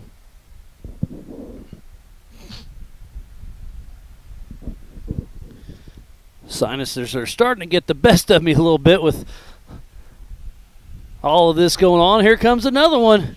Here's Mike Melvin Tibbetts, the 1459, finishing lap number 4. Dusting us out once again. I'll take dust here in the elevated Power Sports studio any day over sitting in the office. And I call it a studio, but it's just a fancy easy up on a trailer right next to the racetrack. Believe that's the 176 of Andy Blazer. We saw his son win the Youth 170 race this morning and put on a really good clinic.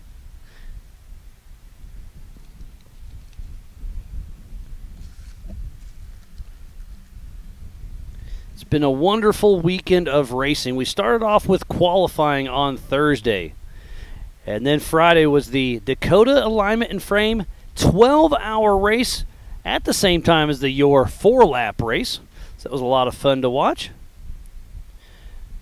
Dust Pods was a part of that one. So was Corbin Custom Works, C4 Fabs, ZRP, Kurtz Off-Road, and Combustion Syndicates, along with Premier Alignment and McDonald Farms. And then for today's TDK Big Sky 200, it's all about Throttle Down Customs, Rugged Radios, Blackbird Broncos, Must Be Nice Performance, Jim and Tracy Alignment, Rocky Mountain Speed and Fab, DRW Performance, Epic Racewear, Linrich, Automatic Vending Services, Copyright, Napa, IV and Voiles, who is on site, and AJ's Diesel. Speaking about Revive IV, they are down in the Opportunity Bank Hospitality tent. And then this entire live feed has been... Looks like this is John Matthews. 48s are actually over the throttle. Him and his son, either Connor and Caden, grabbing the checkered flag.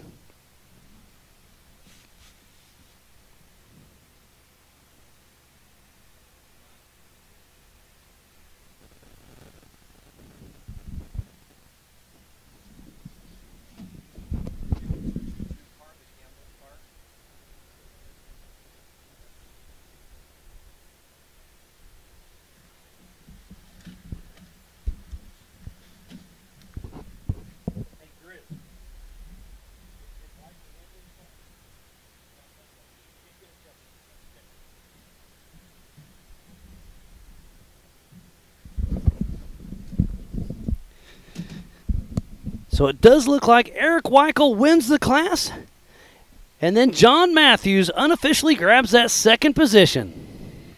Big thumbs up by John Matthews and either Caden or Connor Matthews.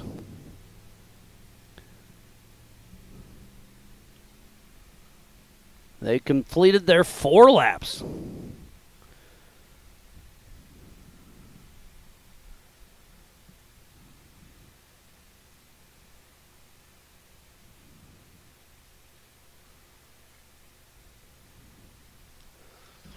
So the Pro Unlimited, and 4400 cars will be racing 5 laps.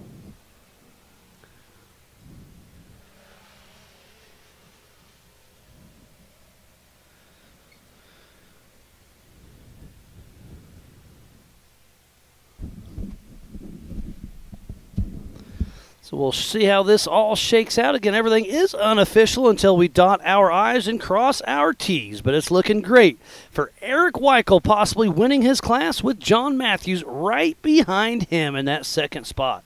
And then Melvin Tibbetts is in first place in his class. For a lot of classes going on that I'm not extremely familiar with, I do apologize. Trying to keep everything straight. A lot of names, a lot of numbers, but it's been a lot of fun.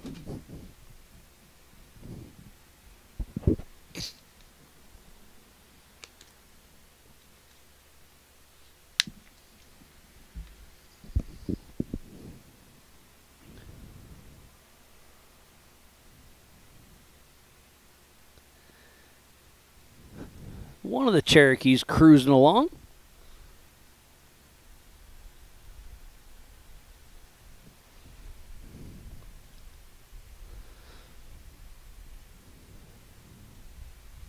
Thanks again to all of the volunteers, the staff, the media, safety crew, the racers, the fans, and all of the marketing partners. Without that perfect puzzle, we would not be able to race today for the TDK Big Sky 200, just outside of Broadview, Montana, about 45 minutes north of Billings, Montana. The Yellowstone Off-Road Racing Series and Wild West have a really good thing going. It's been a lot of fun. It's been busy, but it's been worth it.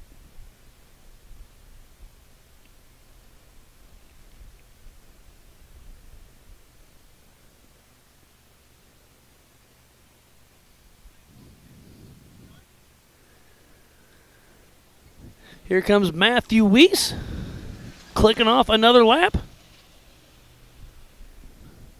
And right behind him is the 8008 of Austin Pyatt.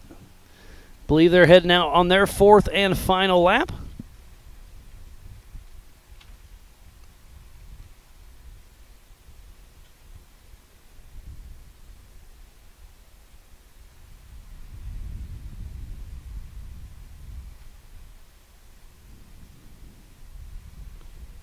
They took off this morning at 11 a.m., one at a time every 30 seconds. This race is on adjusted time.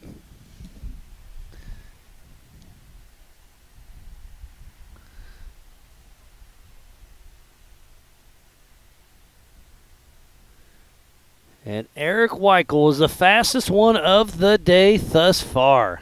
But Melvin Tibbetts is on his fifth and final laps. Weichel pulled off on lap number 4. Unofficially winning his class.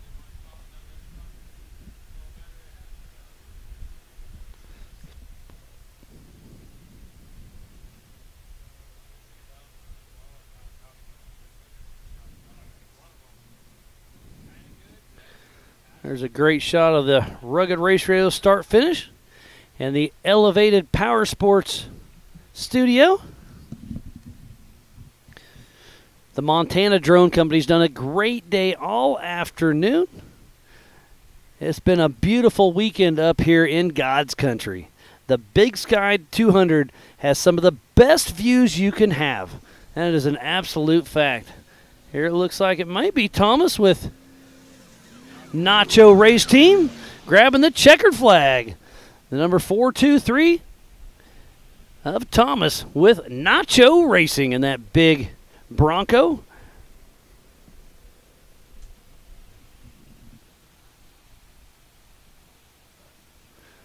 We'll see where he ends up in his class.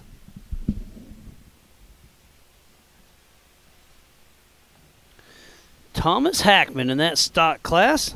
So I think that'll put him unofficial second if I'm doing my math right.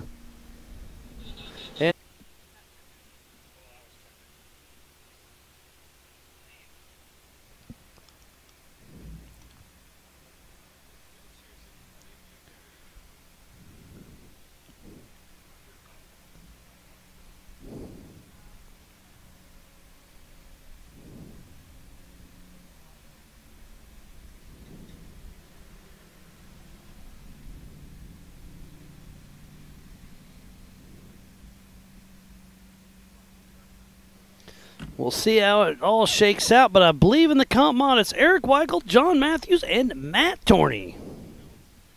What a great run by all of those guys. And in the stock mat unofficially is Nathan Jones and Thomas Hackman.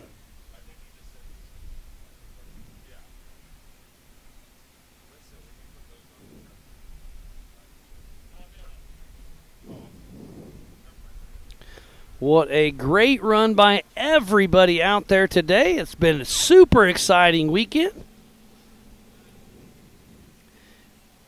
And Matt Torney with a great, great run. That Tribe 16 4x4 machine.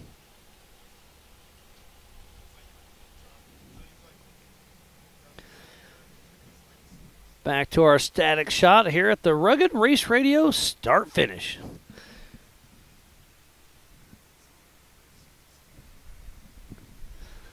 So how far back is Richard Bichon? We heard he had a flat tire. Where's Nicola? Just saw Matt Torney.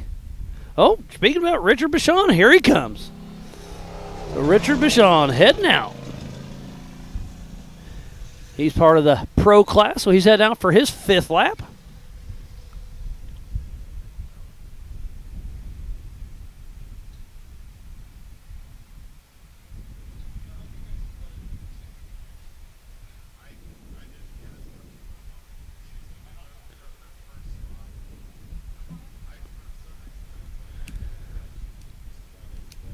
It's been a wonderful day of racing. I'm going to try to get some of my notes together to figure out exactly unofficially who is in what place in some of these classes. So while I do a little homework, we're going to step away for just a moment. We'll be right back after this. There's only one tire brand that can call itself legendary. Rebirthed from the depths of Baja and representing decades of racing heritage, Mickey Thompson Tires announces a new American mud terrain legend. This dominating tire is purpose-built for thrill seekers everywhere. The new Baja Legend MTZ. It's time to get what you really want in a tire. Silica reinforced T4 tread compound for enhanced wet performance. PowerPly 3-ply construction for sidewall protection and responsive handling. Improved 4-pitch side biters for bold looks and off-road grip. Proven MTZ tread styling for undisputed traction. 35 different sizes, and one is just waiting for your rig. Gear up and roll with the American mud terrain legend, the Baja Legend MTZ.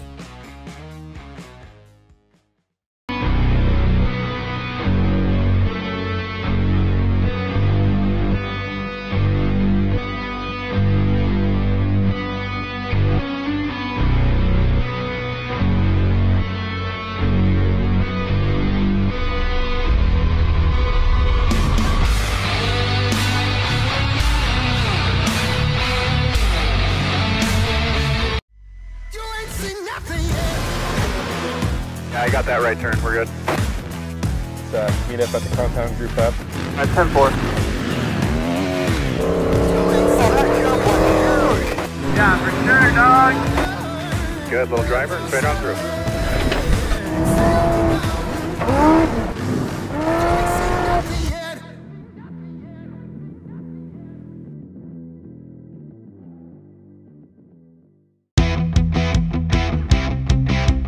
Hey, Brett here from Elevated Power Sports, Billings, Montana. We're down here off of the Zoo Drive exit. We are your Can-Am Ski-Doo, Sea-Doo dealer here in Billings, the one and only.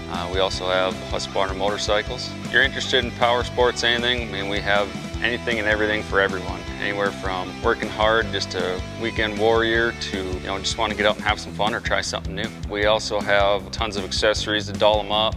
Got all your safety equipment, riding gear, and even just some casual wear. We have pretty much everything down here.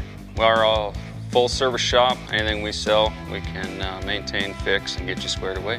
Whether it's on the street, on the road, off-road, or on the water, or on the snow, we've got something for you. And make sure you check out our Facebook and Instagram social media pages. We do have a couple demo days coming up. One of them is going to be for the Sea-Doos, and then we'll also have an off-road demo day here to follow. If anybody's looking for anything, come check us out. Probably got something for you. Either that or just come hang out and say hi.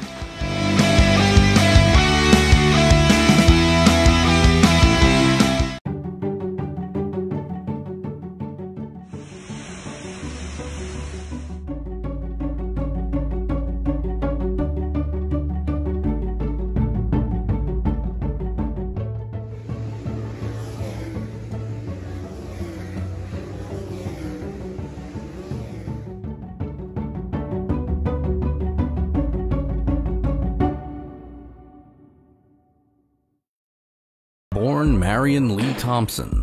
The world knew him as Mickey. In his unending quest for performance, he was obsessed, innovative, unstoppable. On the salt flats of Bonneville, he was the first to 400. At the drag strip and at the brickyard, he pushed the state-of-the-art to the limit and beyond. Off-road, he practically invented the sport we know today. Mickey Thompson set records to break them. With 485 to his credit, and he was once called the fastest man alive. Mickey Thompson's mantra? Stand on the gas. More than 50 years later, Mickey Thompson's winning mentality lives on, with products that continue to break records today. Mickey Thompson takes drag racers and off-road competitors to the winner's circle and into the record books around the globe. Enthusiasts worldwide choose Mickey Thompson for the street vehicles, race cars, and trucks they drive every day. We've been here from the start, and we're taking on the future with the same winning mentality Mickey Thompson was founded on. We never slow down, because winning never gets old. It's not a fad. It's not a fashion. It's who we are. We're rolling out the best Mickey Thompson lineup yet. We're going wider, taller, and faster, with the broadest product selection we've ever offered. The Mickey Thompson legacy lives on in everything that bears his name, because victory needs no explanation.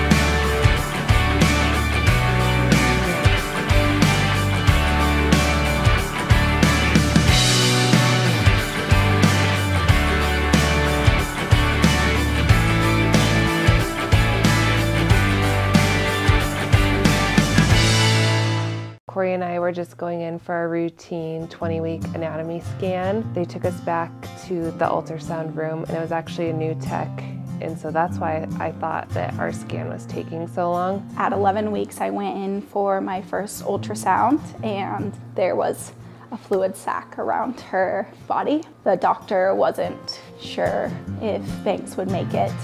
She thought that maybe there was a genetic defect or something else, and she was worried that I would actually miscarry. We left that appointment that day kind of thinking it was going to be really bad. I was really scared because I didn't know if it was going to be a situation where we would have to finish our pregnancy and just do comfort care. So that was hard. But I went back in at 16 weeks and there was still a heartbeat. They did all of the genetic testing, ultrasounds, and all of the things, and Banks was so small at first they couldn't figure out. He got us right into the maternal fetal medicine doctor, and that night I just remember praying that what they saw on the scan was wrong, but sure enough he said it's hypoplastic left heart syndrome, which means in Gabby's heart, her left ventricle was underdeveloped and super small. Finally, at 22 weeks, during a full echo scan, we found out that she had a severe complex congenital heart defect. That's where we found out about the 3 palliative surgeries, which doesn't mean that there's a cure, but there is a chance for them to live like a full life. We had to basically move our lives to Denver starting at 37 weeks pregnant. We took our family and we moved to Aurora temporarily. We have to go to Colorado for all medical intervention for Banks' diagnosis because this is just so complex and something that can't really be done in Montana right now.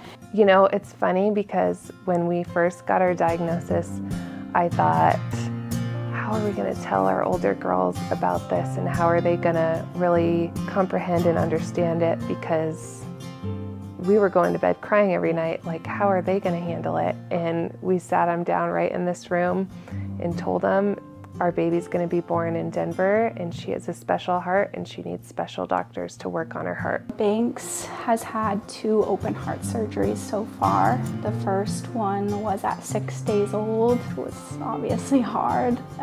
Giving your brand new baby over to a surgeon is not easy. The first of the palliative surgeries is the Norwood. Basically with the 3 surgeries, it's supposed to help with her circulation because without her left ventricle, there's no way for oxygenated blood to get out to the body. So this was the first step in it. Her second open heart surgery, called the Glenn procedure, and she had that when she was 4 months old. And the Glenn is typically done between 3 to 6 months of age. And they told us it was best for Gabby to get bigger because they do better in surgery the bigger they are. Patients who do have this diagnosis are lucky to make it to 30. When I first found out, I was obviously scared, sad. I had 2 really healthy boys before, and you just don't think it's ever gonna be you. You go through a grieving process of not having kind of that normal experience. My hopes and dreams is that Banks can live a normal life. I don't know what her future is gonna look like, but she's given us a completely new outlook on life.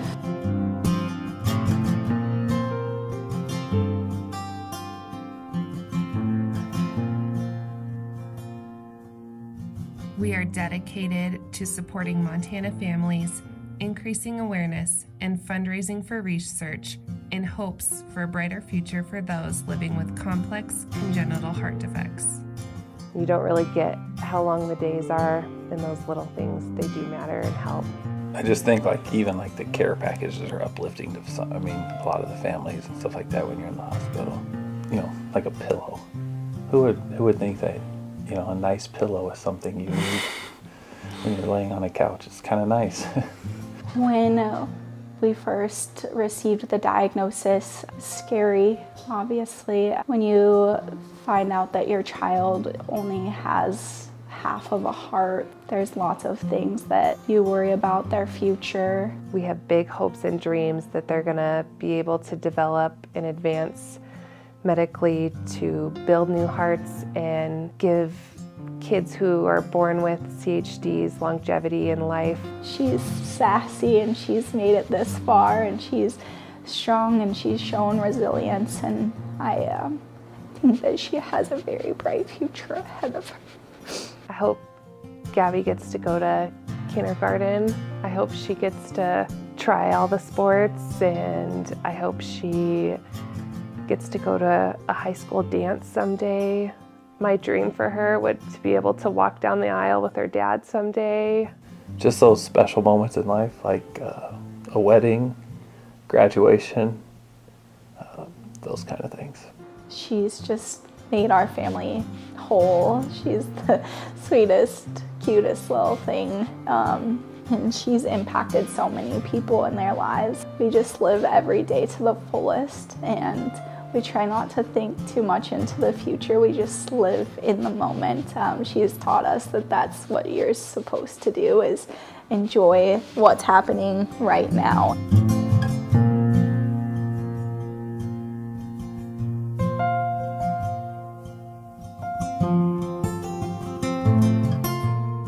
Off-road, he practically invented the sport we know today. Mickey Thompson set records to break them. With 485 to his credit, and he would stand on the gas.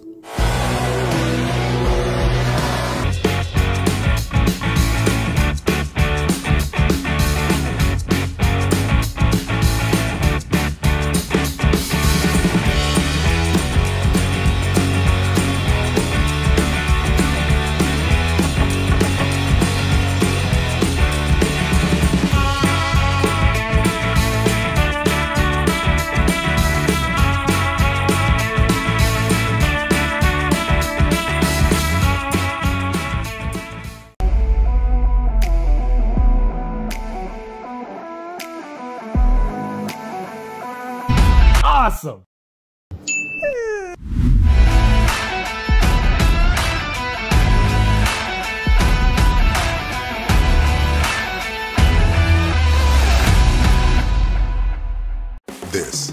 This is your world, your job, your crew, your CAT compact equipment. And this is the support from your local CAT dealer. This is helping you meet your deadlines, your bottom line, your offers, your savings. This is getting you your parts and everything you need on time, easier than ever. This is what you get from your local CAT dealer.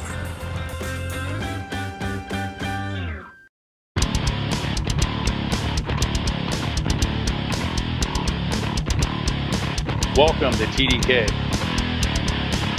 With Throttle Down Customs, also known as TDK, here we build bumpers and frames for Jeeps and Broncos, and we ship products all over the world. Our bumpers are built right here in the USA, all in Moore, Montana, by skilled craftsmen. All of our bumpers are made from American steel. We have multiple finishes available, from powder coat to bedline to bare steel options. We have 10 to 15 different styles with lots of accessories for Ford, Dodge, Chevy, GM, Nissan, Toyota, Mercedes, Freightliner. If you're looking for a bumper or a frame, you can check us out at throttledowncustoms.com. See all the options we have to offer.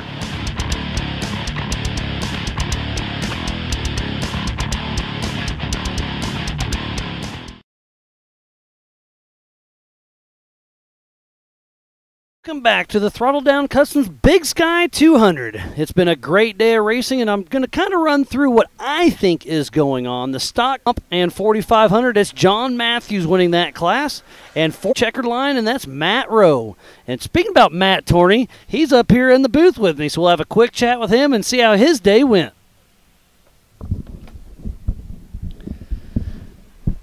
Well, Matt, you looked great all weekend long. Qualifying went great for you, and the race just looked like it went smooth. How was it out there? Am I up? Can you hear me? Oh, yeah, I got you now, buddy. Oh, the race was absolutely incredible. Miles, good, absolutely incredible. The Y.O.R.R race out here, Aaron Grizz, they put on one hell of an event. It gets better and better each time. It really does. It's grown. This is the biggest event they've had with 115 competitors. Well, it looked like it. When you're across the desert and you look back, you can see the dust trails. Smoke trails. And, smoke trails, I like that. And there's a lot of them. So, well, except for the one that was black smoke. Yeah, that one was a little tough, but at least the car's a complete loss, but at least he is okay. Yeah, absolutely. I'm glad to hear those guys got out. So, and your son Greg's out there running. It sounded like he had some issues early. He hopped out, fixed whatever it was. Do you know what it was? I have absolutely no idea. Okay, yeah, but I haven't seen him, so that's good. Yeah, I didn't see him in the pit, and I never passed him on lap 3 or 4. So yeah, they may have told me. I may have forgot. There's been a lot of stuff going on, but I heard he stopped, got out of the car, addressed an issue, and then kept going. And I've seen him pass by a few times, so he's still rocking and rolling. Excellent. Well, hopefully we'll see him come through here quickly. Yeah, yeah. Very proud of that kid. He's done one hell of a job. Oh, absolutely. You guys started racing UTVs for a little bit, and then bought the Tribe car, and then bought the SXOR car. So you went kind of UTV to full-on 4800 Legends class, huh? Well, we did. It's kind of addicting. So, it is, isn't it? So we started out racing with Big Rich back there in Dirt Ride days. Well, yeah, Y.O.R.R and Dirt Ride. Good old times. And there's Keaton Potter, I believe. And he's in the mod class. And, of course, if you do this stuff, you got to go race King of the Hammers. Oh, 100%. Probably where we met you Yeah, the first I think that's the first time we bumped into each other. Which I'm guessing was, I think, January of 20. So we 2020, huh? 4 times in a row, a few times in the UTV, and then finally ran it, well, in my Tribe truck. So we picked that up from a fellow down in Texas. It was halfway built. Just whose car did that come from? God. If you said it, but yeah, I'm drawing a blank too. I know. I'm a little tired. It's been a long day. Really good guy. He's down in Texas, and he had raced it. He was partnered up with somebody. They ran back in the early days. Okay. So he started building a new truck. Tribe was putting it all together. They had most of the chassis together, and a lot of things. It wasn't ready to race, but got a hold of that, and finished her out? Yep, so we raced at 4,400 back in 21. All right. I think 21 or 22. Yep. And we timed out after lap 2, thank God, because lap 3 would have put us on our lid. Yeah, no doubt. But it was nighttime, and yeah, it's first race in that truck when I raced it, and now a few years in a row I've got it dialed in. It's doing well. Yeah, you were smooth all weekend. I mean, you were fast but steady. I mean, you weren't out of control. You were just smooth and fast all weekend is how I'd like to say it. Yeah, well, that's what we were shooting for. Perfect. This is absolutely an endurance race, so if you go out there and you give it 100%, I hope you can do that for 200 for miles. how long exactly? Yeah, so we kicked it pretty hard in qualifying just to try to get some clean air out there. Yeah, you were up there pretty good. Where'd you start? In that 6th position.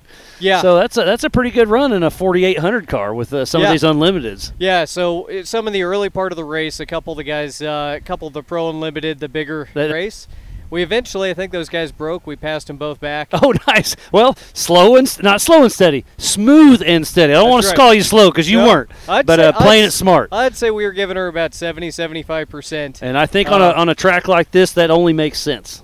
Yep, and then lap 4, there's areas you get those adrenaline bursts. You know you're getting close, and you push it up. Slow down. You start doing some 85, and you're fishtailing, and then the fatigue. Being a pilot, you know how to recognize fatigue. Yeah, jet fighter, helicopter, right? No, but it's too funny because somebody came over and said, "Here's a live feed. Miles is talking you up and everything." And then I heard, I think he flew helicopter, so this is a little faster pace. So I actually flew F-16. F-16s. I had it backwards in my head. I'm sorry. All right. So it's in my notes in my head over here.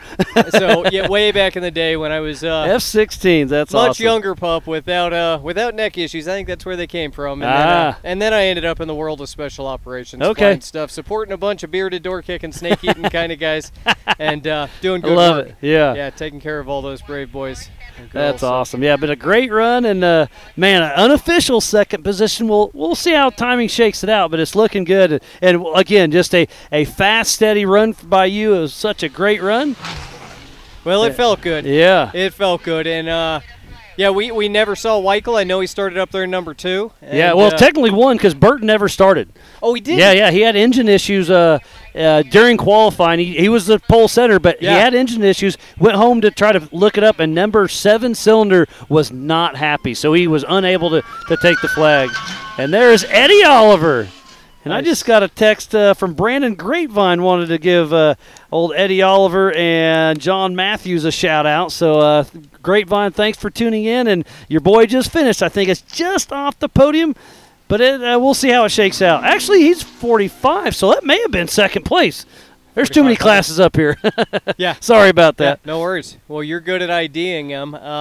Not quite as good up here at Y.O.R.R, but I'm working on it. Yeah, and, having the proper number plates is huge. Because we did see an Ultra4 or Ultra4 style car go by, and I had a hard time knowing whether he was a 48 or a 44. Yeah, there's a few of them out there that I'm still unsure. 4400, it was kind of white on red, so it was like, I think that's Richard Moore. It looked like a Campbell car, a Campbell straight axle car.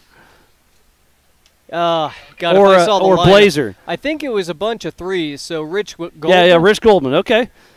He come through. Oh, so that's a bomber. Oh. Yeah, Rich Goldman's in a bomber. Okay, he's running 44. Yeah, for sure. Yep. Yeah. I suppose you could make a 48.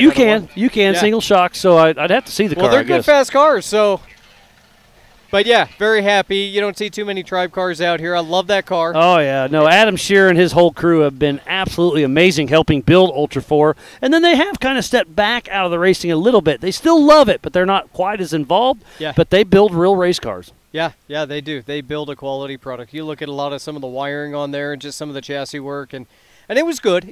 Some of it's a little bit, you rack and stack it up against some of the modern stuff, and every year that bar gets set higher and higher, so I've got to keep trying to make it faster and keep it reliable. But 804's been a beast. Yeah, so. And you and your son Greg prep most of these cars, right? We do all the That's work. a lot of work. Everything. And Greg absolutely, he can fix anything with a welder. He loves welding. Awesome. He's the fabricator one. Then, he is. And there's Rich Goldman. There he is. Yeah. I couldn't tell how many shocks were on there. He came by a little too fast. That was a car. Well, we came in front of him, so. Yeah, that's a good run. Of course, he may have been wrapping up number 5, to be honest with you, because he, in a 4400, I think that's where he would have been. Yeah. Well, yeah, it does look like he wrapped up number 5, so that's going to put him in a great position. Well, I sure hope to see my son come through here. And something different, too, which started getting allowed, I believe, last year. He's a rear engine 4800 car. Yeah, and that's new just as of last year. It is. It is. Because so when did you pick up that car? So he picked after that that car rule up, came out. It was. Okay, so Yes. when the rule came out, you're like, I know a car that And I it like. wasn't me. So Greg, he's a civil engineer, Colorado DOT. If you wonder why the roads are so bad, it's because Blame that's him, what huh? he's doing, right?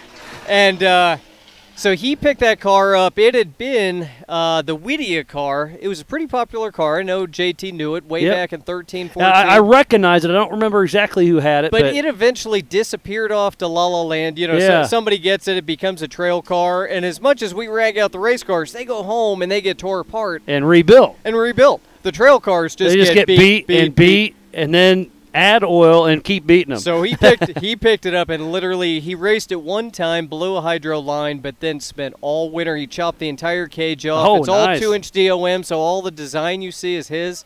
The big scoop on the back of it, and it works. He was Yeah. having serious overheating issues, transmission and okay. engine. And yeah, he said once you get up to speed, you just see that transmission temp just start dropping. Nice. It has the little scoops and coolers are on down, huh? Yep. So being smart engineering type, he's always coming up with all kinds of stuff and kind of pushing the boundaries. I So love it. couldn't be more proud of him. And he and I have been doing this for quite a while now. And I love that, the father-son dynamic. I mean, I can't think of something more fun to do on your time off than come racing. And, Absolutely. And then in the garage, you're doing the same thing and bouncing ideas and kind of watch him kind of turn into his own, right? Yep. Well, my younger son, Ben, you saw him with the bug. Oh, okay. With Where the was that orange one and at? blue bug. So he raced King of the Hammers, I guess it was 2 years ago. Okay, in the Class 11 In the Class shootout? 11. Nice. Both my boys were in there. Of course, Huh. they got stuck in the sand pit. They didn't I kind of to do the get it bug all dash. blumbled together, but Hey, you see a few cars. Yeah. That's why we try to keep it easy with the orange and I blue. love it. I love it.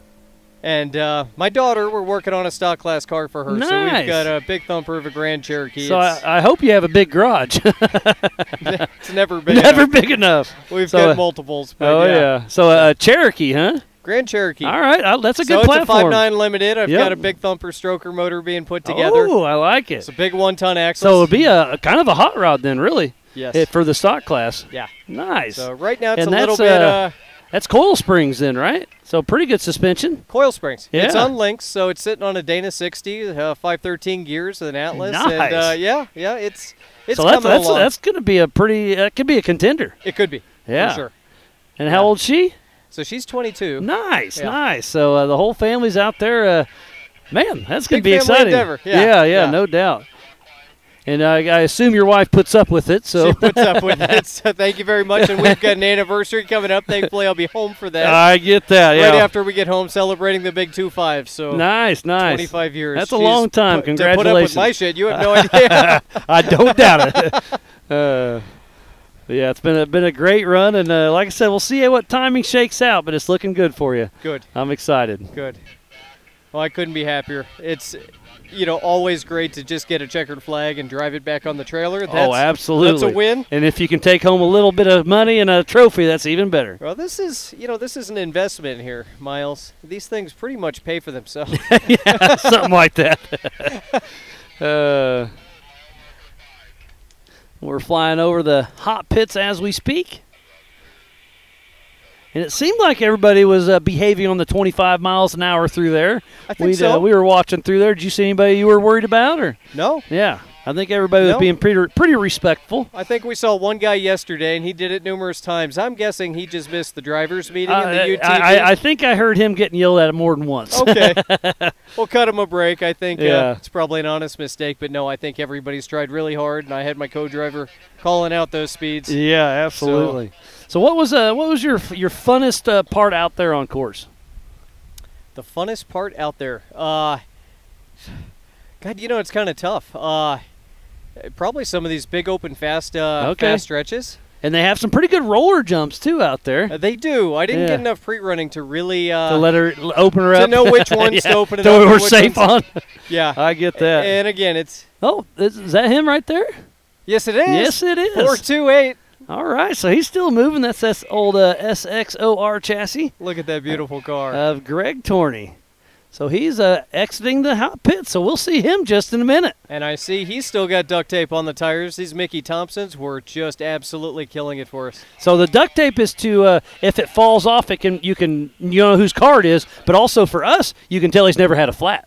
Absolutely. Yeah, I like that. And then when you pull in the pits, so we've really focused on, especially in his car, fast pit times. And all the guys that were helping us out over here, our pit times are smoking fast, which So is you had huge. it looks like you had the Rusty Nail team helping you out? We did. Bunch of Rusty Nail. We've got Clayton over there. We've got all kinds of guys. They did a fantastic job, and we were in and out. We've got a very unique fuel setup over there, which worked out beautiful. Perfect. I think that monster was... And here he comes. He'll Nice. be passing right behind us, so yeah. I hope this is checkered for him. It's checkered flag is flying. He is all over the throttle. What a great run. So, Matt, looks like you're on the podium. We'll see where Greg is. I think he's out of contention just by a tick. But, like you just said, to race 4 laps and to drive it on a trailer is absolutely a win. Absolutely. And to hear that thing go by, It was screaming. That makes me proud. Heck yeah. That's my boy. Love it. I First love time the in the car. emotions. If he would have qualified up by me, I would have been worried. Because, you know, he does a hell of a number on most of his cars. Oh, for sure. So, he's hard on equipment. he and I raced out here, and I came around a turn. He was hunting down a podium spot. It was back 3 years ago. I remember that one. He wadded it up real bad. Real bad. Real bad. But In the UTV, right? Yes. Yeah. In the blue and gold UTV. Oh, here he comes. Maybe. He's still excited. Oh, that's awesome. He's still in race mode. Yes, he is. What a great run. That is fantastic. Well, my co-driver, I've got John Cahy. Oh, that you know John. right, yeah. So John was Nice. co-driving. So these guys pushing a big truck like that. Man. Yeah, great job. You got to be excited. And if you want to run over there and talk to him, you're more than welcome to. I do. All right, Matt, Miles? great job. We'll hopefully hand you some hardware here in just a little bit, but congratulations. I hope so. And again, both of you here across the finish line, great job. Awesome weekend and good seeing you, Yep, Miles. yep, likewise. Thank you. The Torney family's always out here to have fun, and Matt's going to run over and congratulate his son for a finish and probably rub it in that he thinks he beat him. So this is the Big Sky 200 presented by Throttle Down Customs. We got multiple classes. I know Aaron's busy in there getting everything squared away. But it has been a wonderful weekend here with the Yellowstone Off-Road Racing here at the Broadview, Montana on Warren Ketchum's 10,000-acre ranch.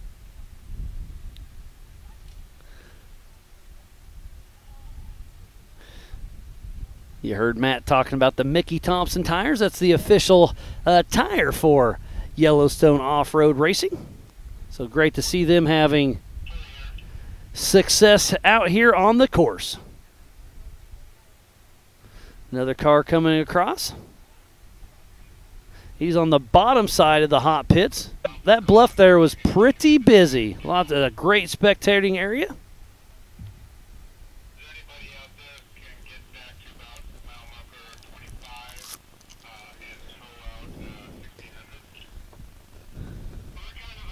Mike Ablett, Rich Goldman, Nick Nicola, and Richard Moore are still pushing for the Pro and Pro Unlimited out there. They're out on their 5th and final lap. I kind of had a little mishap. I didn't realize the 45, the comps, and the 48s were all running 4 laps. Had a little miscommunication there, but we're getting it squared away.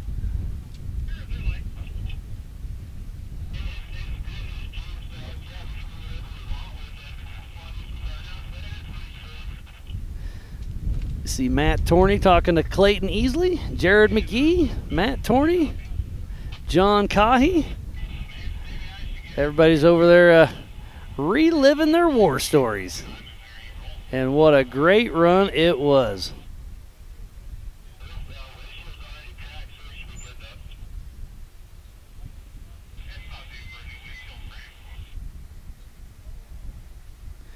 The sun is starting to drop out behind us just a little bit. But what a beautiful day it has been for the TDK Big Sky 200. The next Y.O.R.R race is up in Sturgis, South Dakota at the Buffalo Chip, July 19th and 20th. So they've got about a month to reset, regroup, and get back in action.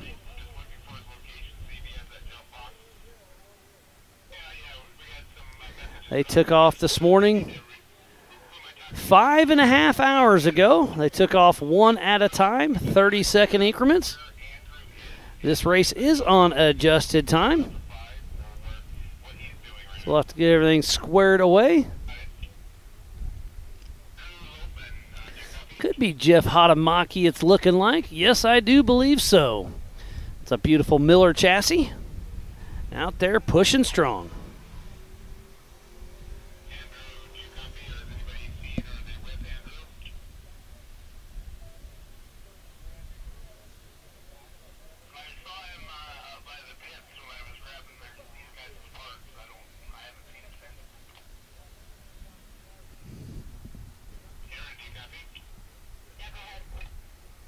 We will be giving away some trophies and some checks and assigning points to everybody for the Y.O.R.R series. And speaking about trophies, thanks to Fire River Racing and Tom Prendergast for building those awesome trophies. Looks like that's Randy Wright in the number 3 machine. He's in the comp mod class, so this could be a podium finish for him. I'm not quite as familiar on who's in what class in this Y.O.R.R, so I do apologize.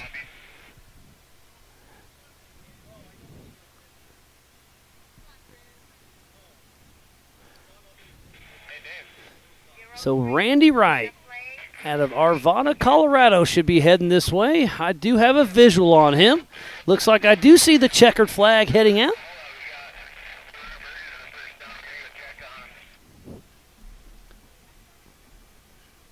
So this could be a podium for Randy Wright and the number 3 Jeep Wrangler. And he is all throttle all the way to the end.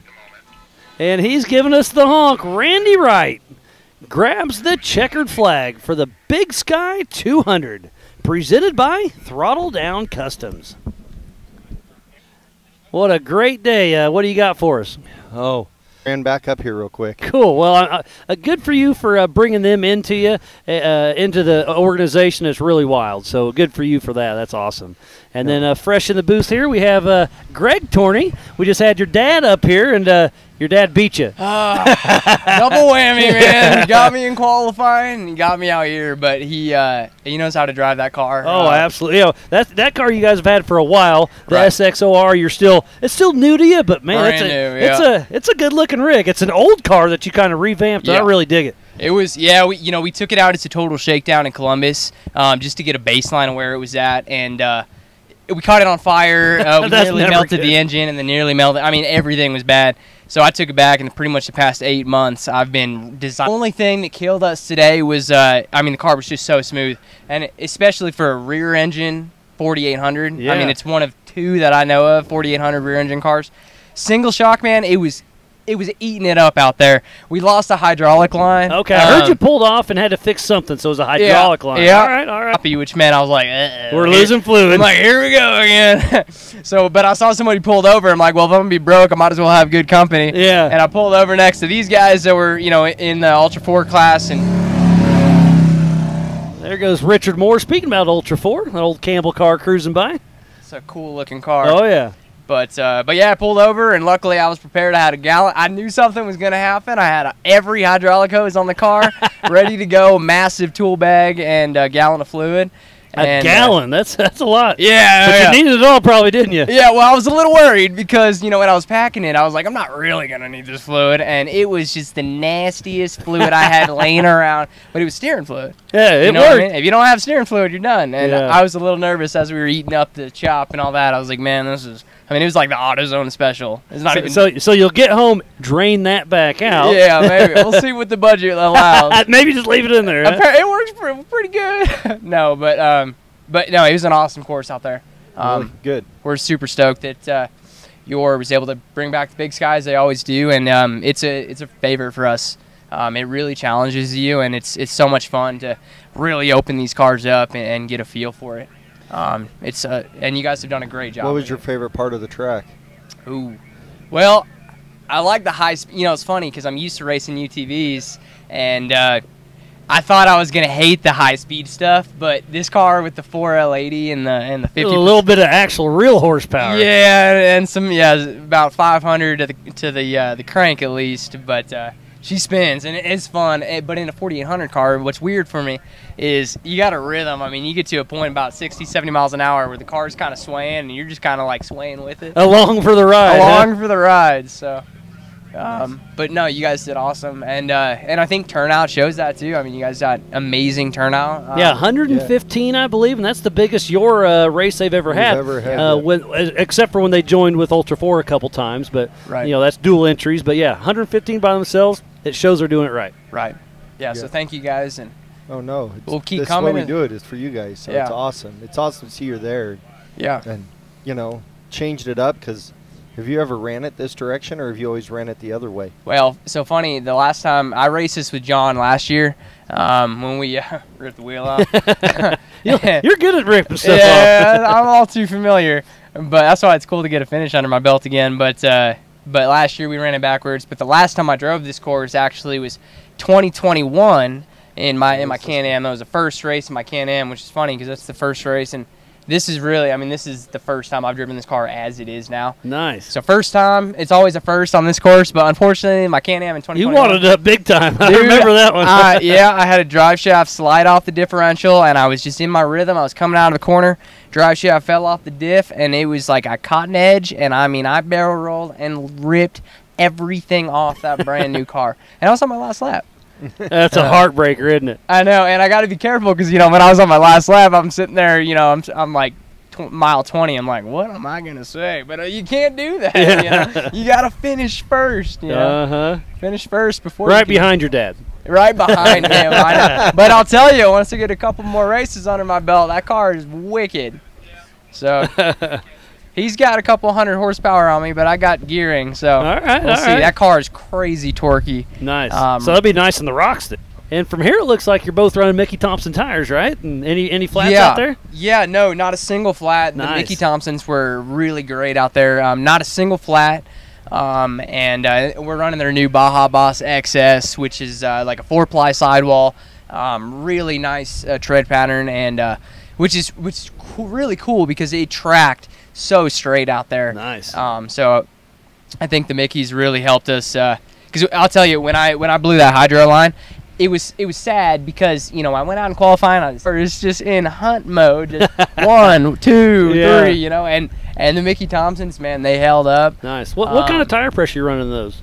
26. Well, you know, it's funny, right? We're all over the place. Pretty much. Yeah. It's got air in it. Let's roll. Yeah. I you know, it's funny, right? Because if you keep it too high, then you start slashing the tires.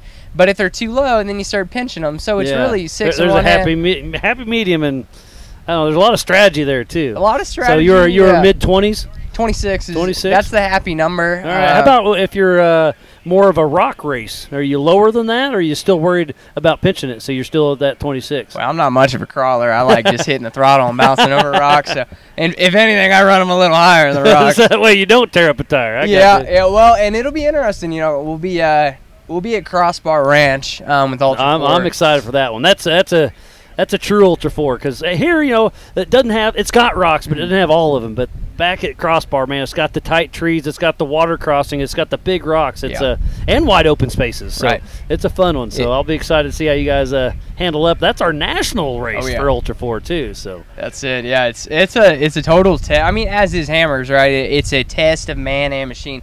You got to have a really nice car, but you also got to know how to drive it, and that is so true with these. Now, I love this car because this car is tough, man. There's some stuff I hit out there where it's just like, you felt bad for it. That would rip a wheel off, you know, my other cars. But I got another car coming across, grabbing the checkered flat. Nice.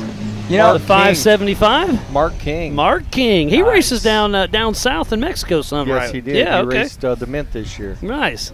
Now, Miles, you'd be happy to know that while I was building, when I got that car last year, when I started building it, I pretty much threw away my Can-Am after Hammers 23. It was done for.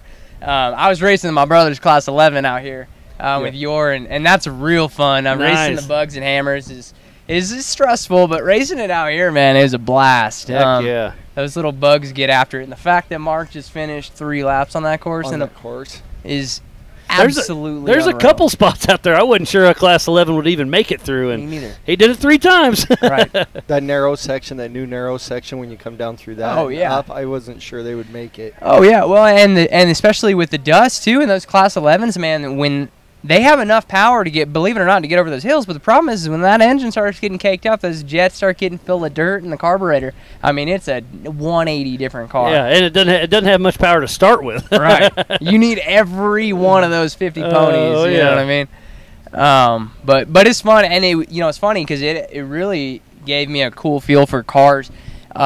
Just with the stick shift and the clutch. Yeah. I never even have to drive it. Yeah, you really gotta listen to the engine and all that, and they're fun. I mean, if you've never driven a Class 11, it's worth it. I mean, I'm not a Class 11 guy necessarily but you had fun. I have a lot of fun racing them. So. Was it the part you're racing them, or Sheridan was giving you crap about beating you every time? Well, that one still is a soft spot in my heart. That's a yes. yeah, Miles and Sturgis last year, it was one of those, and I have a real hard time just keeping the throttle back. You know what I mean? I like to just 100% the whole time, but you can't do that. Or at least not me. But I was in a bug last year at Sturgis, and I thought I had it. And I was literally on my last lap. I was rehearsing what I was gonna say up there on the podium. I was like, "This is awesome! I finished in a bug. I don't even know how to drive it." And then she passed me right on at the end. start finish. Like the shot in the air is her tires are this much further than yours in the air. Not a single clue. I thought she was done. I thought she was done. I thought she was out of the race. And then the last second, that's fantastic. 12th hour comes out of nowhere. And of course, my brother's bug. If you've seen it, my brother's bug is a little bit on the frets. It was bad. So, but anyway, yeah. Thanks for putting on a great race, and we'll be back next year. Sounds like a plague. See you guys here real soon. Yeah, we'll see you again here at the Nationals. So, Crossbar Ranch. Yeah, Greg, great job. Good to see you. Your dad beat you, but that's all right. Yeah. Don't worry, buddy. I'm coming for you. Oh, sweet. All right. Well, always a pleasure to see you, buddy. Awesome. Thanks, Miles. Yep. So the Tourneys are out here running strong.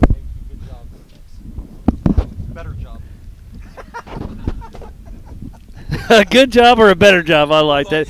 Everybody's poking at Greg right now, especially Matt. I told Greg, good job. I looked at his dad, said better job. I love it. So we got another guest that's going to hop in here. Hopper. What's up? How you doing, buddy? Hopper's gonna I'm hop here. in here. I'm here. So let's start off with this story. You bought this this old Chevy short bed truck. Yes. Yep. And you started building it for Y.O.R.R and for 46 for Ultra4. Yep. Yeah, you were on the struggle bus. Oh, so start from there. Okay, so it sat as a project for a while, right? And They all do. Nothing happened with it, and I was like, oh crap! I want to debut this at Y.O.R.R because that's for us and our crew. Like, this is a special race for us because it's our first for a lot of things. Yeah, I got to do it. I got to make it happen. And so I started ordering parts, and parts were back ordered, and all of a sudden stuff showed up. I'm like, crap, I have a lot of work. So 4 weeks I took a bone stock Chevy short bed pickup and turned it into I guess you could call it a race car. There's a lot of work left to do. It passed tech, so it's a race passed car. tech. It's got a freaking badass cage in it. It's got the factory 305 and the manual 3-speed. The manual 3-speed makes me laugh. And then the biggest crippling factor of it, the biggest problem was the GM axles. Yeah, they're pretty weak. Yeah, and that's what ended up biting you on this race. Yeah, right? so I was like, here's what I'm going to do. My strategy was going to be I'm checking fences. I'm out in the back 40. We're just going to go out, and this is my first race. We're going to baby the old girl. And then the helmet went on. The and green then flag dropped. The visor went down. The green flag dropped, and Tom Prendergast passed me, and I'm like, oh, it's on. So I took off, and I don't know. I wasn't going to catch Tom. Is this? But no, that's the 805. Okay. And we're still waiting for Melvin Tibbetts. I believe he should be our next Pro Series to grab the checkered. So I'll cut you off just in case we were having our winner come through. No worries. But yeah, so keep going. Yeah, so I was like, oh, here comes another one. We got another one that's getting the checkered. It looks like it's Jeff Hatamaki, I believe, in a Miller car. Sure looks like one. So I believe he's in the 4800 class. Single shocks, yep. So grabbing the checker flag, Jeff Hatamaki in that 951. I believe the 4,800 class is already full up on the podium, but he had a great showing. Oh, another one. We're getting busy. Is that Brinker? Yes, it is. That's Chance Holloman, driven by Eric Brinker. And a huge shout out to Brinker for coming out here, building these cars. He actually has a race of himself up in Canada. He builds cars, he races cars, and great to see him out here having fun with Yellowstone off-road racing. All right, I think we got a little time now, Hopper. Man, it gets busy sometimes. Yeah, he went out the window. Chasing dust. I guess I'm racing now. And so I was throttled down and hit a G out, and the front knuckle, the passenger knuckle, left the chat. Yeah, what a bummer. So it was a little bit of overdriving. Got a little excited. Totally me. I think if I could have stuck to plan, I could have babied it through and just made it to the finish. At least made it a lap, if not all three. But we're really disappointed because we put a present for you out by the I heard about that. Oh my gosh. Does that match the duck that was on top of his car? Yes, there's a big aired up duck sitting out there. you guys, you're killing me. So it's probably a good thing. So the backstory down. is he's not, the Jeeper thing. You put ducks on everybody's Jeep. He hates it. So they bought a bunch of them, glued it to his car, and then had the big one on top. And he was taking them all off. And then his daughter's like, "Don't take it off, Daddy." And then the softy in you comes out. You left it on. Yep. So I have this relationship with rubber duckies. People know I hate them, so they love to give them to me, and it continues. And my daughters think it's the greatest thing ever. Yeah. So I guess it's okay. Yeah, I've had a JK for like 11 years now, and I love it. It's great, but I'm not much of a typical Jeeper per se. And the duck thing, I've been ducked and whatever. Well. My daughters think it's really cool to duck people, so I'll get them every once in a while. Nope, I'll just throw them in on the floorboard. Well, they see it and they want to go duck people. Their grandma has a Jeep, so that's who I go duck all the time. Yes, or when I get them. Yeah, well, I get it. It's funny, but I love that people mess with you. It's a thing, I tell you what. But so I went out there. My wife was my co-driver. She had more fun than she thought she ever would, which is good and bad because we got back and she was like, "Get some axles. We're going to Sturgis." I'm like, "Whoa, easy, pump the brakes." But so she caught the bug. She's got the more bug. than you thought. Did you order them? No. I have to Has get she back. order them? She might be. She might be. I mean, if you can, I can send you a link or something. I'm sure I can find something online. Well, so it's gonna be. We got a lot of parts we got to buy. And being a Chevy 85, there's a lot of parts you can throw at that because you can go 1-ton axles and build it pretty stout. Yeah, so we'll do tons on it, and then we got to upgrade the drivetrain once again. 4600 Ultra4 4600 is very restrictive on what you can do, so but you got to be careful. You can do 1-tons. I can do a 350 small block. Yep. I can do a beefy automatic. And that's throttle body, right? No, it's carbureted. It is carbureted. Yep. Can you go throttle body? I'm trying to think. I don't think so because it wasn't an RPO at that time. But actually, no. If I remember the 4600 rules, and those of you out there watching this, don't tear me up if I'm wrong because I do read the rule book and I forget it. Oh, tell me about it. But I do believe you can put aftermarket fuel injection on it. There's a lot you can do as long as you keep the block, the configuration. Yeah, so maybe put like a Holly Sniper or something. Yes, yes. So that it's going to get fuel injection eventually. But and hopefully maybe a turbo 400 instead of a manual 4-speed. Yes, sir. TH 400, something like that, something that I can just like set it and forget it. Yeah. So 350, a turbo 400, an Atlas, some 1-tons. Yes. And then figure out what you're going to break. In the meantime, I just keep breaking and replacing as I break. So obviously the next thing's axles because that's what I broke. But I can't. Grizz, I can't thank you guys enough for. Another guy coming in. All right, I believe this is Melvin Tibbetts, isn't it? So yes, I think this is Melvin Tibbetts, the Crazy Indian, finishing the Big Sky 200, grabbing the checkered flag, unofficial first place in the pro class. What a great run by Melvin Tibbetts in the Y.O.R.R Pro class, just unofficially winning the Big Sky 200, driving 205 miles wide open. What a great run. Man, they have been on the gas all day long. And you were on the gas all 2 miles. Yeah, 2 miles, but it was the best 2 miles ever. Hey, that's what it's all about, buddy. But anyway, we're just super happy to be here. We're super. It was one of our favorite places to come out here. And Zach came out and Zach, surprised oh you? my gosh, Zach came out. He flew out and surprised me. I was in the wheel well fixing brake lines, and I hear him. I like whack the back of my head inside the wheel well. It was great. And then you guys have end up driving your teammate, Dumpster Fire off-road teammate, Jeff Bachman's car. You and Zach hopped in for a couple laps, right? Zach drove 2 laps, and I co-drove 2 laps. So that was a blast. Oh my gosh, I think we giggled more than we actually drove. So I mean, being out here at Broadview, this has been an amazing weekend for you, it sounds like. Yeah, wouldn't miss it for anything. So Melvin Tibbetts driving by, our unofficial overall winner of the Big Sky 200, presented by TDK. Huge congratulations to them. They did a hell of a job. I was talking to Rowdy, Mr. TDK, earlier, and he was, I'm not going to say nervous about him, but he said he doesn't get the nickname Crazy Indian for nothing. That guy said flat out flies out there, and he proved it once again. You know, and a lot of people think, oh, this is an easy course out here. This is an easy track. But, man, I tell you what, these gotchas, I'm a culprit of that. These gotchas, man, some of the gotchas in the gullies out here, they're world class. You get going up, you lay that hammer down, and next thing you know, you're upside down. Yeah, my first time coming up here was in 21 and walked up to the bluff for the first time and overlooked just beautiful rolling hills, and you see the track and you're like, okay, that's cool. It must be super fast. And, you know, there's not much out there.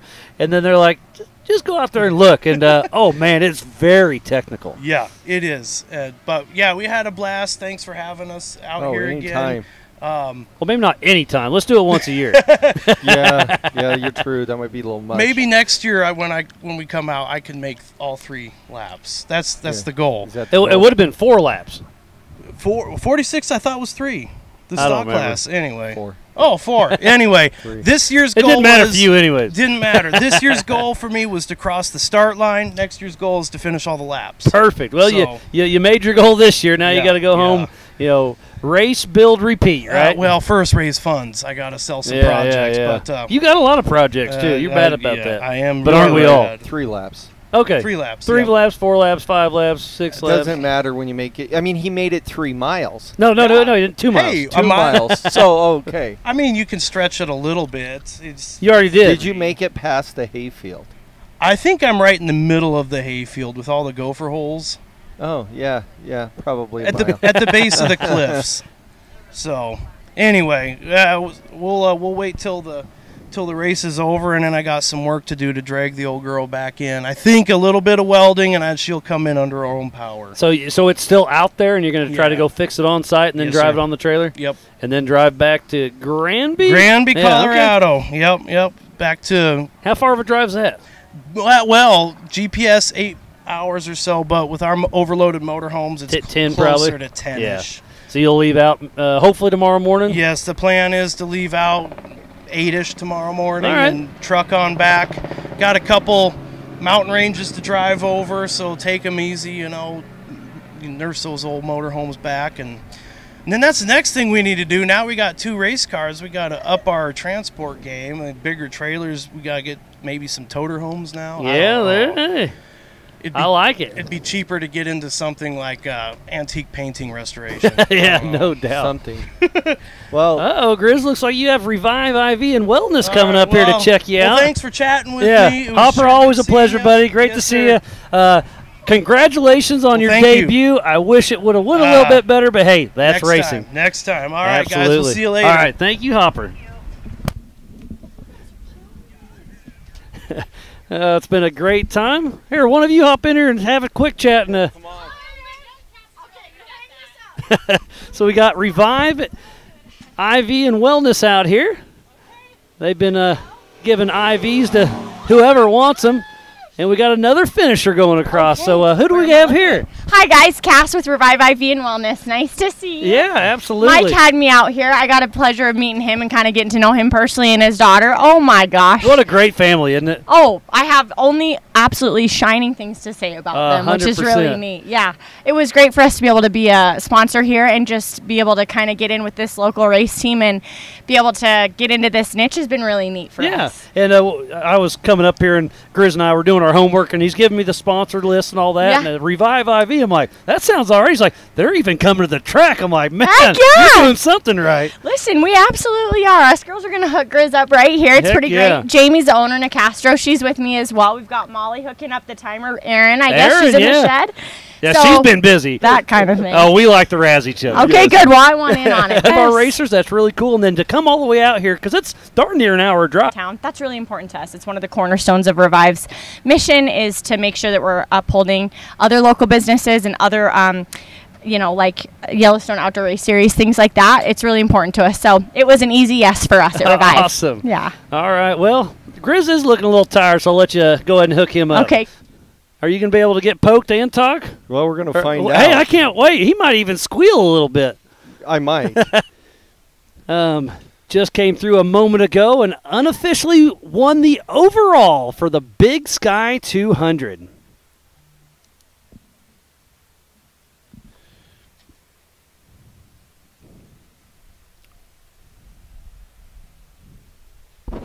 So still waiting. Blow on this so everybody ignore it for a second.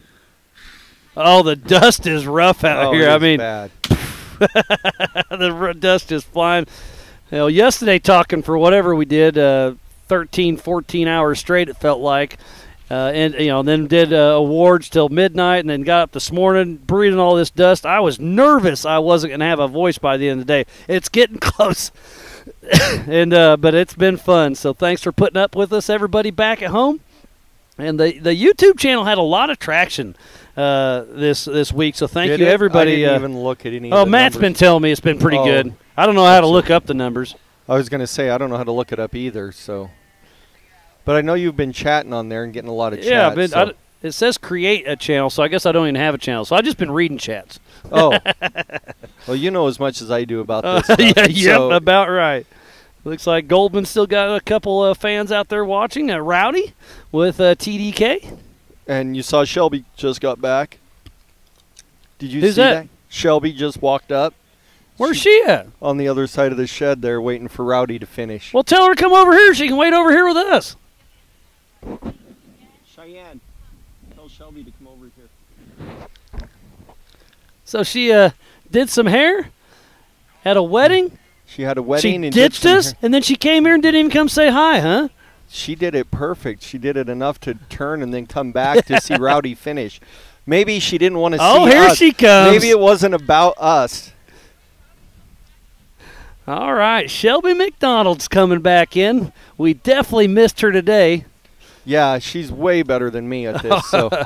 Well, Shelby, I didn't see you made it back. I snuck in about 3 minutes before Rowdy started his last lap. Nice. So All right. I was racing my own race, trying to get back here to the race. That's awesome. You were texting me earlier, like, how's he doing? I was like, I haven't seen him. I was like, you give me an update. But Yes, I've been texting Lori and everybody. I'm like, what do we know on this person? What do we know on this person? Then I'd relay it back. So I want you to look at my little Oh, scratch heck sheet. yeah. Did I do all right? Is that I think that's Shelby approved right there. I definitely missed you today for sure. Oh, this is such a fun one too. The trucks are definitely my favorite, but Oh, there's the 45. you guys have had great feed on it, and I was watching it as much as I had service on my Yeah. drive back. So Richard Bashan, I believe that's unofficial second place. Yes. Yes, nice. it is. So For he, the pro Unofficial class? second for Yeah. the pro class. yes. Okay. So When- we still have, that's only 1 and 2. We still have third floating around out there. Oh man, when Rowdy comes through, I'm gonna jump down and flag him. You can do whatever you 'Kay. want. Again, Sounds thanks good. for being a part of the Heck everything. We definitely missed you today, but understand life happens. Yeah, And when I heard you were over, I was like, no, she's not getting away that easy. I was trying to wait, but you guys were talking. Oh, so. yeah. Sometimes I do that. Sometimes you got a show to produce and Oh, stuff. yeah. That's been good. We snuck in about 53 minutes ago, so I pulled in at 3:59 at the rims. Perfect. Came barreling down. So you've been spectating a little bit, huh? So Yep. you probably have not seen him cross by. I've not. Yeah, I saw okay. him come down through the little drop down into the Okay. bottom towards the qualifying, but that's all I've seen. All right. I think he's got the fastest lap of the day with a 1 hour 59. Oh Yeah, my- 1 hour 59 seconds. So fastest Holy of the day. smokes, that's insane. Yeah. So Grizz is getting fixed up with Revive IV and Wellness. And I haven't heard him squeal yet, so she must have done. No, Oh, man, there you I was go. hoping for that. Can you try it again and miss? You gotta dig around a little bit. That's only for you. Okay, all right. Oh, it's been hot out here. You guys are definitely gonna need one. Yeah, it's been a long weekend, but it's been fun. So I'm trying to think, when did he come through? So you've been here for almost an hour, so Yeah, hopefully we see him in the next 5 or 10 minutes. I was thinking, yeah, right about 7-ish. Carmen said she'd holler at me when she was Perfect. ready. And so. if you see it, throw the mic down and run. I get it. Sounds good. I don't know if I'm going to be fast enough. Jeremy said he was cooking He was through here. hauling. But we got a pretty good visual. And we Is see the that- Premier Alignment helicopter chasing somebody. Looks like an Ultra. It's hard to tell. They are a little tough. Man, the wind's kicking again today. Am I going? I heard you guys had a scary fire this earlier race. Luckily, everybody was okay. The car Everybody was safe. complete loss. Complete So loss. Oh, here there's is- Blazer! There's Blazer! Yay! Oh, and I don't know if you saw that, but Blazer won the Youth 170 race this Oh, morning. he did? Yeah. I was still doing hair when that started. As soon as it hit 11 o'clock, I pulled up the trucks for sure. Oh, man, here's another And here one. we got. Oh, that's the 8008. I think that's. Oh, I forgot the name. Brain's fried. I bet. Can't find your list. But that's super exciting. Little Austin Pyatt. What was? Oh, what's his son's name? Blazer. Griffin. Yes, Griffin Blazer. Yep, Griffin Blazer. I got that one right. Yeah. I started your guys' live feed and I propped it up on the table and everybody in the house getting ready for the wedding was, who is that? Where are they? What's going on? Who's that? That was me yesterday. Yeah, it's like you would not believe how crusty I was last night. Oh, I'll bet. Yeah, I'm jealous of a real shower. I've had a couple camper showers, which has been nice. I did take a real shower last night at 3 o'clock in the morning. Oh, you made it when I home got at 3, huh? Yes, I did. I think I'm going to hop down and head over. It looks like, yeah, they're getting excited. Well, Shelby, thanks for everything. Yeah, thank you, guys. Shelby's been a huge help all weekend long, and she Awesome. is super excited to wave the checkered flag for her boyfriend, Rowdy Smith, in the TDK car. Austin Pyatt cruising through in the old, it looks like a Trent Fab car. Another great run for him. I love seeing so many Ultra4 cars up here racing with you, Grizz. It's just growing. Like we'd had 1 or 2, and then we get more and more. And then the first year you guys joined us and came here and raced, which was 21. We got a bunch of them, and then they've just been coming back. They just love this track, and I think they love most of our tracks because they come to a lot of them. Yeah, and a lot of them are from up the north, and Ultra4 technically doesn't come up this far very often. So you have a great niche for them, and thanks for giving everybody a place to race. Oh, that was the whole thing. It's all about the racing. The seat time is what it is. These guys spend a lot of money on these cars. A ton of money. And building them, and to be able to race them just a couple times a year, that doesn't sound that fun. So. Yeah.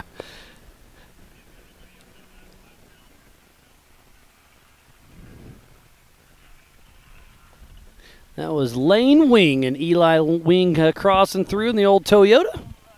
Yeah, they the guy from the helicopter from the Premier Alignment and Repair helicopter. Is that Patrick the pilot? Patrick was a pilot, and then the photographer and the camera video guy. They came over and talked to me for a little bit. Okay. They have over 2,000 some pictures. Oh, man. And then some videos that are unreal. I'll bet. That's going to be a little tricky to go through, but I'm excited to see you guys put it out. He's going to go through and then look at drivers and numbers and try comparing them and putting stuff together for him, too. Oh, and it looks like... No, that is not Rowdy. Not Rowdy. That's an Ultra4 car. Could that be Goldman? That's Goldman. No. No, that's your car. That's the 119 of Levi Rhodes. So the checkered flag flies for Levi Rhodes, the Jim and Tracy alignment car. You should be a lot more familiar with that one, buddy. Yeah, I know that car. I know that car really well. They're starting to all run together, aren't they? Yes. No. Which is good. He needs another finish. He needed a good finish and a good race to get under his belt. So he finished PAL, but he had a pretty hard time last season, would break little things here and there. So this is good that he's actually got a couple finishes.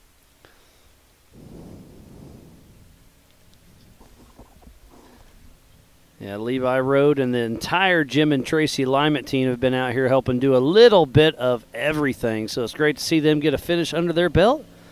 And that's an old Ultra4 car. I can't quite tell what kind of chassis that was. You remember who built that car originally? That's a yeah.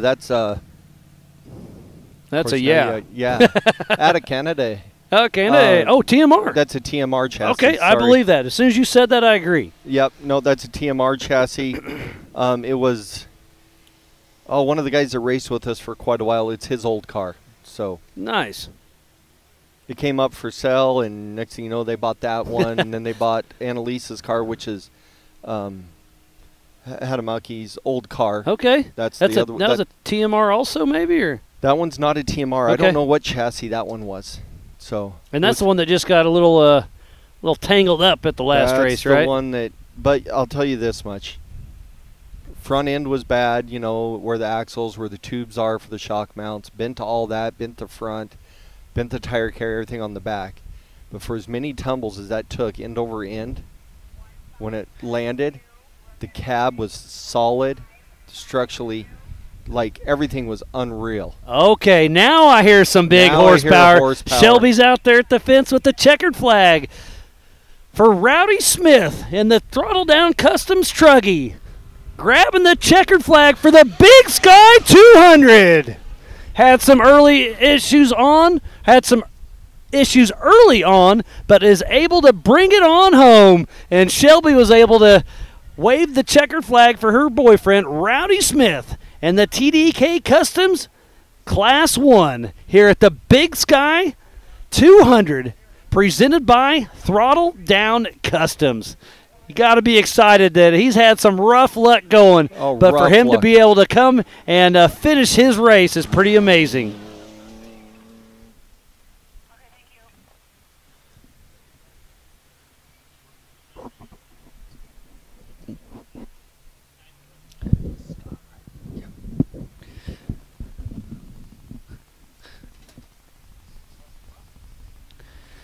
Looks like Rowdy Smith is driving along. Hopefully we'll flag him over and have a quick chat.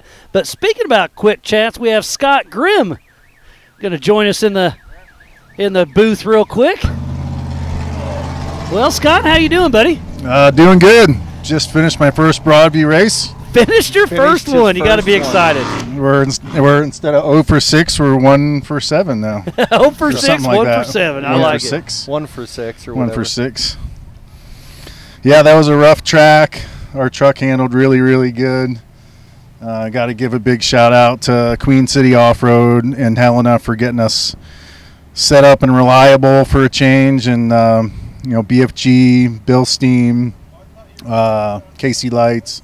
We don't have many sponsors. My pocketbook, my wife's patience. I understand that 100%. That one's the big one, right? Yeah. At least she lets you do it, right? Yeah. But she had to go get her hair done this weekend, so, So she that's the couldn't come. compromise. Yeah, there's nothing wrong with that. So you guys spent the same amount of money is what you're saying. Yeah, that's what we're going to call it. Yeah, no That's what I would tell her. Yeah. Well, Scott, we had a chat early on in the week, and it was kind of fun getting to know you, and then seeing you out there on course was fun to watch, and you just kept on trucking along. Yeah, we kept moving, pitted twice, did the last 2 laps without pitting, and I think I don't know if the track got smoother or we got to learn it better, but our lap times were pretty consistent the whole race. So nice. So it was fairly uneventful then, huh? Yeah, nothing that I know is wrong with the truck, so we'll have to take a peek at it. But well, that's a good day. When you can drive it on the trailer, that's a win. Absolutely. So what was your favorite part of the track? The high speed sections. That's what everybody keeps saying. It's fast. I think we got that 78 Bronco up to like 86 or 87. Wow. I mean, that's pretty quick. It's a brick in the wind, so it's moving at that speed. Absolutely. How did it go down through that new tight section? With the rocks, our wide truck fit well. You just got to take it slow and, not screw it up down there. Well, that was kind of the purpose, was to slow you guys down just a little bit. Yeah, give you a little bit of everything out there. Right. Yeah, it was a little bit of everything, that for sure. Yeah, rough stuff, fast stuff, everything in between.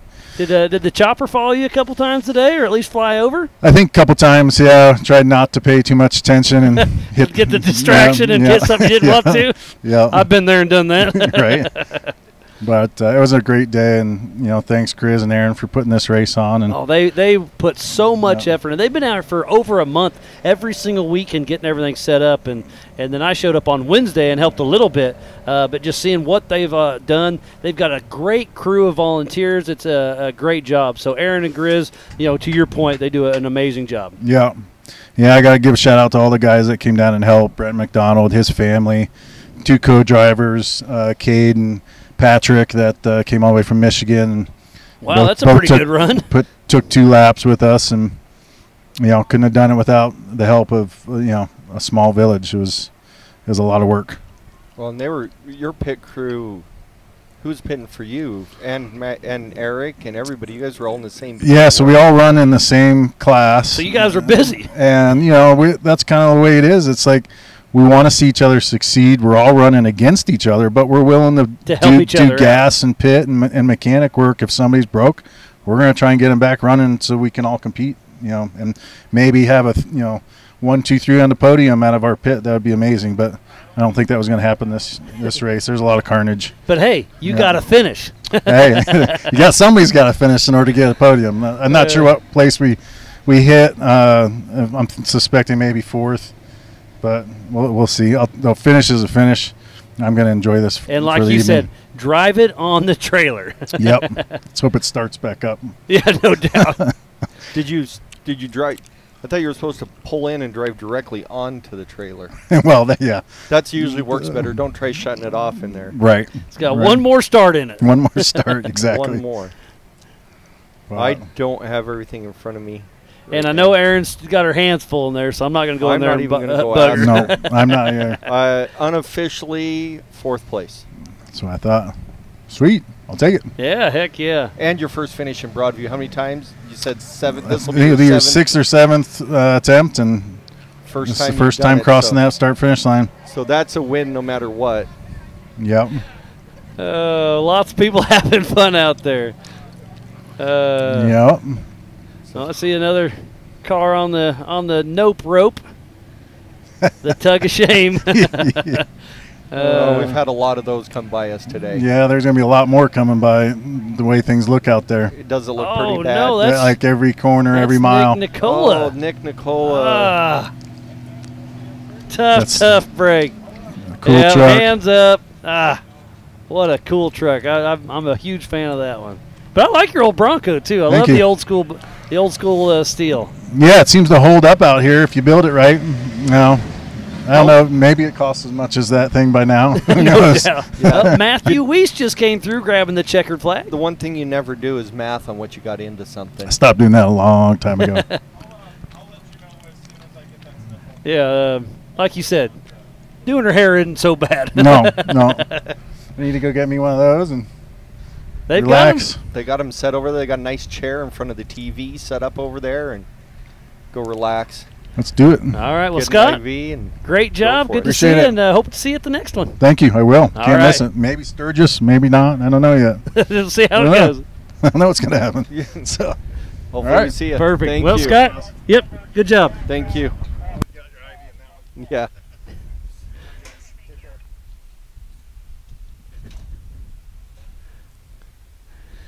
Well, you feeling any better yet, Grizz? Not yet. But you need the whole bottle. The whole bottle, huh? The whole thing. Yeah. You do get dehydrated out here when you don't I've even drank realize it. so much water, and it's never enough. You better belly up like Grizz. Mm-hmm. Should we get you started? Sure. Okay. You want vitamins? Whatever you're supposed to do. I've never had one. I guess we're going to sit here and chatter. Might as well do it. Yeah, get hydrated a little bit. See, now it's feeling warm because me and you got the sun coming on. Oh yeah, on the back, it's hitting pretty good. What kills you is that breeze. The breeze is just so easy that you're like, oh, it's not that bad out because you got a breeze, and now it's starting to get warm. Yeah, so we've been racing for 6 hours here for the TDK Big Sky 200. Looks like John Matthews got a new high score of 105 miles an hour. And do we know when awards are going to be? Are we shooting for? As soon as we're done racing, so probably. I mean, it's 5 now, so I'm sure we got another probably hour. Probably 6:37 maybe. Yeah, I think 6:37 somewhere. It'd be a good time. We can start up the fire and get some music going on down there and relive all of our racing stories. Yes. One of my favorite parts of racing is when it's done and reliving the memories. Get us some dinner and go from there. A few frosty beverages, I'm sure. 1 or 2. It's the last night. It's the hoorah. It's the we can relax and kick our legs up and have one. Exactly. Yeah, it's been busy, but it's been good. Yeah, yesterday at 12 hour, I've done 12 hours before, and that was a long day. Yeah, it's different when you're doing it. Have you been on the air for 12 hours Oh, before? yeah. Oh, yeah, hammers. More than once. Hammers all the time. Oh, I'm yeah. Sure, yeah. But that makes for a long, for the racers. I just still can't believe there was people that Ironman that and said, it wasn't bad.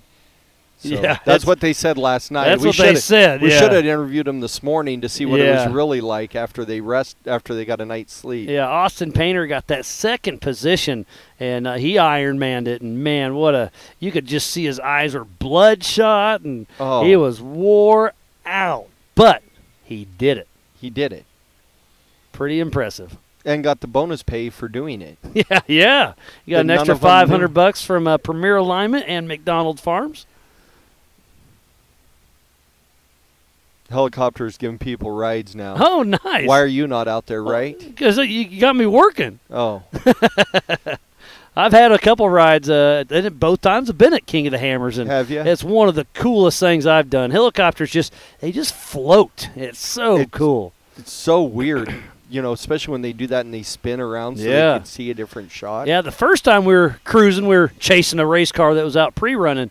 And I'm like, okay, we doing 60, 70 miles an hour? No, 125. I'm like, wow, it's so smooth. So smooth.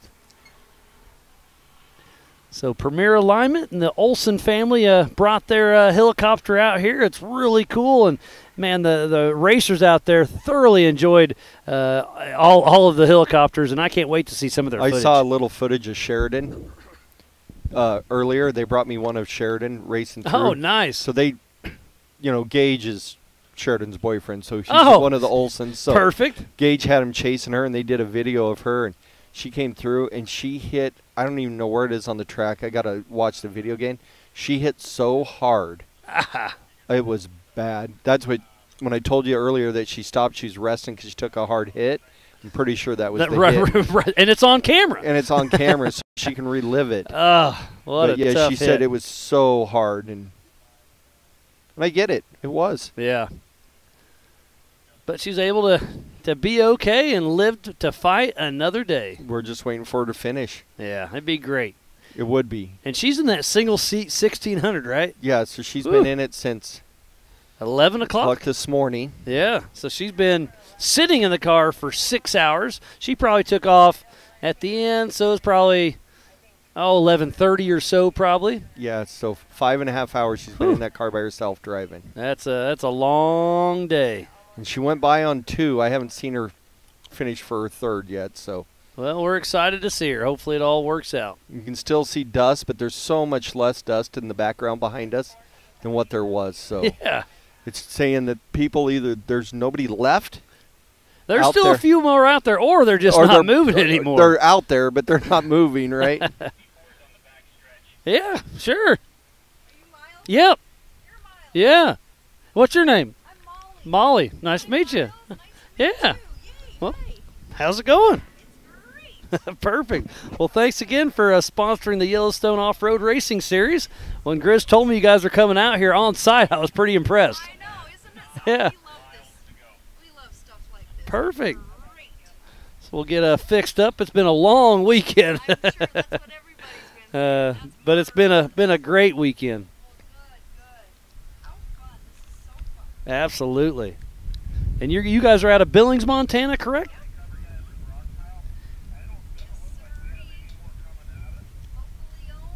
Nice.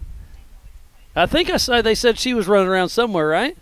Jamie? Yeah. Yes. Nice. Yep, she just went back to the little tent to make you your vitamin. Oh, the concoction, huh? Perfect. We had him throw in a little extra for you. Uh-oh. Probably need it.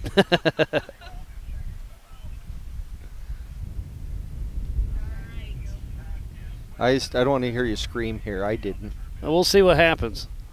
I trust Molly. I would. Well, I think I made it. You did. It didn't hurt, did it? No. I mean, it felt like just a barely little pinch. Yeah.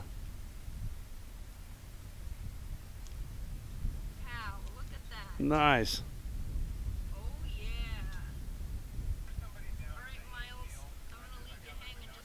Oh, no worries. Give Miles thank you, something Molly. to do with his hands. Yeah, I appreciate it. Like on Anchorman. I don't know what to do with my hands. We'll figure it out.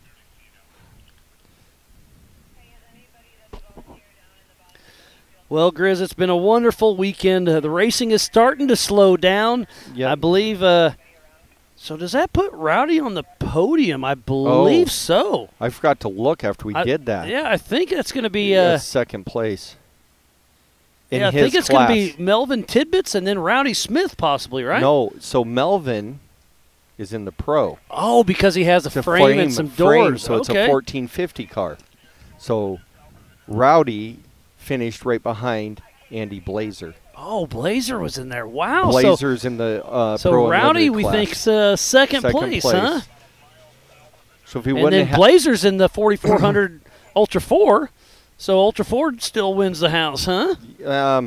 Yeah. But overall, it's Melvin Tibbetts, so can't take anything away from him. Yeah, we can't take anything away from him.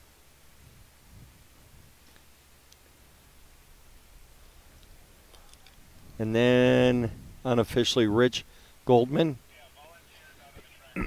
after that. Has he came through? I don't think so. I don't think so. I don't think he's finished yet, so hopefully we see him anytime. But he's ahead on laps compared to everybody else. Okay. So I think that's where we're at. So that should wrap up. That's why that's showing me that way. So Andy Blazer, Rowdy Smith, and then Rich Goldman unofficially. Officially.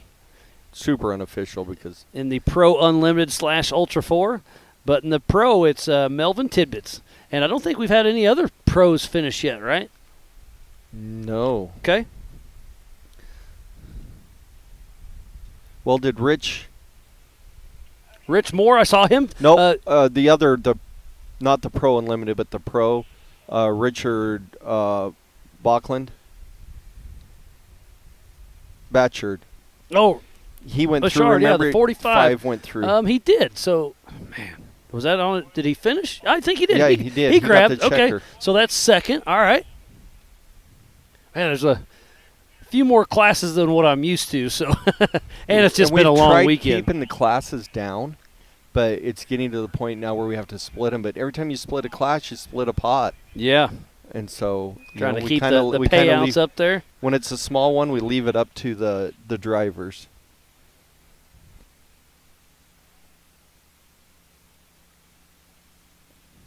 Got a checkered flag out again. Oh, this is Chris Leach. Lever, sorry. Chris Lever. And another Ultra 4 car grabbing the checkered flag.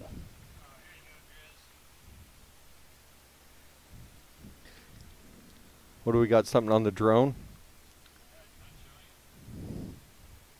Yep. Oh, there we go. Oh, Sheridan's coming through.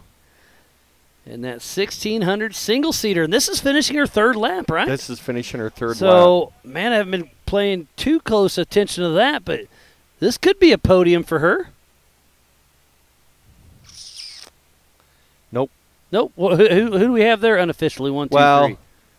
Matt Rowe, Paul, and Mark King, I think. We'll find out because I think I might be wrong on that. We've been wrong more than once today. Yeah. So Sheridan Adams grabbing the checkered flag at the Big Sky 200. Presented by Throttle Down Customs. They've been waiting for her to finish anyway, because they can't fly back, because that was her right here. I told her, I said, what do you think you're royalty? You got to fly into a race in a helicopter? Who are you, like Robbie Gordon or something? I mean, I got picked up at the airport by you, so that's pretty decent. Yeah, it was. I mean, it wasn't a helicopter, but I mean, it was my new pickup. It was. So, I mean, that's nicer than, at least I didn't leave you a Ford Ranger in a parking lot. No, we left that for Matt. We left that for Matt.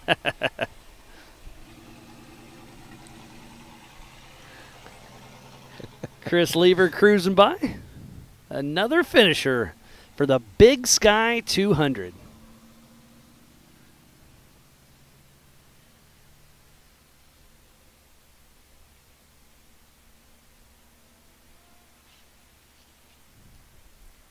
So we're racing July 19th and 20th up at the Buffalo Chip. And then you have one more this year, right?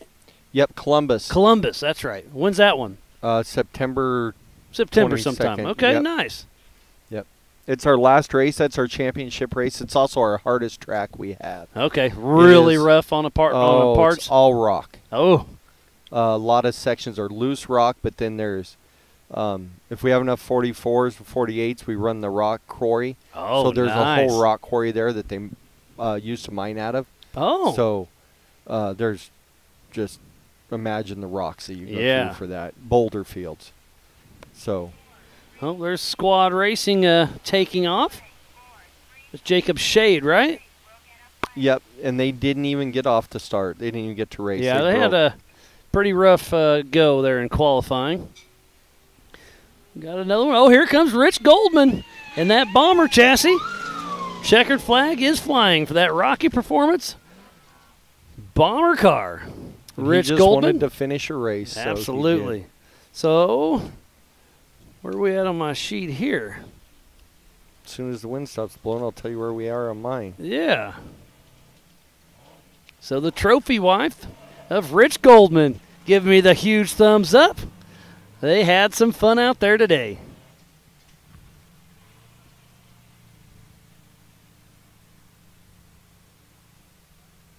Unofficially third. All right. That's what we had said. Yeah, that was our guess. So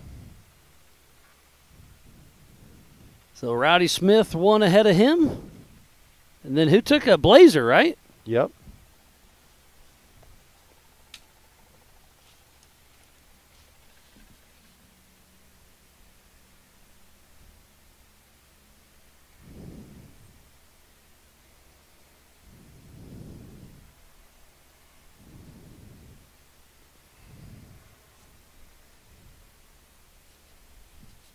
And in the pro class, we have Melvin Tibbetts. And who else do we have that's came through? Richard Pichard, right? Melvin Tibbetts, yep. Richard Pichard and Mike Ablott. And that's it. As Ablott came through?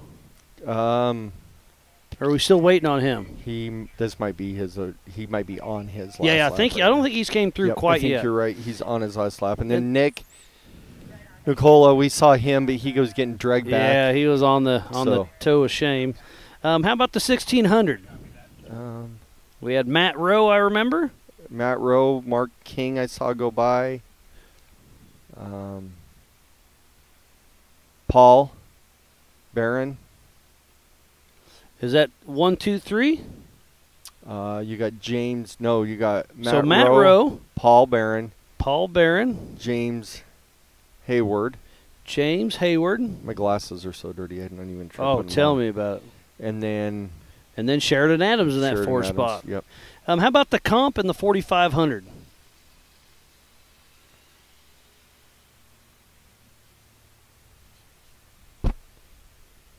Hold on. Computer's doing computer things. Oh, I get it. I know John Matthews had a great showing, so I'm pretty sure he's in that spot.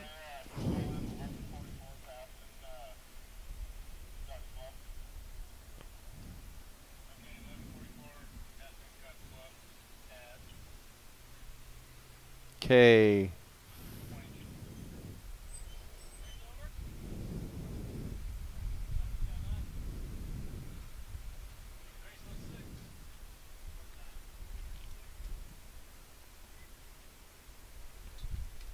Comp is what you were asking about. Yeah, yeah. Eddie Oliver, Randy Wright, John Matthews. Do we have an order there? That was the order. So John, I assume John Matthews. I don't think that's right. I think John Matthews won that class. Yeah, I don't think that's right. Okay, but Eddie Oliver was up in the mix. Yeah, let me go to the other screen here.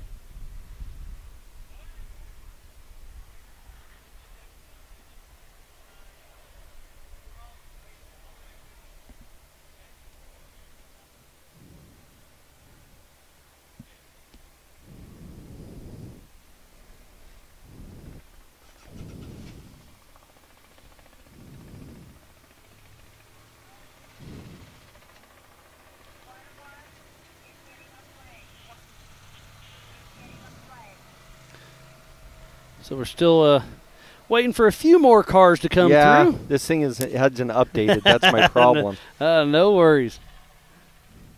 Molly's back, going to hook us up with some Revive IV and Wellness. Yeah. All right. The number 11, is that Wolf Orca, I believe? Yep.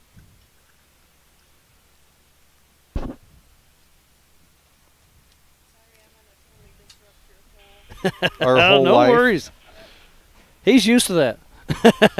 It's been like that all week.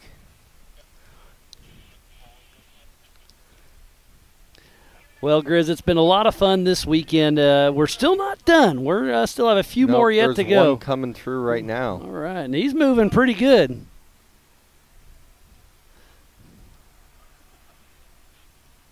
Getting all doctored up here. Oh, is that Keaton? Yep. That's Keaton Potter all over the throttle all the way to the end. That'll work. Works for me.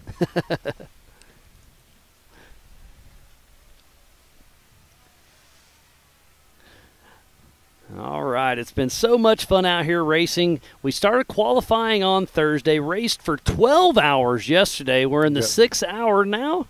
We're both hooked up with the Revive IV and Wellness, getting everything lined out. It's been a long weekend, Grizz. Yes, it has. But fun. Oh, it's been a great time, yeah. So. Thanks again for letting me be a part of this once again. Yeah, no, anytime. Well, don't forget you said that. Yeah. You may wish what you asked for. Yeah, I wish what I had. No, it's you've helped me out tremendously. That's been the best part. Yeah, well, it's all in good fun. I enjoy helping you, buddy. We met here, I guess, 3 years ago, and and then we bumped into each other at races since, and it's been a great time. You came down to Sturgis and helped us. We bumped into you at Hammers when you did the rookie season. I think that was 23. Yes, 23. Yep. And you finished that one. I finished that. So Keaton Potter finishing the Big Sky 200.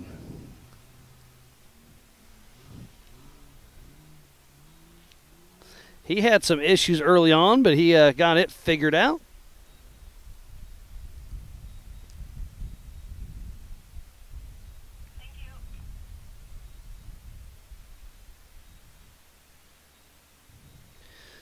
We hear another one coming and pushing strong.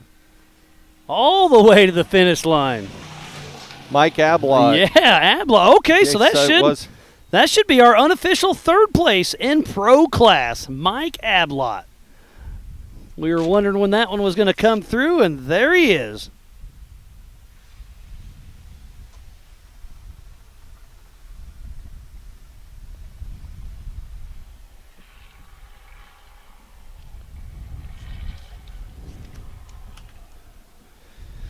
So everything still is unofficial till we dot our I's and cross our T's for the Big Sky 200 presented by TDK. In the stock class, it looks like it's number 1, Nathan Jones, 2, Tom Hackman, and 3, Denver Leach. In the comp mod and 4500 class, I believe it's John Matthews and Eddie Oliver. There's another one we got to put it there in the mix. In the 4800 class, I believe it's Eric Weichel 1, Matt Torney 2, and Brady Wilson number 3. In the pro class, overalling this race is Melvin Tivitz in that number 1.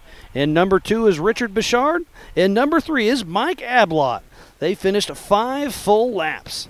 In the Pro Unlimited and the 4400, it was Andy Blazer 1, Rowdy Smith 2, and third goes to Rich Goldman.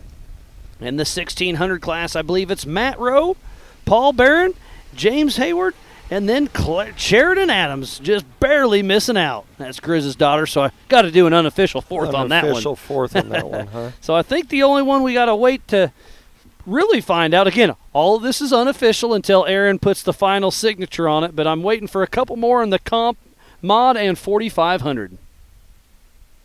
But other than that, I think my sheet's filling up pretty good. Don's cruising by. Your old man's in there with him. They got the AC on in the old Defender. Yeah, that's team. We call that Team Double D. Team Double D. I like it. Don and Dean. Don and Dean.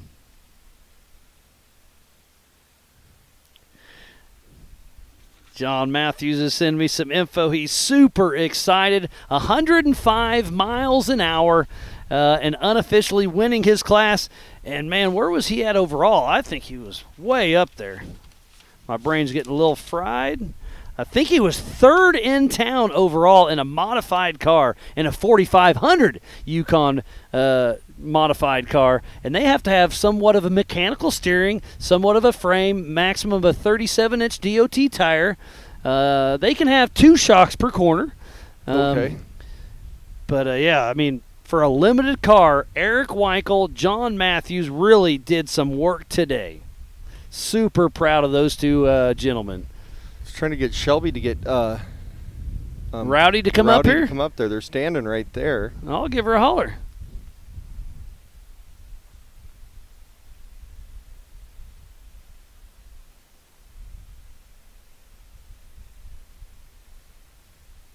Gotta spell her name right. There we go.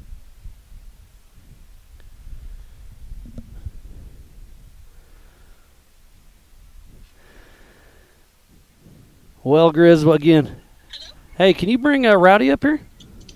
Yeah, I can. I will try to find him and send him your way. Perfect, thank you. All right, well, got a hold of Shelby. She's been a huge help this week. She's going to try to find Rowdy, and we're going to send him up here and hopefully have a quick chat as he is driving the sponsored vehicle of the Big Sky 200, the Throttle Down Customs. Jeremy, a.k.a. Willis, built that car roughly 12 years ago, raced it quite a bit, and then has passed the ropes down to Rowdy Smith, his stepson. Super cool. We just saw Keaton Potter pass by. He's one of their lead fabricators as well, and with Rowdy Smith. So Throttle Down Customs is doing some pretty cool things. Yeah, definitely are. That car, I remember when that car came out of the box, it had a Duramax in it. What? A diesel, huh? Had a diesel. And the Interesting. reason he built that was he thought he could make never getting fuel and run Vegas to Reno. Oh, okay. Interesting. People are bailing out saying thanks, Grizz, for putting on such a great race here with Yellowstone Off-Road Racing. Which, great idea and great thoughts. The problem was the torque was too much. Just too much. He was breaking rear ends and everything. Between the V-drive and that's an interesting assault or an interesting thought of putting a diesel in there. I remember there was an unlimited truck that did that as well, but they fought issues also. Well, you're heavy. You got tons of horsepower, which is great. You got way too much torque.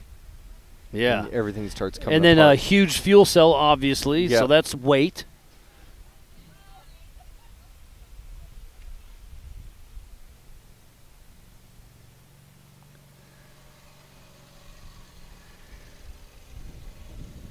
That's Brady Wilson's pit crew that just went by. Oh, nice. Well, it was Teresa. You know. Okay, you know his mom. yeah. Yeah, she's one of Aaron's best buddies, if I remember right. Yep. They've been to several races. Yeah, I've recognized her.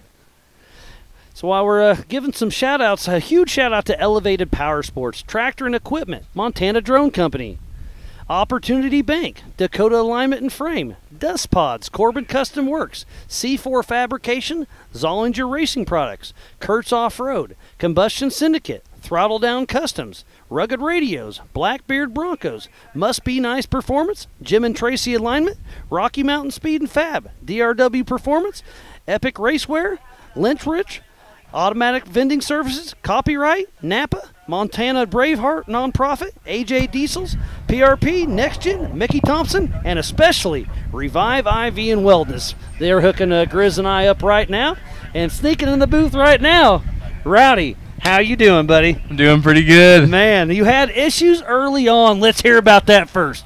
Yep. Something about fuel pressure. Yeah, so... Or talent pressure. All the above. No, right off the get-go, like, just dropped down the steep hill before the qualifying section. Gave her the berries and it just shut off. No power at all. I was like, okay, what now, the did heck? It shut off or spit and sputter? Just shut clean off. Oh, just died. done. Like, nope, and wouldn't refire.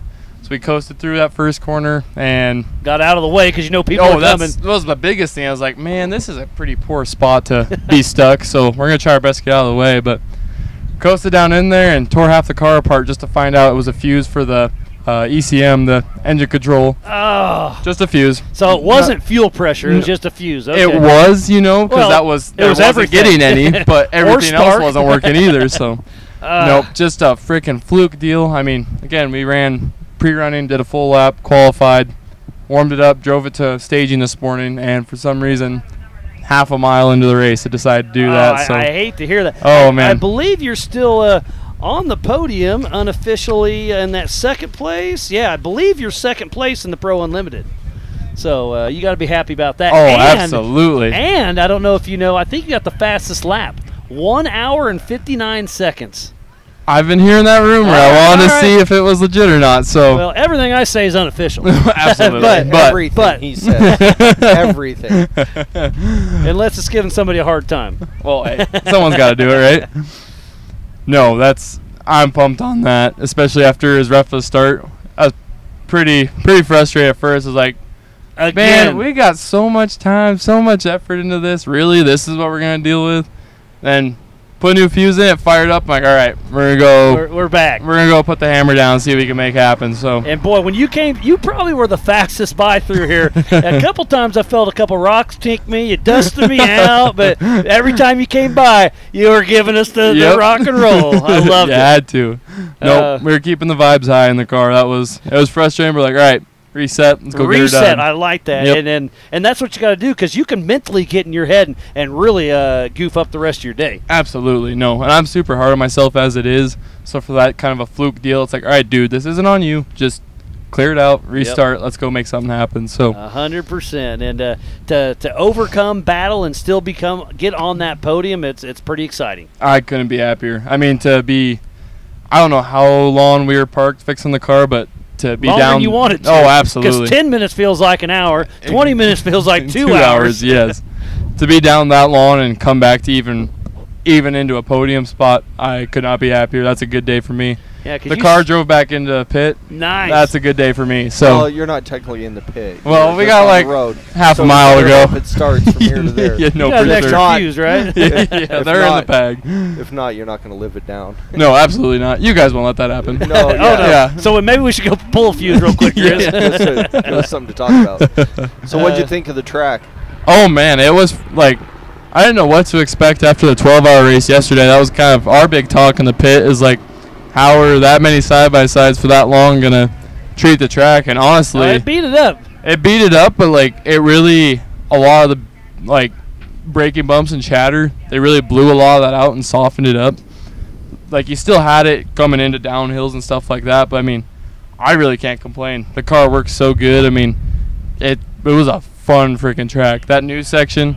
It was tight for it your was big tight. car, wasn't It was tight. No, I said some words during pre-running on Thursday, but what were they? Yeah, I don't know if they'll fly for live feed, but no, it was super fun. Were you calling me names? Is that what you're Absolutely. saying? Absolutely. He ain't hiding that. Yeah, no. But no, it was super fun. Like, and it got good enough too. It was like you knew what line to take. Like, hey, just put your tire here. You're not gonna hit nothing. It'll be okay. So It was super fun. And that was going down that section. I That's wonder how going tough down. it would be going up it if we switched it around next year. Well, usually I come out and turn and go up, and the reason I'd switch that is because I was afraid if somebody didn't make that turn, because you're coming down that steep, and you had to make that hard, it would have been a left-hand corner.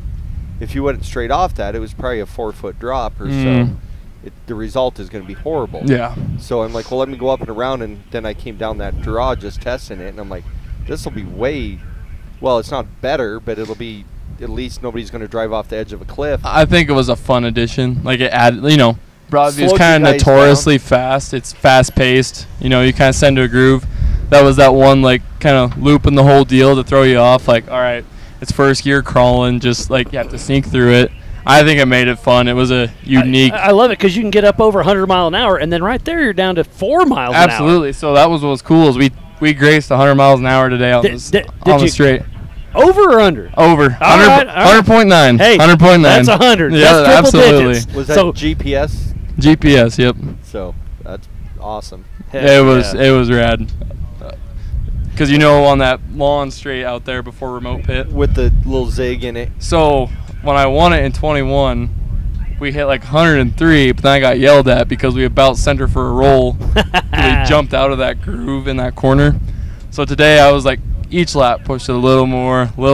Then on our last lap, we hit 100. He's like, dude, you got to quit doing that. We're barely making this damn corner. I'm like, it's sticking. We're fine. We got new rubber on the rear. It'll be okay. But it was definitely a blast. I had such a good time out there. That's awesome. And to come here to the Throttle Down Customs Big Sky 200 and put the TDK car on the podium, man, you got to be stoked. Oh, absolutely. Especially after the start we had today. I mean, I'm just pumped. I've been wanting to just go drive that thing so bad. You put that much work into it, so I'm just pumped to be here. To this year, so. Absolutely. So, no, I could not be happier. Heck yeah. And I'm sure Jeremy's pretty excited because I know he puts a lot of time and effort into the program. Absolutely. No, I think all of us involved needed that today. Oh, there's Richard Moore grabbing the checkered flag. That's probably a top 5. You got some people rooting for you, Absolutely. Rowdy? Yep, they're helping me in pit today. So nice. Yeah, I was monitoring the YouTube chat off and on, and you had quite a few fans in there saying, "Go Rowdy." That's awesome. Heck yeah, I love it. You got Rowdy out there. Absolutely. So you got to. I got a name to live up to now. Come on. Exactly. Yeah, the last couple times I've seen you, you had engine issues, you had rear end issues. Yep. You showed up here with a brand new engine. I see you changing the oil here in the dirt. Yeah. It made it. It made it. It worked. It freaking ran amazing. That Crate GM Performance LSX works so good. I mean, it was just a blast out there. Heck it yeah. did everything I wanted to and more. It was a ripper. I had a good time. So I assume you're racing next month in Sturgis? That's the plan. Yep. We'll go home and look over the car, make sure she's in good shape. And is there anything you're worried about on the car? Did you feel like you stressed anything, or just give it a good shakedown? Well, probably trans was getting a little hot on our last lap. Okay. Nothing too crazy, but we'll probably service that. Okay. And is that just do you change the filter and fluid? Or? Yep, just simple stuff. And what transmission is that? Turbo 400? Yep, Turbo 400. Nice. So yep, it's a Reed Case 400. But all right, big thumbs up from Richard Moore. So, yeah, no. So do that, and then change oil again. Change oil again. Yes. Make sure the motor's healthy, and then we've been having not issues but close calls with front hubs these past couple of years. Oh. So after Columbus last year, took it home and prepped it, and if we had another lap, the passenger front wheel probably would have fell off. Ooh. And we had that same thing here in Broadview last year. And those are sealed hubs, right? Yeah, absolutely. Okay. Yep. It's just we redesigned our own. There's a little lock washer in there with a tooth on it to keep everything from moving, and it was shearing that tooth off. So that's sketchy. We designed our own to see if they held up, and they've made it this far. We'll tear it apart when we get home and see. And inspect and make sure. Yep. So hopefully you did your homework and you did do the right fix. I'm really hoping so. I have some faith at work, but we'll find out when we tear into it. Exactly. But yeah, no, just pretty basic stuff. We'll get it ready for Sturgis this next month. Heck yeah. Get through the season, then we can head to the Baja next at the end of the year. No, King of the Hammers next February. Sign me up. King of the Hammers in February. I'm down. Tell me when and where. King of the Hammers, Johnson Valley, early February. I'll be there. Down. I'll be That'd there probably a blast. January 7th or so usually, and be there for 6 weeks. Perfect. It's a long stint. Oh, nope. We'll see how the rest of the season goes, and then look forward to going somewhere a little bit bigger and see what we can do. So it'll be a good time. Yeah, it'll be exciting to see. But again, congratulations, and again, thanks for letting us borrow Shelby for the event. She was so good at what she did. We had a lot of fun, and she was a true natural, so we had fun. No, thank you guys. She had a freaking blast. She said she learned a ton. So thank you for showing her this side of it and giving her that opportunity. I think she had a blast. Oh, so she did. I promise. That's awesome. And then she was able to go to her wedding, do her hair, and watch you. Or she waved the checkered flag. Man, I'm getting running out of words. But that's cool for her to be able to make it just in time and wave the checkered flag for you. And no one told me that either. I had no idea. So I got out of the car. I was like, who in the hell? I'm like, oh, good to see you. No, you should have said, thank you so much. Very grateful. But I was like, I had no idea. And that was very, very cool. So, got to give her a lot of thank yous for that. But it was just an awesome day out here in Broadview. Absolutely. I had a blast. So. Awesome job. Thank you. I appreciate it. Thanks for putting all this together so we can go do this crazy sport we all love, because it's a blast. Yeah, well, again, I'll let you go celebrate. Go hang out with Shelby and the rest of your Throttle Down Customs crew. But great job, and thanks for all the support with Yellowstone Off-Road Racing. And man, what a great weekend it has been. I've really enjoyed hanging out with you and your whole clan. Absolutely. Thank you, Miles. Yep. Good times, buddy. Thanks, Chris. See you guys next time. Yep. All right. Well, huge shout-out to Rowdy Smith. You want to interview Sheridan? Yeah, let's interview Sheridan real quick. 2-minute interview, real fast. We got some interviews to play, but you got an unofficial fourth, so your dad said bring you on, so that's what we got to do. You don't How have you doing, to do everything he says. Yeah, I do. He's my boss. He's your dad. You got to do everything he says. He's my boss. Aaron's boss. Hey, I'll give you that. Yeah. But yeah, you Iron Man this in a single seat 1600. That's pretty wild. It was rough. How was it? Very rough. Did you have fun? Mm-hmm. You don't know. Tomorrow you'll think you had fun today, right? Yeah. Or in a couple days once you relax. Sore. Very sore. Yeah, Grizz said you took a pretty good hit on that first lap, and we think we got it on chopper video. Oh, really? Yeah. We're pretty sure. They showed me a video, and you look like you hit hard. I hit hard when the first lap, and I hit my head off the little pole on the inside of my buggy. Oh, the A-pillar, huh? Yes. Whoops. Oops. No. But you're all right? Okay. Just How a headache. was that news section? Rough. But you made it through okay? Well, that car's super skinny. Yeah, I know it's skinny, but it's steep. So yeah. What about that backup hill that you were worried about so much? I made it up just fine. Oh, perfect. Good. Well, congratulations on the unofficial fourth place finish. Thank you. And how are you getting home tonight? The helicopter. Yeah, he told me arriving in the Premier Alignment helicopter. You got it rough, huh? Yes, very rough. I told you she thought she was Robbie Gordon showing up here in the helicopter. And speaking about that, they're flying right behind us.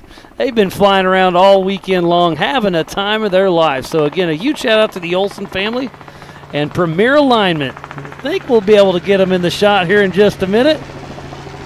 There they are. They're too tall. No, just above us. But, yeah, they've been flying around. We'll have some great highlight videos coming from that one. I'm excited to see how it comes up. It was kind of nerve-wracking to have a helicopter following you. Everybody was excited and nervous about it. Yeah, I can and imagine. how close they get to you. Yeah. Yeah, the video that he had of you looked like he was on top of you, so it was awesome.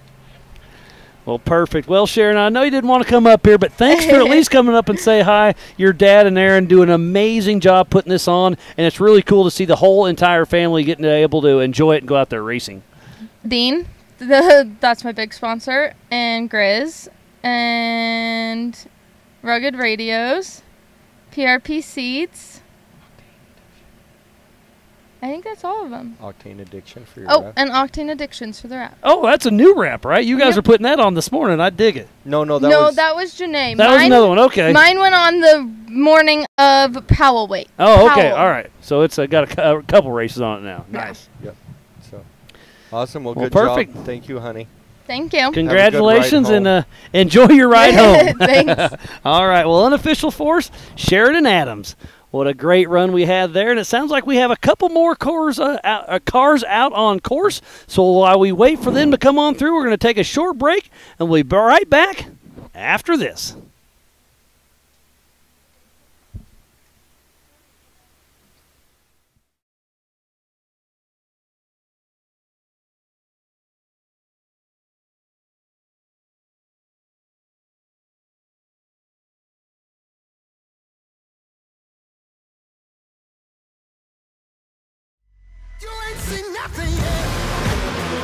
Yeah, I got that right turn. We're good. Let's meet up at the compound group up. At 10-4. Yeah, for sure, dog. Good, little driver, straight on through.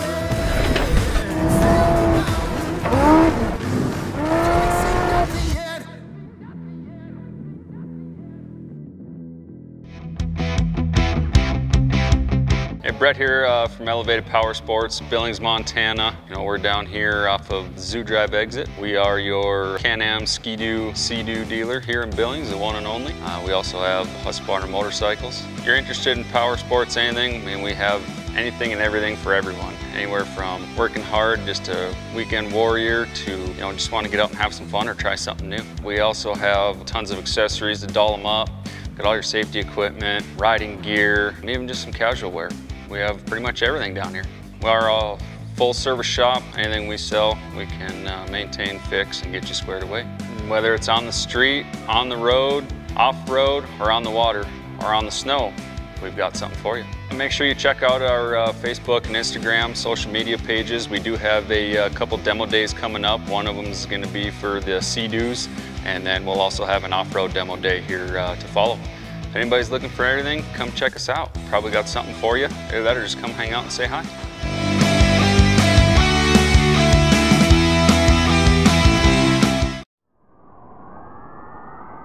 There's only one tire brand that can call itself legendary. Rebirthed from the depths of Baja and representing decades of racing heritage, Mickey Thompson Tires announces a new American mud terrain legend. This dominating tire is purpose-built for thrill seekers everywhere. The new Baja Legend MTZ. It's time to get what you really want in a tire. Silica reinforced T4 tread compound for enhanced wet performance. PowerPly 3-ply construction for sidewall protection and responsive handling. Improved 4-pitch side biters for bold looks and off-road grip. Proven MTZ tread styling for undisputed traction.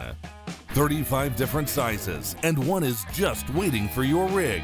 Gear up and roll with the American mud terrain legend, the Baja Legend MTZ.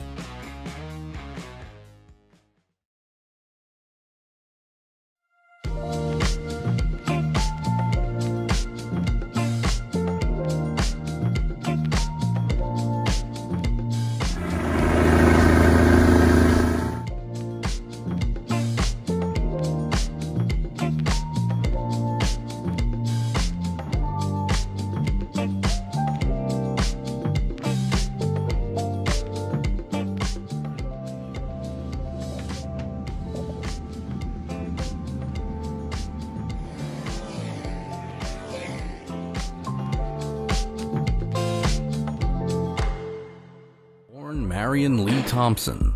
The world knew him as Mickey. In his unending quest for performance, he was obsessed, innovative, unstoppable. On the salt flats of Bonneville, he was the first to 400. At the drag strip and at the brickyard, he pushed the state-of-the-art to the limit and beyond. Off-road, he practically invented the sport we know today. Mickey Thompson set records to break them, with 485 to his credit, and he was once called the fastest man alive. Mickey Thompson's mantra: stand on the gas. More than 50 years later, Mickey Thompson's winning mentality lives on, with products that continue to break records today.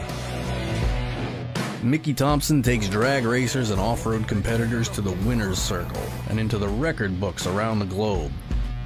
Enthusiasts worldwide choose Mickey Thompson for the street vehicles, race cars, and trucks they drive every day. We've been here from the start, and we're taking on the future with the same winning mentality Mickey Thompson was founded on. We never slow down, because winning never gets old.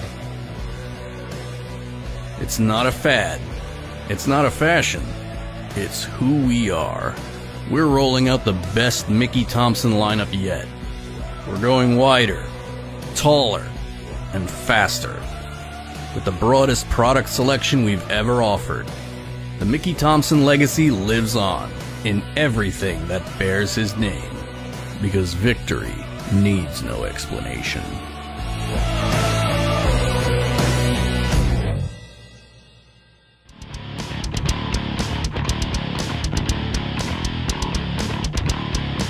Welcome to TDK. With Throttle Down Customs, also known as TDK, here we build bumpers and frames for Jeeps and Broncos, and we ship products all over the world. Our bumpers are built right here in the USA, all in Moore, Montana, by skilled craftsmen.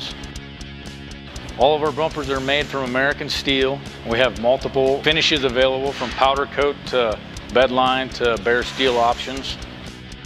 We have 10 to 15 different styles with lots of accessories for Ford, Dodge, Chevy, GM, Nissan, Toyota, Mercedes, Freightliner. If you're looking for a bumper or a frame, you can check us out at throttledowncustoms.com. See all the options we have to offer.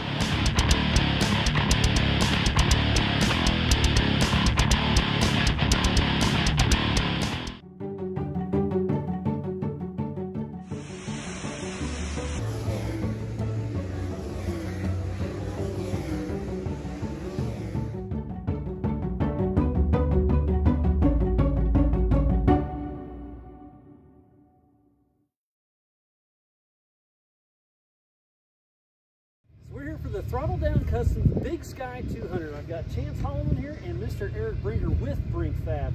This is your car that he built, and the Canadians are down here to play, huh? Yeah, we're gonna be down here. I'm not technically from Honorary. Canada. Honorary.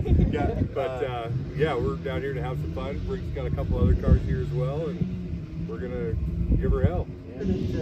To help your fellow yeah, that's right. 15th in class or something like that. Any finish is a good finish at KOH. 100%. But honestly, the shop's just too busy. So we started. Which is a good thing. It is. It is. we started prep. That one back, but we had Chance's car at the shop, so we brought that one down for him to put on a show with. And I think I have 4 or 5 other cars that are customer cars. We're going to be here also racing the Big Sky. This is one of our favorite races of the year. Everybody keeps saying that. It's just so great. It's so great. You know, the folks are great, the terrain is great, the fast pace of the race is great. I just love it. One of my favorite races. Yeah, and it's just cool, like you said, you're still here to support all your customers and everybody else. And just have fun with the Y.O.R.R family. That's right. That's right. And then on race day, you're going to get in there and pedal down and see what happens. I am. I'm actually taking his co-driver with me, who has been here many times as well. He rode me in qualifying last year. So yeah, we're gonna put the pedal down and see what we can do. Last year was our first time I sat in it, first time I drove it. We even took a break halfway through. I had a sandwich, fixed the seat, and still finished days. So, did you build another skin for this side, but with the emblem upside down? I got lots of artwork on the skid plate on the bottom. Skid plate. Okay. You know, knowing the Chance's driver, right? His reputation precedes him. I've seen you upside down more than once. This is true. Somebody said up there when we were checking in, they're like, they didn't even recognize you. I go, that's because I wasn't standing on my hands. But yeah, all in good fun. Yeah, just give me absolutely, a good time. absolutely. It's going to be a great time. I love the looks of these cars. I think you'll be very competitive with the top cars out there. I saw Sean Holland cruise by earlier. Absolutely. Another Canadian. Yep, that's another one of our. That's one of our IFS cars. Yeah, I saw IFS. It's you know, and then Rowden's going to be racing his Class 1 trophy. So there's some real competition up here on a real desert race. Absolutely. Yeah, big pro, all that kind of like that big race for those kind of cars. It's a pretty stacked field for the Y.O.R.R series. I'm very impressed with it.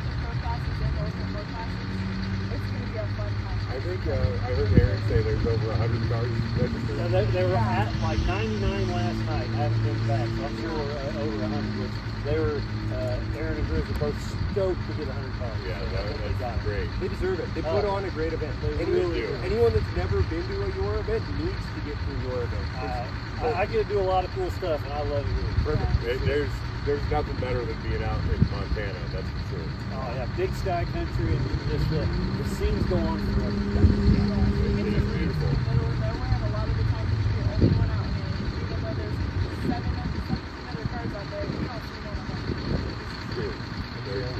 We'll see how that shakes out. It's gonna be fun. Best of luck. Thank you very much, Miles. Yep. Thanks for everything. We'll Yep. see you at the finish line. Yeah, heck yeah. Hopefully. Upside down. If I get there at the end, I'll do a donut. After you cross the finish line. Hey, Brett here from Elevated Power Sports, Billings, Montana. We're down here off of Zoo Drive exit. We are your Can-Am Ski-Doo, Sea-Doo dealer here in Billings, the one and only.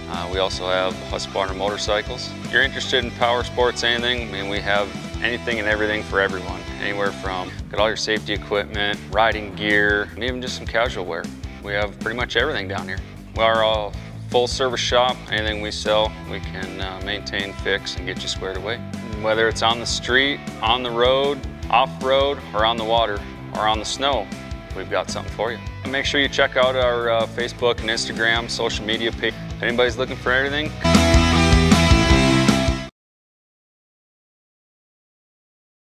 Y200 presented by Throttle Down Customs. I am Miles.